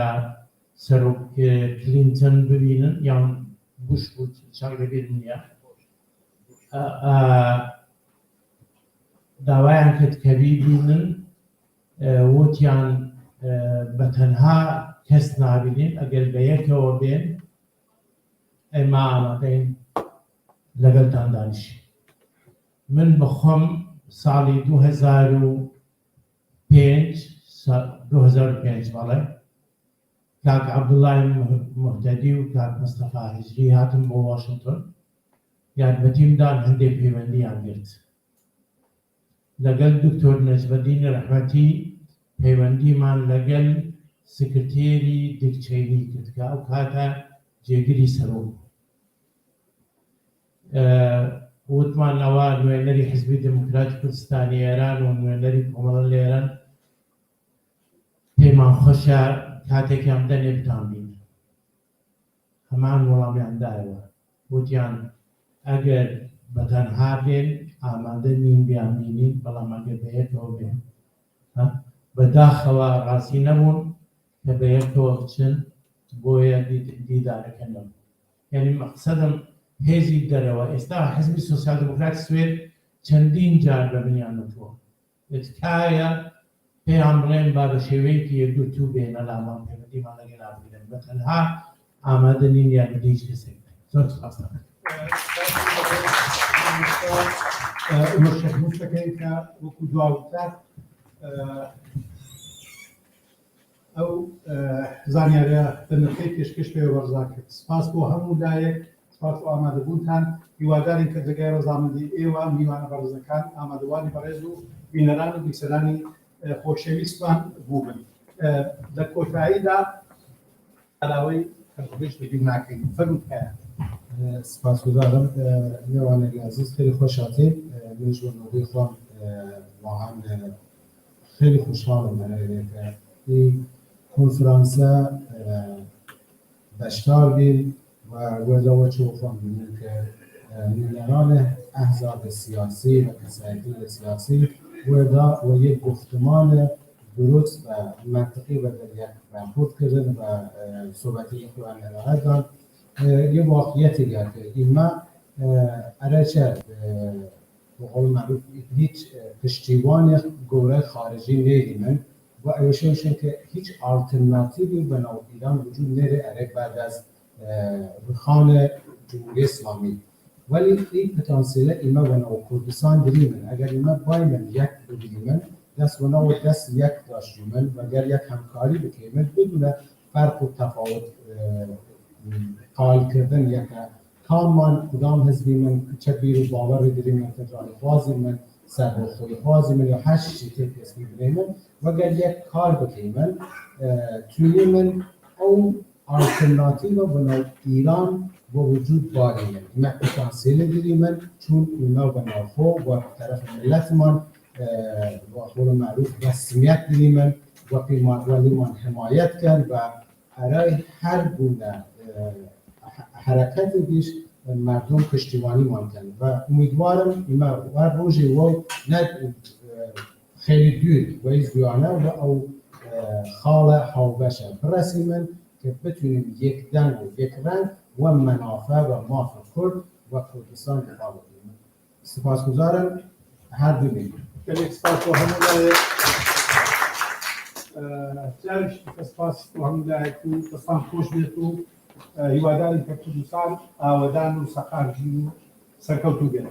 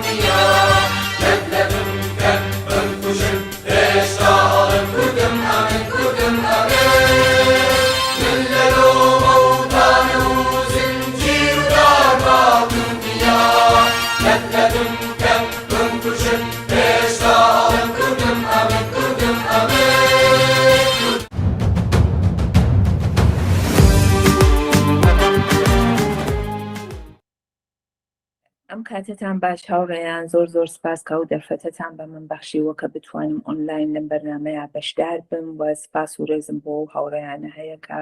گوێبیستیان بەرنامەن و کاتیان تەرخان کردووە بۆ بیستنی و بەرنامە. دیارە قەرار وایە من لە 5 دقیقەیە قسەکانی خۆم بکەمەوە تۆزێ سەختە بۆیە پێم خۆشە ئالەیستەوە دقیقەکەم بۆ حسێب بکەن. لە ساڵی ڕابردووە لە شۆڕشی ژینە گەلێک ڕوودا و ڕوویدا کە ئەم ڕووداوانە بووە بێگەیمە خەسارناسیەکی بکەین و پێداچوونەوە بۆ بکەین کە چمان نەکرد کە ئەبگایە بمان کردایە. دەرفەتێکی باش بوو بۆ ناسینی ئۆپۆزیسیۆن پۆزیسیۆن و هێزی خۆمان وەکو هێزی حیزبەکانمان وەکو ئەو توانایی سیاسیە کە هەیەیانە و هەروەها لە پاڵ ئەویشە هەرسەنگاندنێ بۆ هێزی ئاکادمیک و چالاکانی مەدەنی لە هەندەران و ئەوەی کە ئەوان توانیویانە چەندە لە قەدەر ئەو هەنگاوەی ناوە بن. ئەو شتێکە لە ڕۆژهەڵاتی کوردستان لەسەر شەقامەکان ڕووی ئەدا بە بیر و بۆچوونی من گوتارێکی نوێی پێبوو کە حیزبە کوردیەکان هێزە سیاسی کوردیەکان بەداخەوە وەکو خۆی نەیانتوانی وەی خوێنن. لە ماوەی ئەم 4 ساڵەیە ڕۆژهەڵاتی کوردستان لەوێ ڕەوتێکی کارای مەدەنی دروست بووە کە گوتارەکەی گوتارێکی ترە یعنی کاری نەتەوەی قۆڵیان کردووەوە. ئێمە لە قسەی دانە بەدانەی وتەی ئەو دایک و باوکو کە سوکارێکە هاتنە سەر خاکی ڕۆڵەکانیان ئەمان بینی کە شتگەلێ ئەڵەن کە بەڕاستی هەموو پێی وەکو شۆک بین زۆر تازە بوو لە لامان. من بۆ خۆم پێویست بوو دەورەیەک هەوڵ بدەم تا ڕۆژهەڵاتی کوردستان لە ئەوڵەوە بناسمەوانێ. ئەوەی کا لێرەیە ئەمەوێت سەرنجی بدەمێ کە بەداخەوە لەم 1 ساڵەیە حیزبە کوردیەکان نەیانتوانی ئەو گوتارە وەکو خۆی بخوێنەوە، نەیانتوانی ببنە زمان حاڵی ئەو شتێکە لە ڕۆژهەڵاتی کوردستان ڕوو ئەدا، یعنی نەیانتوانی ئرتباط بەرقەرارکەن. بۆیە پێویستە کە زۆر شت ئەسەن گۆڕانکاری ئەساسی لە ناو کاری حیزبەکانە بکرێت چون ئەوان دێن داواکەن ئەڵەن ئێمە نوێنەری ئەم خەڵکەین. ناکرێت تۆ نوێنەری خەڵک بی وەلی شتێکی تر تۆ معرفی بکەی نوعی سیاسەتی تر معرفی بکەی کە ئەو بۆشاییە زۆر ئەبیندرا نەبوونی ژن لەو وەفد و لێژنانەیە کە ئەچوون وتوێژیان نەکردیا ئاهاتن قسەیان نەکرد لە حاڵەتێکا کە دروشمی ئەو بزوتنەوە ئەو ڕاپەڕینە ژنجیان ئازادی بوو وەکو گوتارێکی ئینتەرسێکشوالیتی کە مەجموعەیە کێشەی ستەملێکراوەکانی لە خۆی ئەگرت کە فارسەکان زۆر باش توانیان ئەوە بقۆزنەوە لە خزمەت بەرژەوەندی ژنی ناوەندگەرا وەلی کوردەکان بەداخەوە بڕێ ململانێ دەستی پێکرد لەسەر ئەوە کە ئەو دروشمە ئیکەیە ئیکێنیە حتا بعضێ ڕەدیانە کردەوە ئەیانگوو کە بەجێەوە بێن ئیستیفادەی استراتیژیک لەو دروشمە بکەن حتا ئەگەر بە سیاسەتیش باوەڕیان پێیان نییە کە ئەبێ باوەڕیان پێبێ من ناڵم وەلی ئەگەر باوەڕیشیان نەبێیان توانی لە دروشمێکی جەهانی کە تەواوی جەهانی لە ماوەیەکی کورتا گرتەوەیان توانی استفادەی استراتیژیکی لێ بکەن مەسەلەن بێن ئێمە ئەماندی کە ژنی فارس لەوە زۆر توانی ویستەکانی خۆی مەترح بکە فارسەکان لەوە ئیستفادەیان کرد بەڵام ئێمە نەمانتوانی بە هەر حاڵەمانە شتگەلێکن کە ئەبێت ئێمە ئەو شتگەلە ببینین ئەبێت ئەو شتگەلە پێداچوونەوە بکەین و دووسێشتی کەش کامەوێ ئاماژەی پێ بکەن دیارەوە بابەتە زۆر بابەتێکی دوور و درێژە ئەوەیە کە ئێمە لەگەڵ ناسیۆنالیسمێکی زۆر لوتبەرزە بەڕەوڕووین کە تەنها لەگەڵ حاکمیەتی کۆماری ئیسلامیە ڕوبەڕوونین ئێمە لەگەڵ حاکمیەتی قوڵی ئێرانیە ڕوبەڕووین و ئەو زەعفی گوتاریە کە ئێمە بۆمان ئەوەی کە مەسەلەن من بۆ خۆم دێمەوە سەر منشوری مەحسا کە ئیمزاکرا کە لەوێ لە بەندێکە دێن سپا و ئەرتەش تێکەڵ ئەکەنەوانێ بۆ ئەوەی کە ئەو سپا و ئەرتەشە بێن ئەمنیەتی ئێران بپارێزن لە کاتێکا کە تاکو ئێستاش حکمێکی جەهادی باتڵ نەکراو لەسەر خەڵکی کورد هەیە پێشەوە حکمێکی جەهادی نەنووسراو بوو کوردستان بەردەوام لە بەدرێژایی تاریخ بەرخوردێکی ئەمنیەتی پێکراوە تۆ بێی بۆ خۆت بەدەستی خۆت ئیمزای بکەین کە سبحینێ ئەو سپا و ئەو ئەرتەشە یەک بکەونەوە بۆ ئەوەی کە ئەمنیەت لە ئێرانێکی یەکگرتوو یەکپارچگی سەرزەمینی ئەمنیەت بەرقەرار بکەن تەواوی ئەوانە کەم و کوڕی گوتاری بوو کە بەداخەوە کورد نەیتوانی وەکو فارسەکان بەهرە بەرداری بکە لە دووشتا هێزی پۆزیسیۆن و ئۆپۆزیسیۆنی فارس لە دووشتا زۆر وەک یەک بوون یەکێکەوەی کە بە هیچ جۆرێک نەیانەویست کە مافی کۆلەکتیو لە وتوێژەکانە بێتە بەرباس بەردەوام باسەکانیانە بردە بەر ئازادی فەردی و تاکەکەسی و ئازادی ژن و مافی ژن یعنی بەچکۆلەکردنەوەی ملەتەکان لە ناوی ئەتنیک لە ناوی چوزانم کەمایەتی لە ناوی قەبیلە و ئەشیرە ئەویست ئەو مافی کۆلەکتیوی ملەتێکیانەتەوەیە کەم ڕەنگ بکەنەوە کە زۆر زیرەکانە ئەوەیان بەڕێوە ئەبرد و یەکێک لەو زیرەکی ترکە بەداخەوە ئەو جۆرەکە پێویست بوو حزبە سیاسیەکانمان بەتایبەت لە حاشیە ونیان کرد کە چییە ئەوە بوو کە کۆماری ئیسلامی و ئۆپۆزیسیۆنی کۆماری ئیسلامی لە دەرەوەی وڵات و بەتایبەت بەرەی ڕاستیانەوە ڕێک کەوتبوون لەسەر یەک شت کە نەهێڵنە و شۆڕشە بە ئەنجام بگات چون مۆرکی کوردایەتی پێوە ئەمانەشت گەلێکی زەریفن کە بە بیر و بۆچوونی من ئەکرێت کە هەمووی ئاوڕی لێ بدەینەوە هێزی ئاکادمیک و چالاکی مەدەنی ئێمە چەنە حزبەکان پەرتەوازە بوون ئەوانی شەروا پەرتەوازە بوون نەیانتوانی ببنە مۆرەیەکی کاریگەر گوتارێکی سیاسی واحد دروست بکەن کە حەدیاقەل لەسەر چەند دانە خاڵی نەتەوەیی کە بەرژەوەندی نەتەوەیی تیا بێ کە دەست بردن بۆ ناو ئەو خاڵانە ببێتە هێڵی سوور نەیانتوانی ئەوانیش ئەو وەزنە ئەو قورساییە دروستکەن لەسەر حزبەکان کە ئەگەر حزبەکان دیارە ئامانجی حزبەکان کۆلەترە لەوەی کە ئابێ پێم وایە ئێستێش حزبەکانمان بەرژەوەندی حزبی بەسەر بەرژەوەندی نەتەوەیی یا هینەکەن کە لێرەیە پێویستە وەکو لە ناو ڕۆژهەڵاتی کوردستان ئێستێ من ڕێچارەکان دێمەسەری پێویستە وەکو لە ڕۆژهەڵاتی کوردستان هێزێک و بزافێکی مەدەنی کارامان هەیە لە دەرەوەش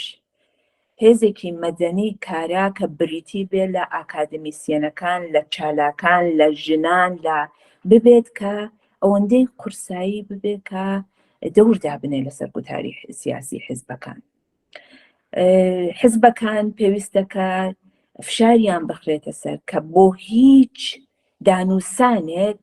بە تەنها حیزبێک نەچێ، لیژنەیەک پێک بێت لە هەم نوێنەری هەموو حیزبەکانی تیا بێت لەسەر ئەو گوتارەی کە لەسەر ئەو خاڵە نەتەوەییانەی کە لەسەری ڕێک کەوتون، حەدیەقەلەکان دیارە چوزانم جیاوازی استراتژیان هەیە، جیاوازی بەرنامەیان هەیە، وەلی ئەو حەدیەقەلانە کە سەروەری کوردی تیابێ. ئێمە ئێرانێکی یەک پارچەی یەکگرتووی قەوی چۆنە بێ بچین دەنگی خۆمان بخەینە پاڵی کە یەک پارچە بوون و قەوی بوونی ئێران هەمیشە مانای حکمی جەهاد بووە، کوشت و کوشتار بووە و ئەو شتانە بووە. لە کۆتاییە من ئەمە بێ ئاماژە بکەم بە قسەکانی چەندانە لەو کەسانەی کە لەسەر مەزاری ژینا ڕۆژی ئەوڵ پەلەستەکانیان فرێدا کوتیان داگیرکەری ئێرانی تۆ قاتڵی ژینانمانی. باوکی کۆمار ئەڵێ کە ئەو کوڕم 25 گەلاوێژ لەدایک بوو، بۆیە ناوم لێنا کۆمار. و دایکی شەهید محەممەد ئەڵێ کە ئەم خاکە خاکی ئێمەیە، خاکی دەوڵەت نییە، من نازانمی تر پەیامێک لەوە ڕوونتر هەیە کە حیزبەکان گوێیان بەستووە نایبینن.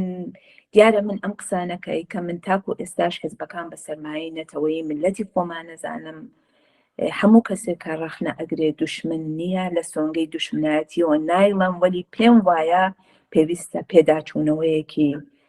قوڵ و عەمیق بەسەر سیاسەتەکانی خۆیانە بکەن، چۆن بە شێوازی جۆرا و جۆر خەڵکی ڕۆژهەڵاتی کوردستان پیشانیدا کە گۆڕدراوە گوتارەکەی کە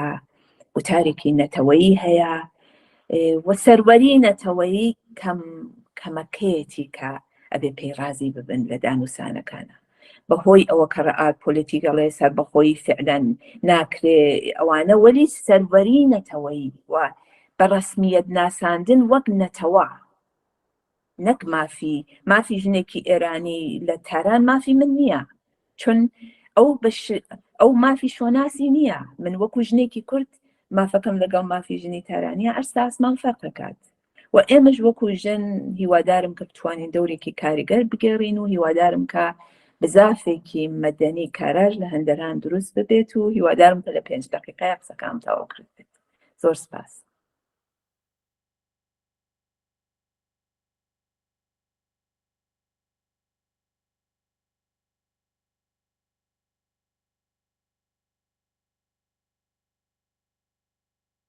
سلااو ڕێز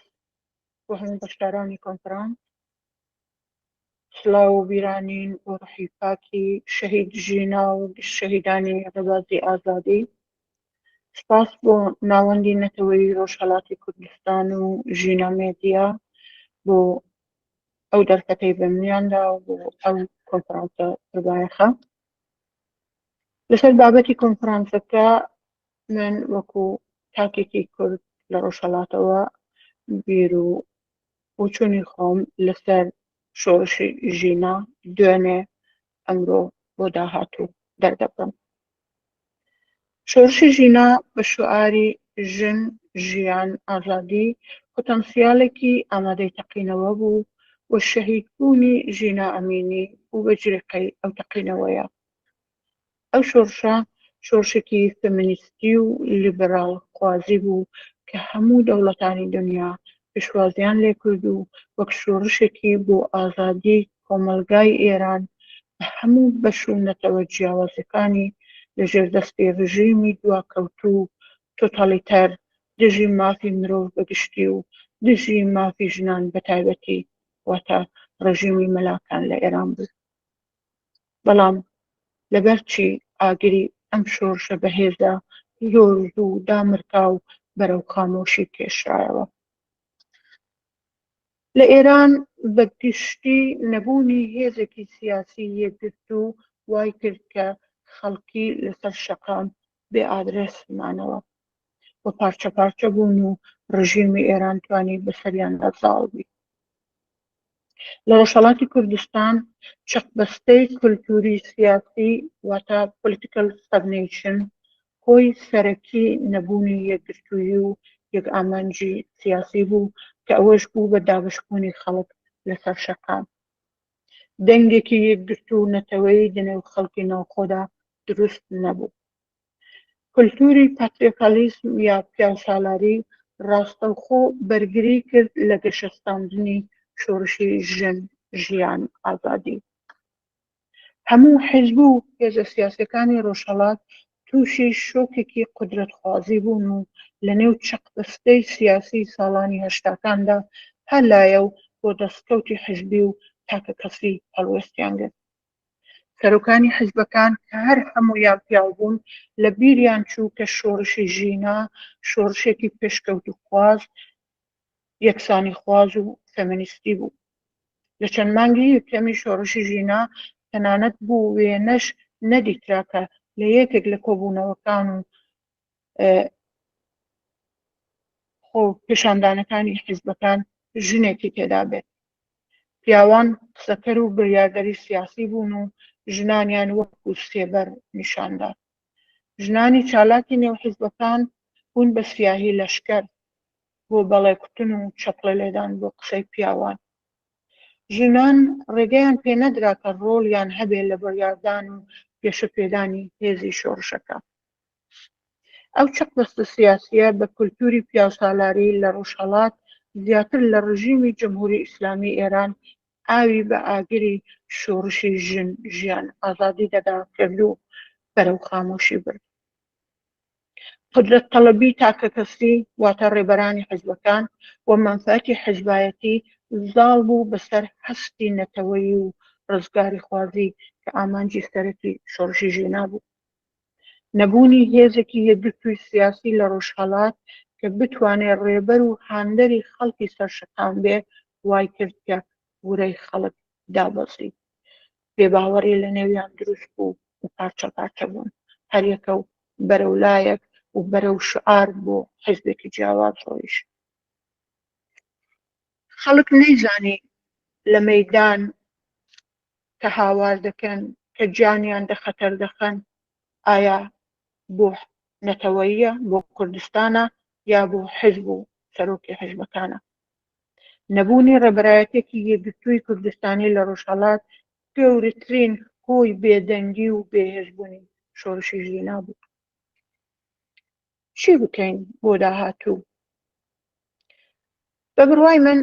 تا کولتوری پیاوسالاری حاکم بێ لەنێو ئێمەی کورد، تا ژنان وەکو سێبەر ببیندرێن نەک وەک ڕێبەر قبوڵ بکرێن، تا هێزە سیاسیەکان لە چەقبەستەی سیاسی دابن و وەک ساڵانی هەشتاکان سیاست بکەن، هیچ شانسێک کە ئێمەی کورد لە ڕۆژهەڵات و کورد بەگشتی بەڵام بە تایبەت لە ڕۆژهەڵات دەستکەوتێکی دەستکەوێ و سەرکەوتن بەشی بێ وجودی نییە. ڕزگاری و سەرکەوتنی کوردستان بە بڕوای من تا ئەو کولتورە بمێنێ بەو شێوەیە تەنیا خەونێکی وەدی نەهاتوویە.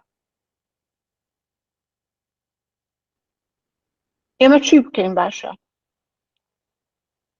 پێش هەموو شتێک دەبێت ئەوە قبول بکەین بشەلمێنین کە ئەو کولتورە پیاوسالاریە هۆی سەرەکی سەرنەکەوتمانە، هۆی سەرەکی دواکەوتووی و پێشنەکەوتنمانە. لەبەرەوەش دەبێت هەر تاکێکی کورد حەول بدات بۆ ڕێفۆرمکردن لەو کولتورەدا، گۆڕانکاری لەو کولتورەدا. کولتورەکەمە ناڵم کولتوری کوردی خراپە، وەلی کولتوری پیاوسالاری، کولتوری کە تەنها قسەی یەک نەفەر گرنگە، یەک سەرۆکی حیزب، کولتوری نەبوونی فکری یەکگرتوویی نەتەوەیی، ئەوە دەبێت بگۆڕدرێ و بەرەو دنیای مۆدێرنی ئەوڕۆ بێت. گیربوون و چەقبەستە چ لە بواری کولتوری چ لە بواری سیاسی گەورەترین هۆی دواکەوتن و شپارەماینی ملەتێکە. بۆیەش دەبێت هەر تاکێکی کورد کە دڵسۆز بێ بۆ وڵاتەکەی لە دژی ئەوە ڕاوەستێ. ژنانی کورد لە ڕۆژهەڵات کە بەخۆشیەوە دەبینین لە دوای شۆڕشی ژیناوە زۆر چالاکتر بوونە و ڕێکخرا و پلاتفۆرمی ژنان بۆ مافی یەکسانی خوازی پێکدێنن، دەبێت زیاتر لەوەش چالاک بن. دەبێت بۆ دابینکردنی مافی یەکسانی لە کۆمەلگای کوردستان بە هەموو هێز و توانایانەوە تێبخۆشن. ژنانی ئەندام لە حیزب و ڕێکخراوەکانی کوردی نابێ ڕێگا بدەن وەک وەسیلە یا وەک سێبەر ببیندرێن. نابێ بە بەڵێ کوتن و چەپڵە لێدان بۆ پیاوان پلەی خۆیان لە نێو حیزبەکاندا ڕابگرن و بەرزیکەنەوە. دەبێ نیشان بدەن کە بوێرن، ڕەخنەگرن و دەتوانن بڕیار بدەن. ژنان دەبێ بسەلمێنن کە دەتوانن ڕێبەر بن و قبوڵ ناکەن چیدی سێبەر بن. ئەو ڕۆژەی کە ئەو ڕاستیە ئەو گۆڕانکاریە لە کولتوری کوردیدا پێک بێت و پیاوانی نێو سیاسەتدا ئەوە قبول بکەن کە ژنان سێبەر نین، ئەو ڕۆژە من وەکو تاکێکی کورد ومێد و هیوام بە سەرکەوتنی کوردستان و ڕۆژهەڵات دەکەوێت. سپاس بۆ هەمولایە.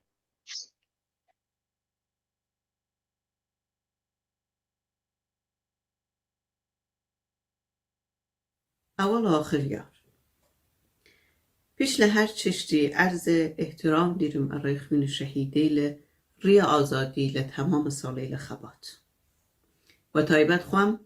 هاوبش خوینخوازی شهیده آخیز جن جیان آزادی روش حالات زنم و هر ایجور سلام و حرمت دیرم ارای حاضرین لکنفرانس جینا و ریوبران کنفرانس. موضوع کنفرانس امروز خسارناسی 1 سال شورش لروشهلاته، ولی من فکر کنم باید خسارناسی 100 سال خبات لروشهلات بکنیم. 100 سال که چندین حزب کردی، ریک خراب کردی و سیاستهی مختلف خریک خبات و سیاستن، ولی لی 100 ساله همان یک نگردیم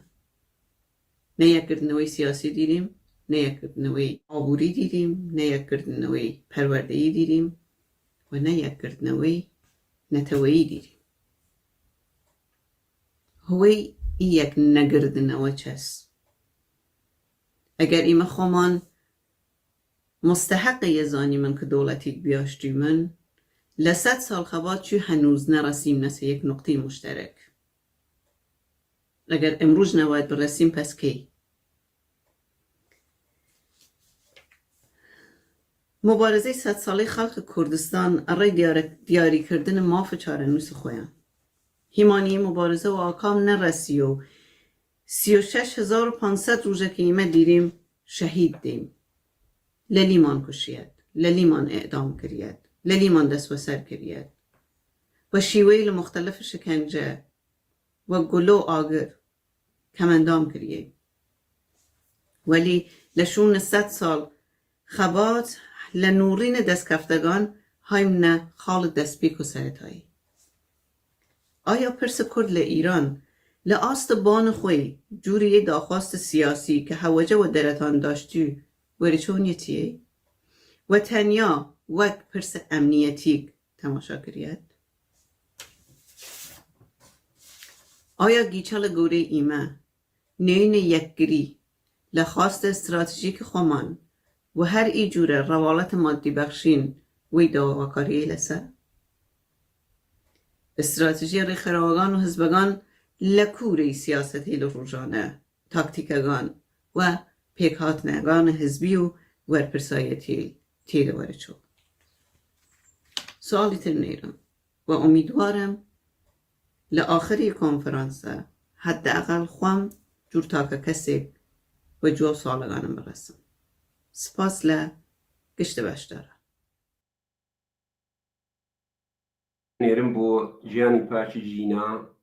و تەواوی ئەو کەسانەی کە لە ساڵی ڕابردوودا لە پێناو ڕزگاری کوردستان و ئازادی لە بەشەکانی دیکەی ئێران و بە تایبەت خەڵکی نێو نەتەوەکان گیانیان بەخێر کردووە سڵاو بوانە دەنێرم. ڕێز و سڵاوم هەیە بۆ ئێوەی خۆشەویست کە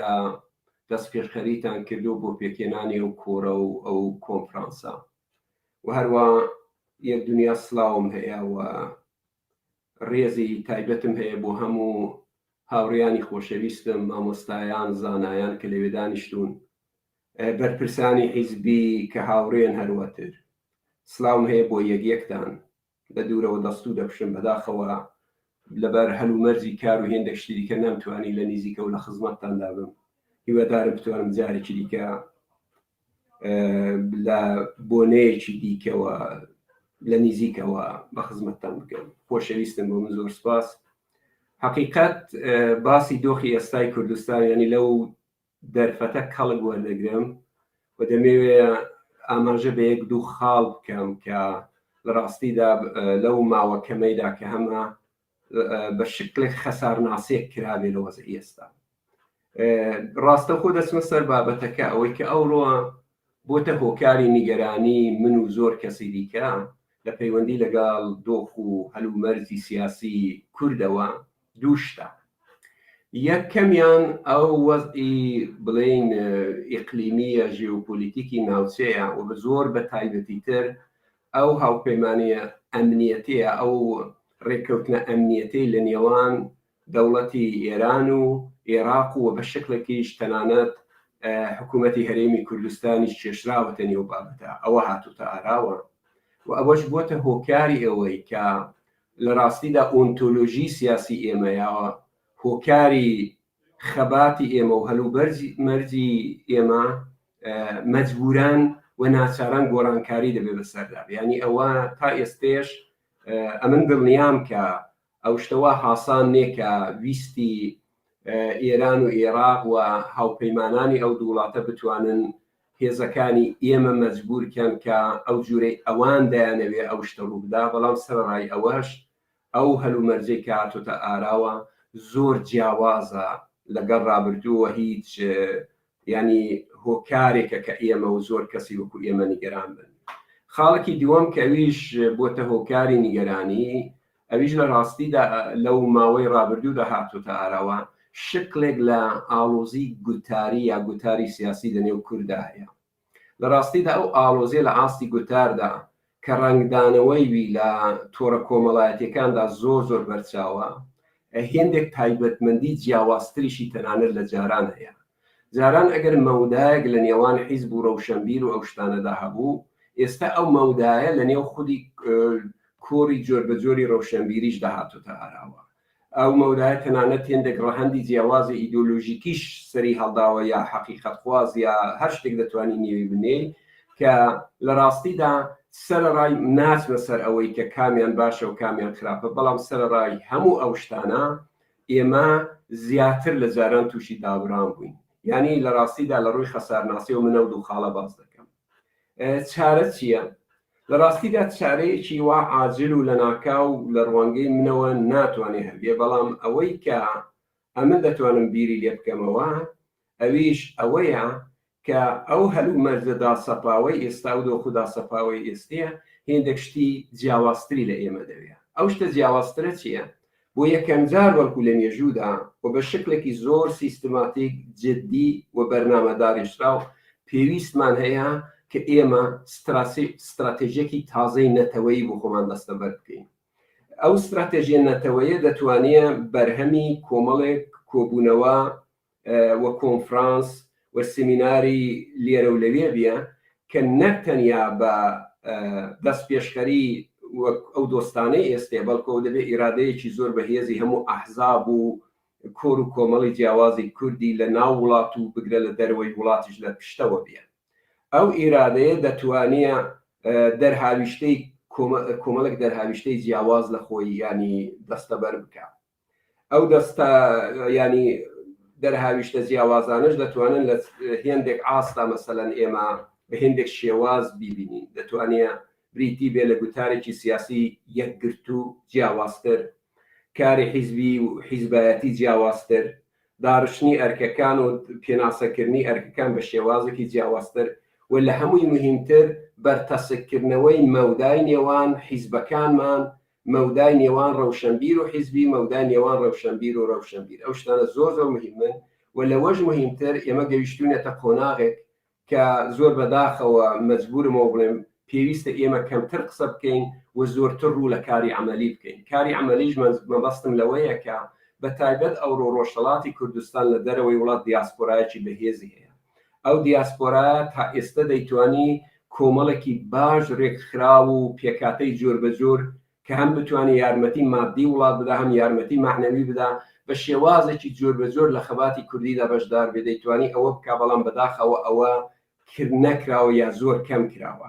بە شێوازێکی گشتی ئەمن باسی ئەوە دەکەم پێویست دەڵێم کە پێویستمان بەوە هەیە کە استراتێژێکی تەواو نوێ و تازە و داڕشتراو لەسەر هەلومەرج و دۆخی ئێستا دابڕێژین و ئەویش بۆ خۆی لە ئامانجی خۆیدا دەتوانێت دوو مەسەلە بە ئامانج بگرێت باشە ئەو استراتێژیە لە هەنگاوی دوای خۆیدا ئەو ڕۆژەی کە داڕشتە ڕۆژی دواتر چ شتێک بە ئامانج بگرێت من پێم وایە ئالتەرناتیڤەکان زۆر نین بەڵام یەک ئالتەرناتیڤ کە لێرە و لەوەی باسی دەکردرێ ئایا کاتی ئێمە ئەوە نەهاتۆ کە ئەو استراتێژیە کە ئێمە دایدەرێژین لە ڕاستیدا ڕێگای هێڵێکی گشتی بێ بۆ ئێمە کە ئەو استراتێژیە لە ڕاستیدا ئێمە دەستەبەر بکات تەیارمان بکە بۆ ئەوەی کە استراتێژێکی ڕزگاری نەتەوەی پێ دەستەبەر بکەین و دەستنیشان بکەین مەبەستیە لەو استراتێژی ڕزگاری نەتەوەی ئەویژە و ئالتەرناتیڤانەی کە لێرە لێ باز دەکردرێ هەموو هێزی خۆمان تەرخانی شاخ و شار بکەین و لە ڕاستیدا کوردستان وەکو یەکەیەکی جیاوازی سیاسی بۆ خۆی بێتە خاوەن ئامانجی خۆی و لە ڕاستیدا ڕزگاری نیشتمانی و ڕزگاری نەتەوەی بە ئامانج بکرێت ئەوە یەک لەو استراتێژیانەیە کە ئێمە دەتوانین باسی بکەین مەسەلەیەکی زۆر جددیتری دیکە هەیە لێرەدا کەویش دێتە ئاراوە کەویش بە بۆچوونی من بە جددی دەبێت لەسەری ڕاوەستە بکەین کە ئایا لە حاڵەتی نەبوونی استراتێژی ڕزگاری نەتەوەیی ئالتەرناتیوی دیکە چیمان لەبەردەستەیە لە حاڵەتێکدا کە ئێمە نەتوانین هەمومان پێکەوە تەواوی هێزی مادی و معنەوی خۆمان کۆکەینەوە و لە ڕاستیدا سرنج و تەمەرکوزمان لەسەر ڕزگاری نیشتمانی بێ ئێمە ئایا دەتوانین سەرڕای پاراستنی خەونە نیشتیمانەکانی خۆمان شتێکی دیکە وەکو گۆڕانکاری سیاسی ناوچەیەوانە ئیمکانی هەیە بێتە ئاراوە کە بتوانین ئێمە ئەو گۆڕانکارێنێک کە دێنە ئاراوە بە شێوازێکی ڕاستەخۆ یارمەتی دەری ئێمە بن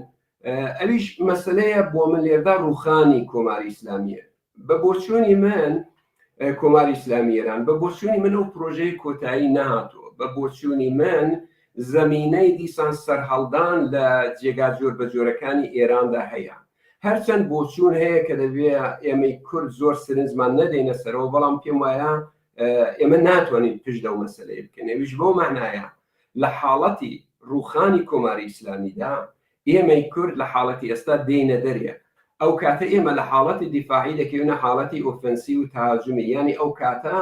لە دوای ڕوخانی جەمهوری ئیسلامیدا شار و گوندەکانی ئێمەش بە شێوازێکی ڕاستەوخۆ ئازاد دەبن ئێمە ئەو دەم دەچینەوە ناو شارەکانمان و لە ڕاستیدا لە ناو شار و گوندەکانماندا دەتوانین خەباتی سیاسی و کاری ڕۆژانەی خۆمان بەرینە پێش لە ڕاستیدا ئێمە دەبینە خاوەن ئەو فەزا کۆمەڵایەتیانەی کە ئێستەیە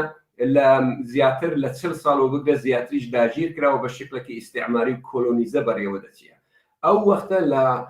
ڕۆژی دوای نەمانی کۆماری ئیسلامیدا ئەو فەزایانەی کە ئێمە بۆ ساڵانی دوورگێژە لە دەستمانداوە